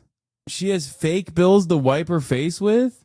Novelty oil blotters? This is our generation's version of grandma sleeping in curlers but on meth? Just admit you hate women. That's okay to say it. I mean, I was shitting on this fucking guy. You wouldn't understand Girly Pop Nation? I see something similar from The Ordinary. It's probably an AHA cleanser she used. Yeah, I think self-care has moved beyond like actually taking care of oneself. It's become something entirely different. I just don't like I don't even believe this guy does this every day, by the way. Especially because I hope he doesn't do this every day, because what utility is there? He doesn't have to do any of this. Why does it take him so long to do all of this stuff? And also, like, he starts work at 9 a.m. and his work is just the Discord server that he operates with the boys. What good is it to have? I mean, this is no life to live. He does, I fear. This is the blueprint to success. There's people who are already killing it, people who are already doing well. You don't need to reinvent the wheel. You need to go see what's making them pop. You study their game. You don't take their entire game. You get the inspiration and you apply it to yours. You can use a bit of their strategies, but just make it true and authentic to yourself. I see so many people trying to reinvent the wheel. The wheel is already there, bro. Just do. Bros on trend, Winstrol, D-ball, and every roid out there. Yeah, I mean, this dude has done a lot of steroids. I mean, he looks great. Like, he does a lot of steroids, and he definitely works out a lot. You can't look that way by just doing one. You can't look that way by just working out really hard, and you can't look that way by just doing steroids, right? He's done it both. and he definitely puts a lot of effort into it. But like this other Sigma Grindsay shit is just so, I don't know. Do what they're doing and make it better. That's it. Like, why the expensive bottle of water? Like, why can't it be just like regular water that you dump your face into one time? I don't understand. She's out. Wait, wasn't his girlfriend black in the first video that we watched? Now he's got a white girlfriend. He's got multiple girlfriends. Yeah, no socks is gross.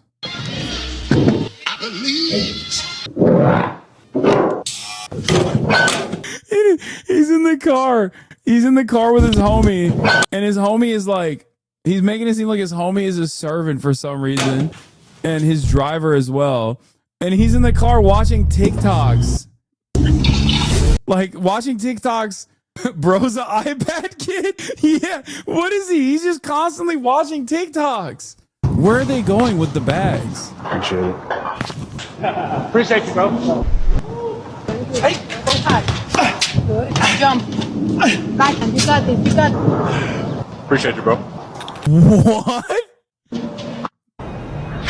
Oh my god. Oh my god, he loves that water. Oh my god, I teach people in my private community strategies to build a personal brand, social media. Join me. Let's grow. Link in my bio on IG. Oh, he's putting different stuff in it all the time. He's putting salt in it this time. He doesn't just put water and ice cubes. Sometimes he puts lemon in it. Other times he puts lemon and salt. And then he just sprays his eyes with this salt lemon concoction that he made. What the fuck? Dude, I love this guy. Thank you. We used to do this all the time. I used to look at guys like this all the time. What happened? We got to get back to that. Thank you. He never wears socks. Oh my God, the shirt is so tight. It's so fucking tight. He looks so stupid. Going down. Who's he talking to on the phone? Dudes in the Discord server that he runs? Dude, I'm so for real when I say this. This is everyone in fucking Miami, okay? Brickell, Fort Lauderdale now as well, Miami, South Beach. Every motherfucker is this guy. And I have no idea how this economy runs. It does not make any sense. Like, these dudes who just don't do anything. Nothing at all. You're asking, is he from Miami? Yes, bro. He is 100% a Florida guy. This is the most Florida ass behavior. Why is he watching other people constantly do the ice bath stuff? That's all he does is just watch other people. Wow, we got a big day ahead of us. It's the same design and everything. This is $2,830. Oh, big day today. Got to get my servant to drive me to the fucking Louis Vuitton store so I can buy all cash a Louis Vuitton bag. And I will also make sure to film the person saying the price so you know how fucking rich I am. 10K didn't look like anything. He's always talking about 10K. Look, 10K is his thing. He's always got a $10,000 deal on the line. Which didn't look like anything. Which is funny because, like, that's not saying much for a guy who's that wealthy, right? Like $10,000, who gives a shit? Why are you having a phone call about $10,000? A guy that is that wealthy is not doing a phone call over $10,000. You know what I mean? It doesn't make sense. So we'll go silver again. Why is he buying so many backpacks? Much love, bro. Thank you, bro. Why is his house like that? That's another thing I don't understand. Like, why his house looks like a hotel, like one of those like hotels where you have to have sex in the room. You know what I mean? It's a waste. You have to at least jerk off. It's a very, very strange. Like, it's so dark. You have to like, you try to turn on all the lights and you're like, there needs to be more light in here. Like, I'm hitting every fucking outlet I'm trying to press every button on the wall with the hopes that there's more lights because there's no way that they made this fucking hotel room so goddamn dark. Thank you. Oh, he finally has socks. Oh God, the Amiris. Oh my God. Dude, also, one of the funniest parts about this is, why does he have a 2-door? Like, why did he not purchase a different car if he's gonna have someone drive him around? Of course it's Miami. Wait, this is an EV? No, it's not an EV. You can hear the fucking engine. What are you talking about? Is the EV 4-seat? Oh, he balls in Amiris? Ain't no way. He's got a decent form though, to be fair. He's got a good form. He balls, which I respect him for, but also if I saw a dude dressed like this on the court, there's no way, dude. That's crazy. He's got his water boy waiting for him in the suit. The real version of this that I actually love, I happened upon my timeline once and I was captivated by her, is the chick in Thailand. The thank you, Kategi. You know who I'm talking about? That's the actually funny version of this, like the cool version of this. I'm sure someone in here has seen her. There's got to be some girly pops in here that know who I'm talking about. What's the name of her? No, there's got to be one. What's her name? I need to find her. I need to show her to you. How do you know about that? I know about that. I know about the story. What's the chick? The chick from Blackpink even linked up with her.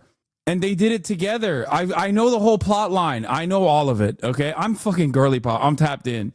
What's her name? Aeon? Oh, okay. Thank you. Here, this chick, Aeon Samrutai. This is all she does, and she's dope. Kategi. I'm home. I like Alice. Thank you, Kategi. This one. With more, Kategi.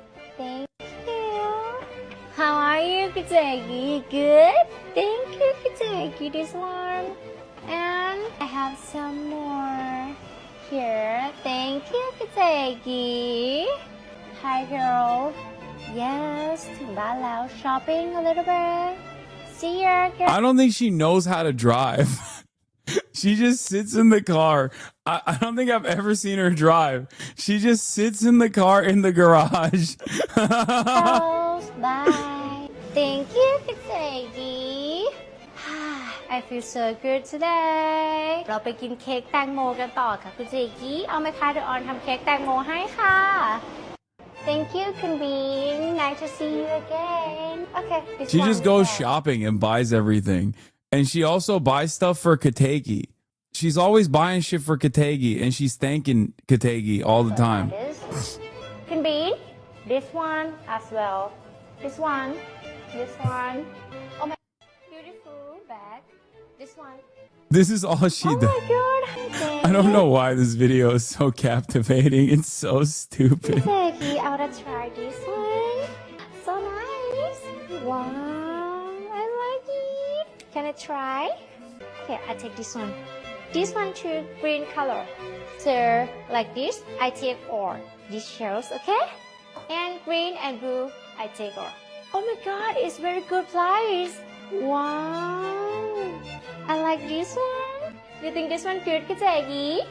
She also buys stuff. Listen, I'm tapped in. I'm 33 and tapped in. Unk is 33 and tapped in. Unk knows ball. Okay, she sometimes will buy stuff for Kategi. That's the first one I ever watched. Was when she was like walking around with her servants, and she was just like buying them all bags. Bags very clearly meant for her, but bags very clearly meant for her that she was just buying them as well. But anyway, comments say Kategi's been replaced. Yeah. Oh, this is the one. Look. Are you ready to shop today? So she is Lisa from formerly of Blackpink. Also was a fan of Aeon Samrutai. And I've done a deep dive. I've watched numerous AI videos from indecipherable Indian AI TikTok accounts that have that noticeable AI pattern to try to figure out oh, not formerly. Sorry. She's still in Blackpink. I thought Blackpink disbanded, but I'm wrong. But in any case, apparently God damn, everybody got so mad at me. Okay, I'm not that tapped in. Okay, Unk is not that tapped in. Unk tapped out. Calm down. My bad. But I did a deep dive on Aeon to be like, what is her deal? Like, who the fuck is this person? And the videos that I watched gave me zero answers. There are hundreds of videos describing her background and like what the suspicion is that whether she has a rich husband or what her deal is. Is she that rich? Is she actually that rich? Or is she not that rich? How is that brothel asshole? Wait, what? Why? You're trying to go to Artemis, the legal brothel in Germany that is still in operation? It was all right. I mean, it's not the best experience overall. Is that why you're asking? Because it's kind of a rude way to ask. Anyway, what was I saying? Oh, yeah. So he's been saying this, bro. I don't know what you're talking about. Bro's in the brothel with you, Lamau. He brought it up. That's why creeps are here. That's so funny. Because, like, I'm pretty sure he openly talked about it on Leftovers in the past. Back when he was woke and he was pro sex work, about how we talked about how like the brothel was rated for tax evasion. All these fucking weird Nazis constantly say it was actually rated for like sex trafficking or whatever, and that the brothel actually successfully sued the police department and the city for defamation and won. Yeah, he defended that fact on Leftovers, but I guess he's just completely forgotten all the things that he used to say back in the day. Anyway, yeah, I've told the story on Leftovers. But so Girly Pop Nation, we're locked in. So Lisa is a fan of Aeon and has like done the like thank you Kategi stuff on TV before. So they finally got together and did this video together, and it was a big deal. And that's what I wanted to tell you guys. Girly Pop Nation. Kategi, you want something for today? I can buy for you. We can buy. This is so cute for you. For ski? I want R. I want R. You take R? Take R. Oh my god! Look at that. So beautiful. Oh, so cute. Oh my god. Mad that it caught you off guard? Man, that caught you off guard, didn't it? Yeah, I've never heard someone fucking chirp at me before about a brothel that I voluntarily revealed I visited when talking about my pro-sex work position. A brothel that I voluntarily and readily admitted that I went to in 2010 that was rated for tax evasion in 2016 that has successfully sued both the Berlin government and the police force since like 2020. You really caught me off guard, big dog. You fucking destroyed me. There was a chatter who was talking about how they were 10 in 2016. And yeah, there was a chatter who was talking about how they were 10 in 2016, which means that they were 4 when I went to this place. It's so funny though that this is like the big own. Okay. The green one. Kategi, try. Yes. สวัสดีค่ะ สวัสดีค่ะ สวัสดีค่ะ สบายดีไหมคะ ขอบคุณค่ะ Cheers. Okay, today we're so happy. Maybe we take for this store. Okay. Okay. I want the building actually. Oh my god, you take this building? Yeah. Johnny, can you call Alice? Write the check now. Cheers. So happy today. You prepared this one for me. So cute. So beautiful. Okay. We take? We take. Okay, maybe we take R here. We take R. Okay, We thank take you, girl. Lisa is a main character in the new White Lotus. Yeah, I know. And I'm very worried about her relationship with the best boy. I'm worried that she's going to break his heart.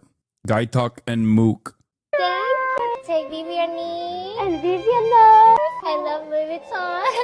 Me too. I don't even know why I watch this. I don't even know why I like this. I don't get it. Like, but when it comes on my TikTok For You page, I'm like, oh, what will Aeon purchase today for Kategi? That's what it is. For me, it's like, is she going to purchase something for Kategi? How's Kategi doing? It just like, it doesn't make any sense. Why is it fascinating? I don't understand it. Nothing about this is supposed to be interesting for me. Maybe we buy this one too for William Park. You want want this for the Valentine's? I know you like pink, Donnie. He does like green. Yes. Kiteki, you want some too? Okay. Bye for Kiteki too. Maybe you want to be the Asian women? Yeah, I'm the dude from White Lotus. So happy today. Thank you. Yeah. Her husband was kidnapped for what the fuck is this website? Who is Dr. Noparat Ratanawaraha? Facts on Aeon Sumrati's husband. He performed Aeon's nose surgery himself, ? He was kidnapped for 25 days? He proposed to Aeon in New Zealand. He's on Instagram. He loves running. He's a fan of luxury cars. Where does it say? Oh, he survived kidnapping in 2022. Yeah, no shit. Kidnappers were like, damn, Aeon's got hella fucking cash. We can get a lot of money for this man if we kidnap him. She keeps posting all the crazy amounts of money she has. No shit, he got kidnapped, dude. If I was a kidnapper in Thailand, I'd kidnap this guy too. What do you mean? It's like you got to kidnap someone with money. She's flaunting it around. Also, imagine being a guy who survived kidnapping and it's the 7th most significant fact according to this website. Like, there's 10 facts. How is this number 7? I feel like this should be number 1. That is the most insane fact about him. How many people are getting kidnapped for 25 fucking days after paying ransom money of 5.7 million baht? That's crazy. It should break top 3. You know what I mean? Like, it should break top 3. If you're getting kidnapped, you should be in the top 3. That's $200,000. Damn. He got, dude, that's a lick. That's nothing. $200,000? Bro, she buys more shit for Kategi in a week. These kidnappers know they fucked up. After they got the $200,000 check cleared, they were like, damn, we could have gotten way more for this motherfucker. Kategi gets more just by being her security guard. Here's a TikTok explaining it. Why you gotta ruin fun time? Now I'm gonna go back to drama. Now. Take a day off. Okay? Take a day off, damn it. Kidnapper was Kategi. Oh, then they actually hired him because they were like, your prowess. This is so funny. Dude, whatever happened to that guy you give a free lifetime poop sock? Oh, you mean Hassan's poop sock? He hasn't used his poop sock privileges yet. In Shadows news, oh yeah, I was gonna talk about Assassin's Creed Shadows. Here's where we're at, by the way. Assassin's Creed Shadows, the anti-woke crowd has run out of things to complain about, from Yasuke kissing a non-binary person, Yasuke having sex with Nobunaga's sister, to now the credits are too long. That's what they're complaining about. And I don't understand why there is so much motion for this. If you are 35 years old and you fucking despise video games and you talk about video games, all you talk about is how much video games suck now because of woke, you should stop playing video games. You should stop tweeting. You should get a fucking job. You should get gainful employment and possibly find a wife. You should start a family, okay? You should focus on self-improvement. Stop fucking bitching about how video games felt much nicer when mommy was bringing Dino chicken nuggies to you every time when you were in your jammies. Yes, it's never going to be as good as when you were 12, okay? It's not going to happen. You're 35 now. Life sucks dick. But you are in control to a certain degree of your own life. Take some ownership over it and fix it instead of fucking crying online all the goddamn time about how video games are no longer as fun because there's black characters and women in them. You're a fucking freak. Tap out. Tap out. I hate these motherfuckers so much. I hate them so much. I hate them more than they hate video games. And they really hate video games. Anyway, here's Fighting Cowboy also addressing these losers, okay? Here's Fighting Cowboy, who I have relied on for many of his Dark Souls and other From Software adventures in the past. Great content creator. Here's him doing a live stream playing Assassin's Creed Shadows, where he's yelling at these people who are yelling at him to fucking yell about the game, but he's not. I don't give a fuck what your opinion is of this game. I don't care. Your opinion is worthless to me.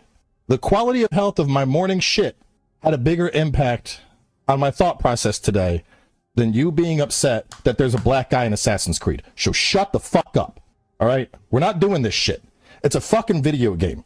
If you are upset that there's a black guy in a video game, fuck off. I don't want you here. I don't care. Stop. Oh no, he's been captured by the wokes, dude. I'm not doing this fucking argument. Every goddamn game these days. Oh, it's woke. Oh, there's a black guy. Oh, there's a... Dude, I know. Oh my God. Preach! I fucking can't stand it. Every video game release has to have some outrage dedicated to it. Kingdom Come has a gay character. Kingdom Come has a black character. It's not sufficiently anti-woke. Shut the fuck up! Shut up! Shut up! Not every game is going to suit your fucking weird racist goals, okay? As a matter of fact, none of them are going to do that. And you pick and choose anyway. That's the other thing. They're not even consistent with their racism or their homophobia. That's also what pisses me off about this process. They're fair weather racists.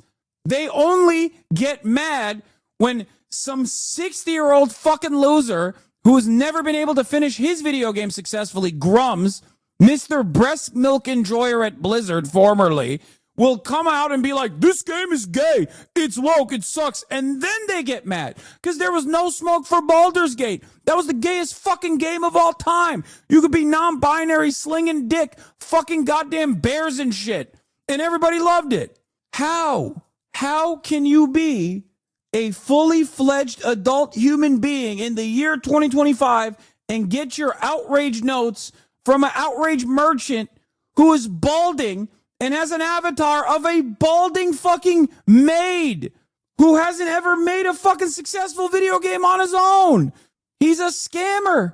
You're a fucking moron. You're even a bigger loser than the 60-year-old who's constantly talking about fucking how video games are woke and gay now.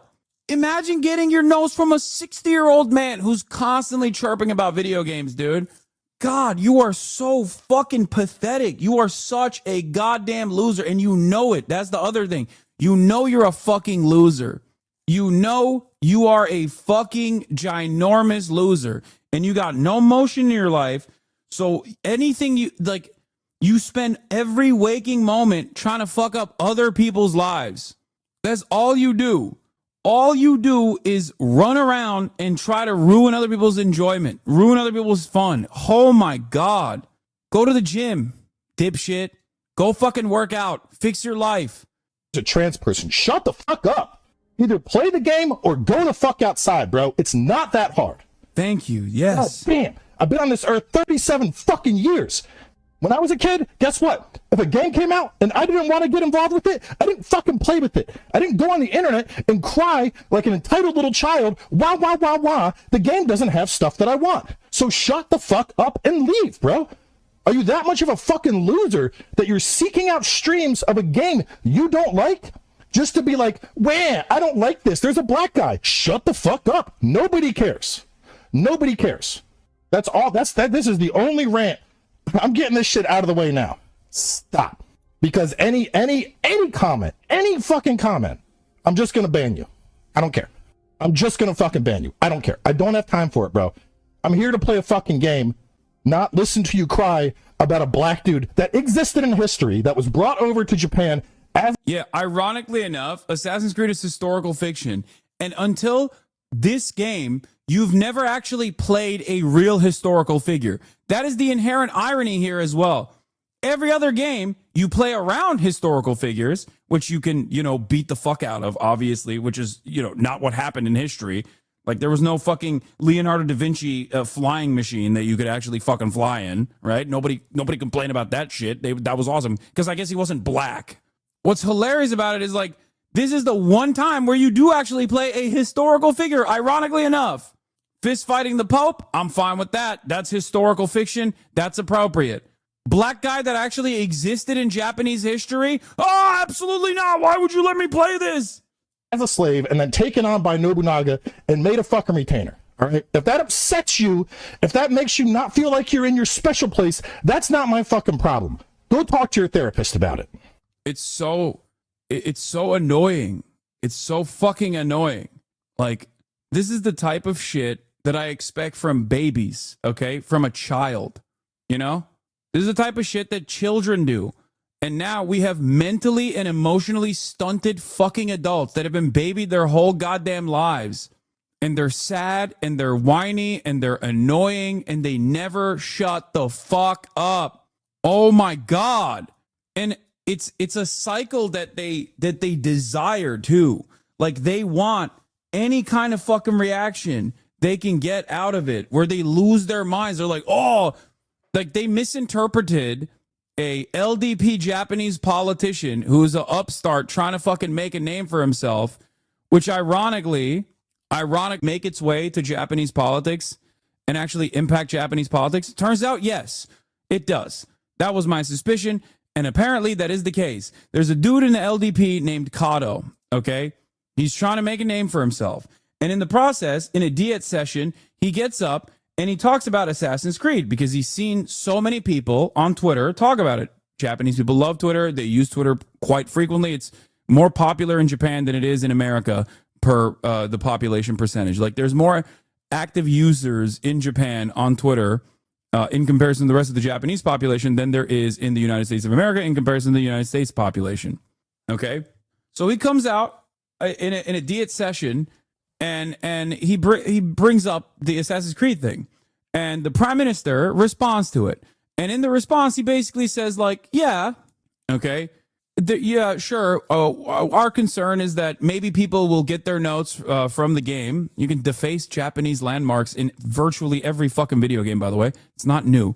The prime minister basically says, we hope that we take it very seriously to deface our real cultural landmarks in the real world, not in the game.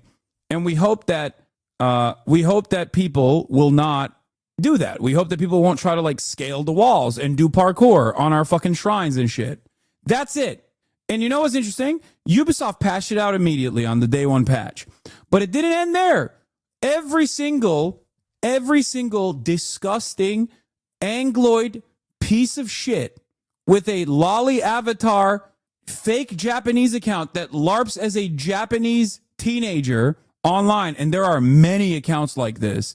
There are so many people that have ironically never even been to Japan. They just live in like England and they LARP as though they're Japanese conservatives in English. Every single one of those accounts mistranslated the prime minister's statements to make it seem like Japan was taking a strong stance against Assassin's Creed Shadows. And these fucking tweets have thousands of likes. Thousands of likes. Because nobody fucking cares about the truth. I'm losing my mind. Okay? I'm losing it. It's something so innocuous and so marginal and so inconsequential in the grand scheme of things, but it still pisses me off because it goes along with the broader trends that I see all the goddamn time all around the internet. Here's what I'm talking about. Hold on. Let me see if I can find it real quick. Where is it?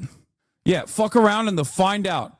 Tomorrow, Japan, Mr. Hiroyuki Kata, a member of the House Councilors from the Liberal Democratic Party, will address the AC Shadows issue in the national diet. This will be broadcast nationwide as well as live streamed.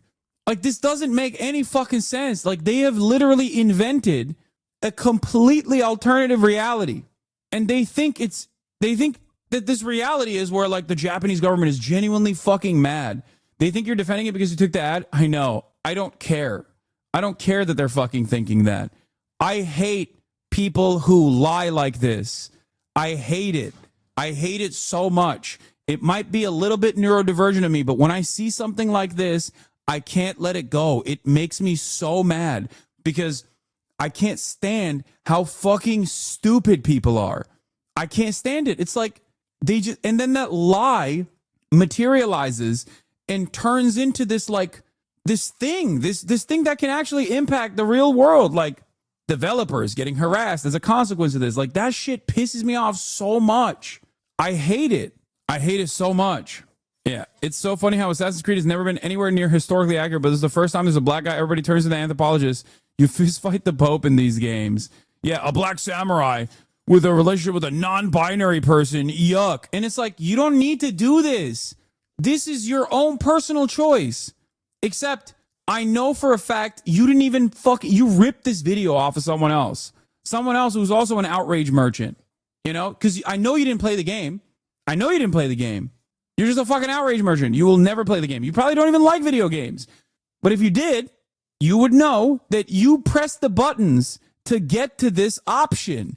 You press the buttons. There is literally a fucking canon mode where you don't have to make any of these choices if you don't want to. You don't have to fuck anybody as Yasuke if you don't want to. You chose to rizz up the fucking non-binary person, and now you're mad that you can do it. You didn't accidentally arrive at the sexo run. You chose it deliberately. And now you're mad that it exists. Yeah, this is the guy I'm talking about. Colonel Otaku Gatekeeper. Educating Westerners on Japanese politics and gatekeeping anime and manga from censorious Puritans, Japanese nationalists, anti-communism, Shintoists. He's not even fucking Japanese. He's never been to Japan. Many such cases. There are so many Ian Miles Chongs now online, and it's very frustrating. It's a unique phenomena. It's very strange. Back in the day, you just had Ian Miles Chong, who LARPs from Malaysia as a guy who lives in Portland, Oregon. He's never stepped foot in the United States of America. Okay? Everybody knows his background. These guys now are all anonymous accounts, and they act like they are Japanese right-wing nationalists. This dude is a pedophile living in the UK, okay?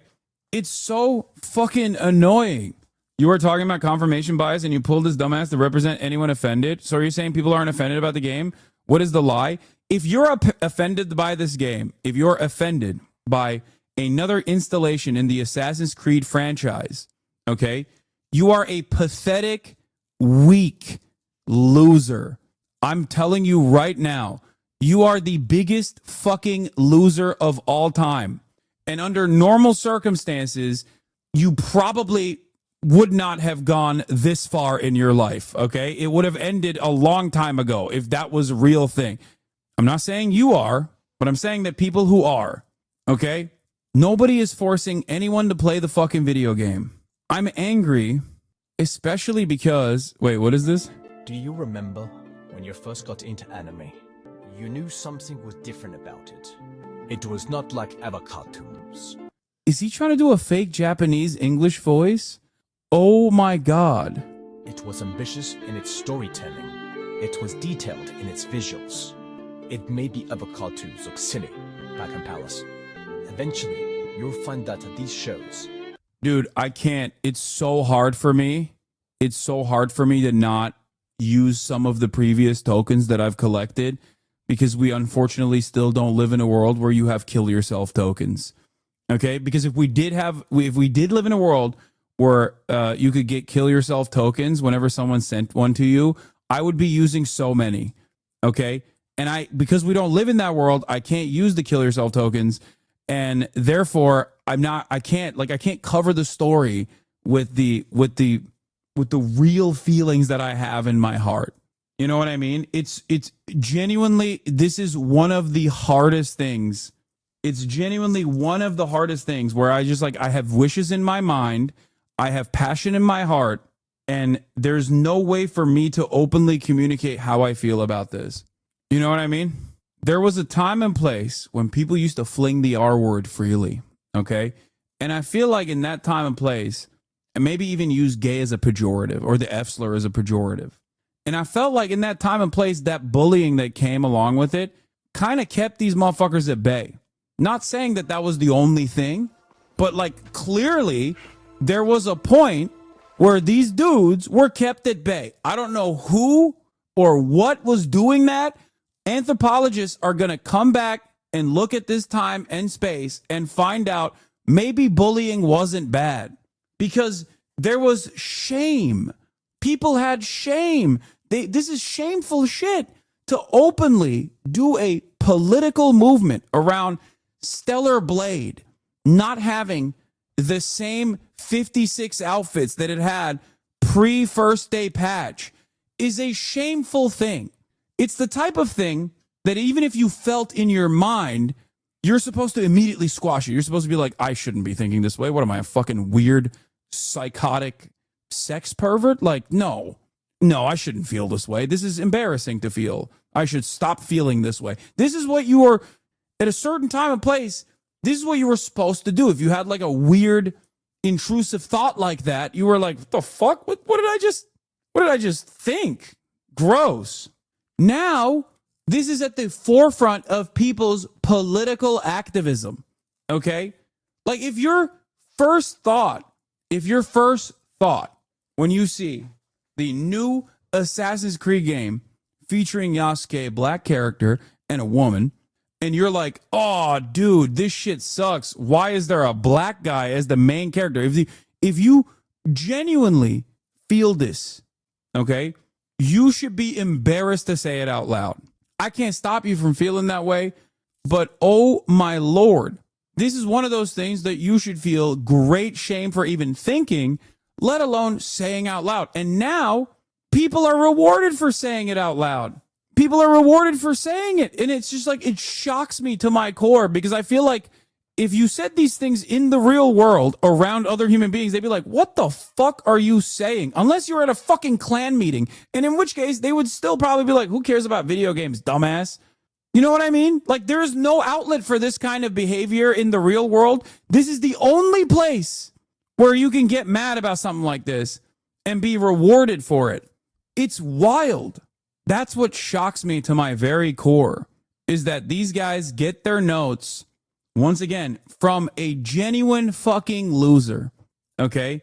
A guy that is 60 years old who said he wanted to make his own video game and has failed spectacularly at making this video game. He has not been able to successfully make it. It's a Gundam style game. I didn't even need to know about this dude's existence. And now I know because he's an outrage merchant that other people actually follow on. And then guys like Asmongold will hype this shit up. They'll just sit there and farm it, knowing full well that they're farming, knowing full well that they're farming these fucking dumbasses. I saw something funny though, because Asmongold, I think, also started playing it, and he liked the game, and his audience wants him to hate the game. But after he farmed it over and over again for all of the controversies, it turns out he likes it now. Look at this video. It's only 11 seconds, but here. Yeah, sure, I'll beat the game. Why wouldn't I? Don't force yourself to. No, I'm not. I've been enjoying this. I've been enjoying this. Do you plan on beating Shadows? Didn't Ubisoft lie about the historical black samurai? I thought it wasn't real after all. No, it is a real person. What the fuck? No, Yasuke is a real historical figure. He was a retainer for Nobunaga. It's a real thing. Ironically enough, even if he wasn't, who gives a shit? But he is real. That's what makes it even funnier. Props to him for not fake hating it. That's props to him. He farmed it for months. What the fuck are you talking about? No. I thought you were being hyperbolic when you said these fellas would get mad because there's a black character. I didn't think you were being 100% genuine. This is wild. Oh no, I'm unfortunately, I hate to report this to you, but yes, I'm being very sincere. These guys are genuinely fucking, they say the wiki page was fake. What? Yes, in many vids. Oh my God. Oh my God. Dude, I swear to God, it is, people are violently stupid, bro. Asmon is just on basic grifter who would never see any of his own grift through unless it involves deplatforming someone. No, he will. Dude, the funniest part about Asmongold is he often will cop to it. Like, Asmongold will routinely cop to him just straightforwardly not saying his true opinion. Like, there is a honesty in the way that he does the grift where he'll just be like, yeah, I don't care. It's popular. And the dumb fucks still eat it up. That's how this works. That's how right-wing commentary works in general, where you can just basically say, I'm lying to you. It's like cryptocurrency schemes. You can have a cryptocurrency shitcoin called griftcoin or shitcoin, right? And people will still buy into it. It's similar. It's the similar dumbass mindset that people have. It is literally the same mindset where people are like, oh, am I being grifted to by this guy who doesn't have a genuine take on this issue? Well, as long as he's repeating the talking points, I'll still could keep consuming it. What is this? Hey, dude. Ew. Are you playing Assassin's Creed 3? Yeah. This game is an insult to the history of the American Revolution by not making the main character English. This is just more woke DEI garbage being pushed down our throats. So you would want Connor to be white instead? Yes, that would be more historically accurate. But there were a few Native Americans who fought on both sides. That's just obvious pandering. Well, Assassin's Creed has never been historically accurate. It's been more so historically inspired. No one complained when Ezio fought the Pope in the Vatican, which obviously did not happen. Right, but that's not about race. So the only time that we complain about historical inaccuracy is when race is involved. But or how about when Ubisoft tried to be more historically accurate by giving Altair a Middle Eastern accent in Assassin's Creed Revelations and got criticized for not keeping the American accent from Assassin's Creed 1? Seems like there's some double standards going on. Whatever. I'm gonna go watch more Asmongold. Are we sure he's not a flesh suit stuff with roads to control it? I don't know. There's zero proof that an assassin didn't fistfight a Pope historically. True. He did a video about this, chat. He did. It's wild how the right is just the annoying SJWs of yesteryear. I remember these exact rants, except from those who woke scolded random people for playing problematic games. Girlfriend reviews had to make a public apology because she didn't enjoy Last of Us 2 because Radlibs called her a bigot. Like, what is this shift? I think it's crazy because, like, Radlibs have definitely aggressively pursued certain things, and they still do to this day. It's not like they stopped doing that shit, right? Having said that, more often than not, the woke SJWs were at least like advocating for something that made sense. Like their underlying position is not entirely incorrect, right? Their advocacy and their activism was fucking idiotic and incredibly stupid, and worse than all, very annoying, okay? Very, very annoying because it's all immaterial bullshit.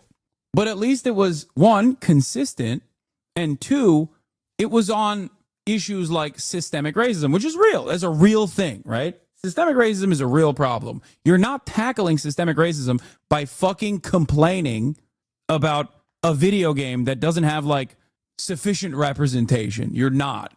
You're just being fucking annoying. These guys, on the other hand, are like, no, we want less representation. So they're both on the wrong side of an argument and also arguing about something immaterial and fucking crying about it. It's like a triple whammy.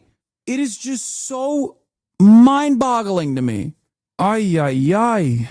Yeah. The premise of Assassin's Creed is that aliens uplifted monkeys to be human slaves with mind control tech. You killed the Pope in a battle where he uses the alien mind control tech to do shadow clone jutsu. Oh yes, the immortal is your father, Pythagoras. You were led there in part by conversations with your best friend, Herodotus. And you were part human, part alien, which led you to access the city. In AC3, you play as a white guy, Desmond, reliving the memories of a white guy, Hatham, and his bastard half-Mohawk, Connor. In it, the American Revolution is being controlled by two factions, the OG Illuminati fighting over control of alien artifacts. You have to grow up. Yeah, besides the central thread in the in-game universe, that's why you get a blade pistol and a tank bomber from Da Vinci, because of a commitment to historical realism. I love Assassin's Creed, clearly, but you're huffing sewage if you think there's any fidelity to history in these video game series. You don't play this game as it's historically accurate. You play it because it's an open world simulation with historical skins. There is exactly one game where you play a character who actually existed. Does anyone want to guess which one that is? It's Yasuke. Yeah. Normies are getting tired of this constant whining too, man. Listen, I can already tell people in chat. We just watched this. We watched this whole rant earlier. I don't understand. Like, I truly don't understand why this is even a meta. Like, what is this? You're just like sad and angry all the fucking time, dude. You're just so upset all the fucking time. It makes no sense to be this upset over such immaterial things all the fucking time. Like, I get it, you're racist, but like, I don't know, use that energy for something. Like, go find a racist congressperson and like door knock for him or something. There's plenty of them in the Republican Party, and hell, there's some in the Democratic Party too. Like, why are you doing this instead? Like, be racist the normal way, please. I can't believe I'm saying this, but it's just like, be racist in a way that matters, at least, so I don't have to see it. I hate this fucking whining. I literally had a 10-year friendship fall apart because of he became hyper anti-woke. Last time we talked, he bitched about Casey dude, Kingdom Come Deliverance 2 gay, and I called it dumb. Like, bro, oh my God. It's easier to turn your self-hatred against everything around you than it is to address the fact that you hate yourself in your life and do something to fix it. That's why these people are such losers. I never really thought that like we would get to this place where people would genuinely think that this is like a political cause that they're on board with. Like, it is so fucking immaterial and so embarrassing. Ugh. Anyway, yeah, from the party of common sense, folks. I guess Gamergate never actually ended. Yeah, it didn't. Also, here, speaking of like leopards eating your own faces or whatever the fuck, parents of unvaccinated 6-year-old girl who died from measles said they're still not convinced that vaccination against measles is necessary. Texas Tribune. Don't do the shots, say parents of West Texas child who died of measles. They said contracting measles strengthens the immune system in the long run and makes a person less likely to develop cancer. Recently saw a conversation between some people who were from Southeast Asian, Eastern European countries. They were relating experiences of how the central government came to their families' rural villages and, in their words, made them less backwards at gunpoint. All of them said it was the greatest thing that ever happened to their families. It ended generations and generations of misery, broken bodies, short lives, arranged marriages, and disease. Wish we had that here. No, straight up. I mean, we did it in America. We did it in America. You want to know what's crazy? We did that in America. We literally would go to apartments where people have smallpox, and we would fucking lock them down, slam them into a fucking chair, and forcibly inoculate them. Because guess what? People are stupid, okay? And stupid people are just going to be like, nah, I don't want that. In the United States of America, we entertain that stupidity. And now those fucking idiots run the HHS. It blows my mind, dude. Sometimes you got to trick these people. That's it. You got to trick them. They're stupid. Trick them, okay? Maybe not at gunpoint. Just trick them. Just be like, hey, look over there. There's an elf. Oh, what? Immediately hit him with the fucking vaccine. That's it. Trick them. They're stupid. They're fucking dumb. Be like, this is a vaccine against homosexuality. If you take this vaccine, you won't be gay. Okay, give it to me. Oh, yeah, it won't save the dead child now. Yeah, that fucking baby's dead. Yeah, just go out there like you're in the fucking Serengeti, all right? Just get one of those fucking things and just dart them. It's so dumb. I think you underestimate how many hogs would literally rather die than get the vaccine. I don't care. There's a reason why the government has seatbelt rules, okay? That's it. Because people are too stupid. There's a reason why we have a law against drunk driving. Because people are too fucking stupid, all right? You just have to do it. You don't have to do it for the smartest person. You have to write legislation for the dumbest person. That's the whole purpose of the social contract. That's the whole purpose of living in a society. It's the whole purpose of living in the formations that we live in, okay? People are stupid and fucking selfish. So someone has to force them to do things they don't want to do. They would probably end it after realizing they got a vaccine. Okay, well, who cares? Yeah, classic Any video. attempt to restrict drinking and driving here is viewed by some as downright undemocratic. It's kind of getting common is when a fella can't put in a hard day's work, put in 11, 12 hours This is California. a day, and then get in your truck and at least drink 1 or 2 beers. They're making it laws where you can't drink when you want to. Bro, you got a baby in the front seat. You have to wear a seatbelt when you're driving. And pretty soon we're going to be communist country. Video of the parents. She says they would still say don't do the shots. There's doctors that can help with measles. They're not as bad as they're making it out to be. And also the measles are good for the body, for the people, because the measles are getting the what is it? The Entzündung. Infection. Infection. Yeah, they get an infection out and... Du meinst das immune system? Yes, immune system. They're trying to say that the measles actually helps build the immune system in the long run if they get the measles now. Nej, krigen är inte så lik krig in the long run. In the long run, the krigen inte så lik, the krigen inte så lik krig. Yeah, the krigen inte så lik. Are they related? Am I crazy? They look related. What's going on here? I didn't know they were like also, what are they, German? Are they some kind of fucking Scandinavian? What is going on here? Nah, bro, you just racist, I guess. Thank you, Dave. Okay, so in the long run, he says they wouldn't get cancer as easily, and like it fights off a lot of stuff, the immunity that they get. Oh, they're not tourists. They're just straight. They're Amish. They're Mennonite. I think they're Midwestern Hutterites like Amish. Oh my God. Plautdish, a low German dialect with Dutch influences. From the measles. Okay, so I wasn't off base when I said they might be related. They're Mennonite. Bro, that's crazy. That's crazy. West Texas measles outbreak, one of the biggest in the state in 30 years, has infected more than 270 people and hospitalizing dozens of them. Public health officials have reportedly told Texans that studies have said time and time again show that the safest and most effective way to avoid contracting the very infectious, life-threatening diseases is to vaccinate with the measles, mumps, or rubella MMR shot. The channel that interviewed them is children'shealthdefense.tv. Let's look at Children's Health Defense. Children's Health Defense. Breaking. Hospital workers in Texas measles death released to CHD. Our mission is ending childhood health epidemics by eliminating toxic exposure. We will restore and protect the health of children by eliminating environmental exposures, holding responsible parties accountable, and establishing safeguards to prevent future harm of children's health, protecting children, exposing harms, seeking justice. Tell Mark Zuckerberg to restore our Facebook account. Vaccine mandates and exceptions. Oh, so I guess that the entire purpose of this was an anti-vaxxer front. Oh, got it. It's a fucking 501c3, by the way. Look at his page on the site. Robert F. Kennedy Jr. is the founder. I just want healthcare for everybody, man. Why is this the way? Dude, I started this shit. I started fucking doing political commentary in like 2013, 2014. And I had hopes. I had dreams. I thought like maybe Americans will wake up to the reality. And in 2016, when Bernie Sanders became like a prominent national figure, I was like, oh my God, there's a guy out there that finally is getting the national stage and people are responding to it. People are responding positively to him. Maybe we're closer than ever before to get fucking free healthcare, free college, you know?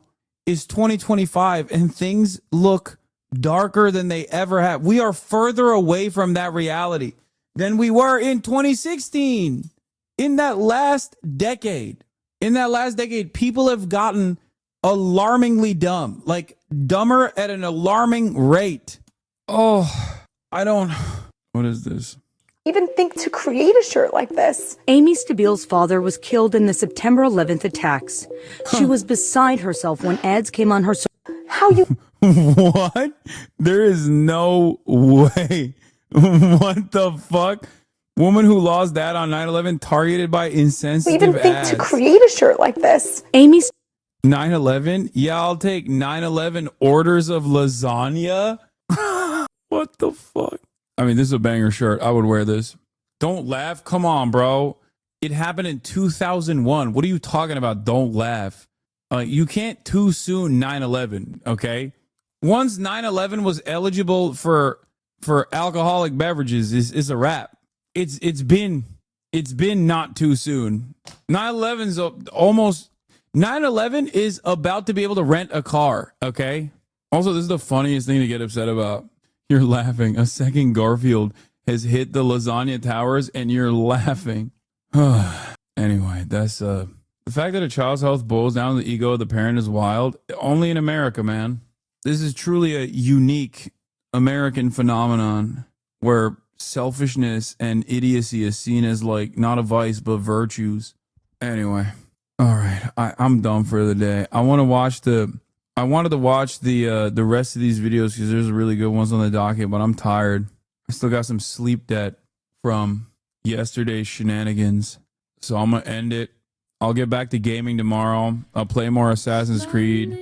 Don't worry.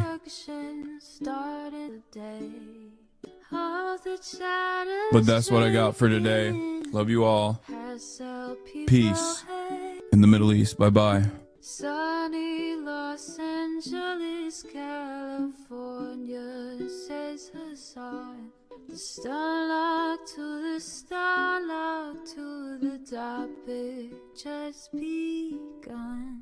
There he is again, her sun is streaming, her sun is streaming. There he is again, her sun is streaming, her sun is streaming. Reviewing the P.O. box, Uncle Uger's face. Sat in Discord agitprop, great names take on break. Tiny Bernie Sanders, LGBTQ Air Force. The whole left at your fingertips, Ane at your door. H3 crowded debate, the Young Turks online show.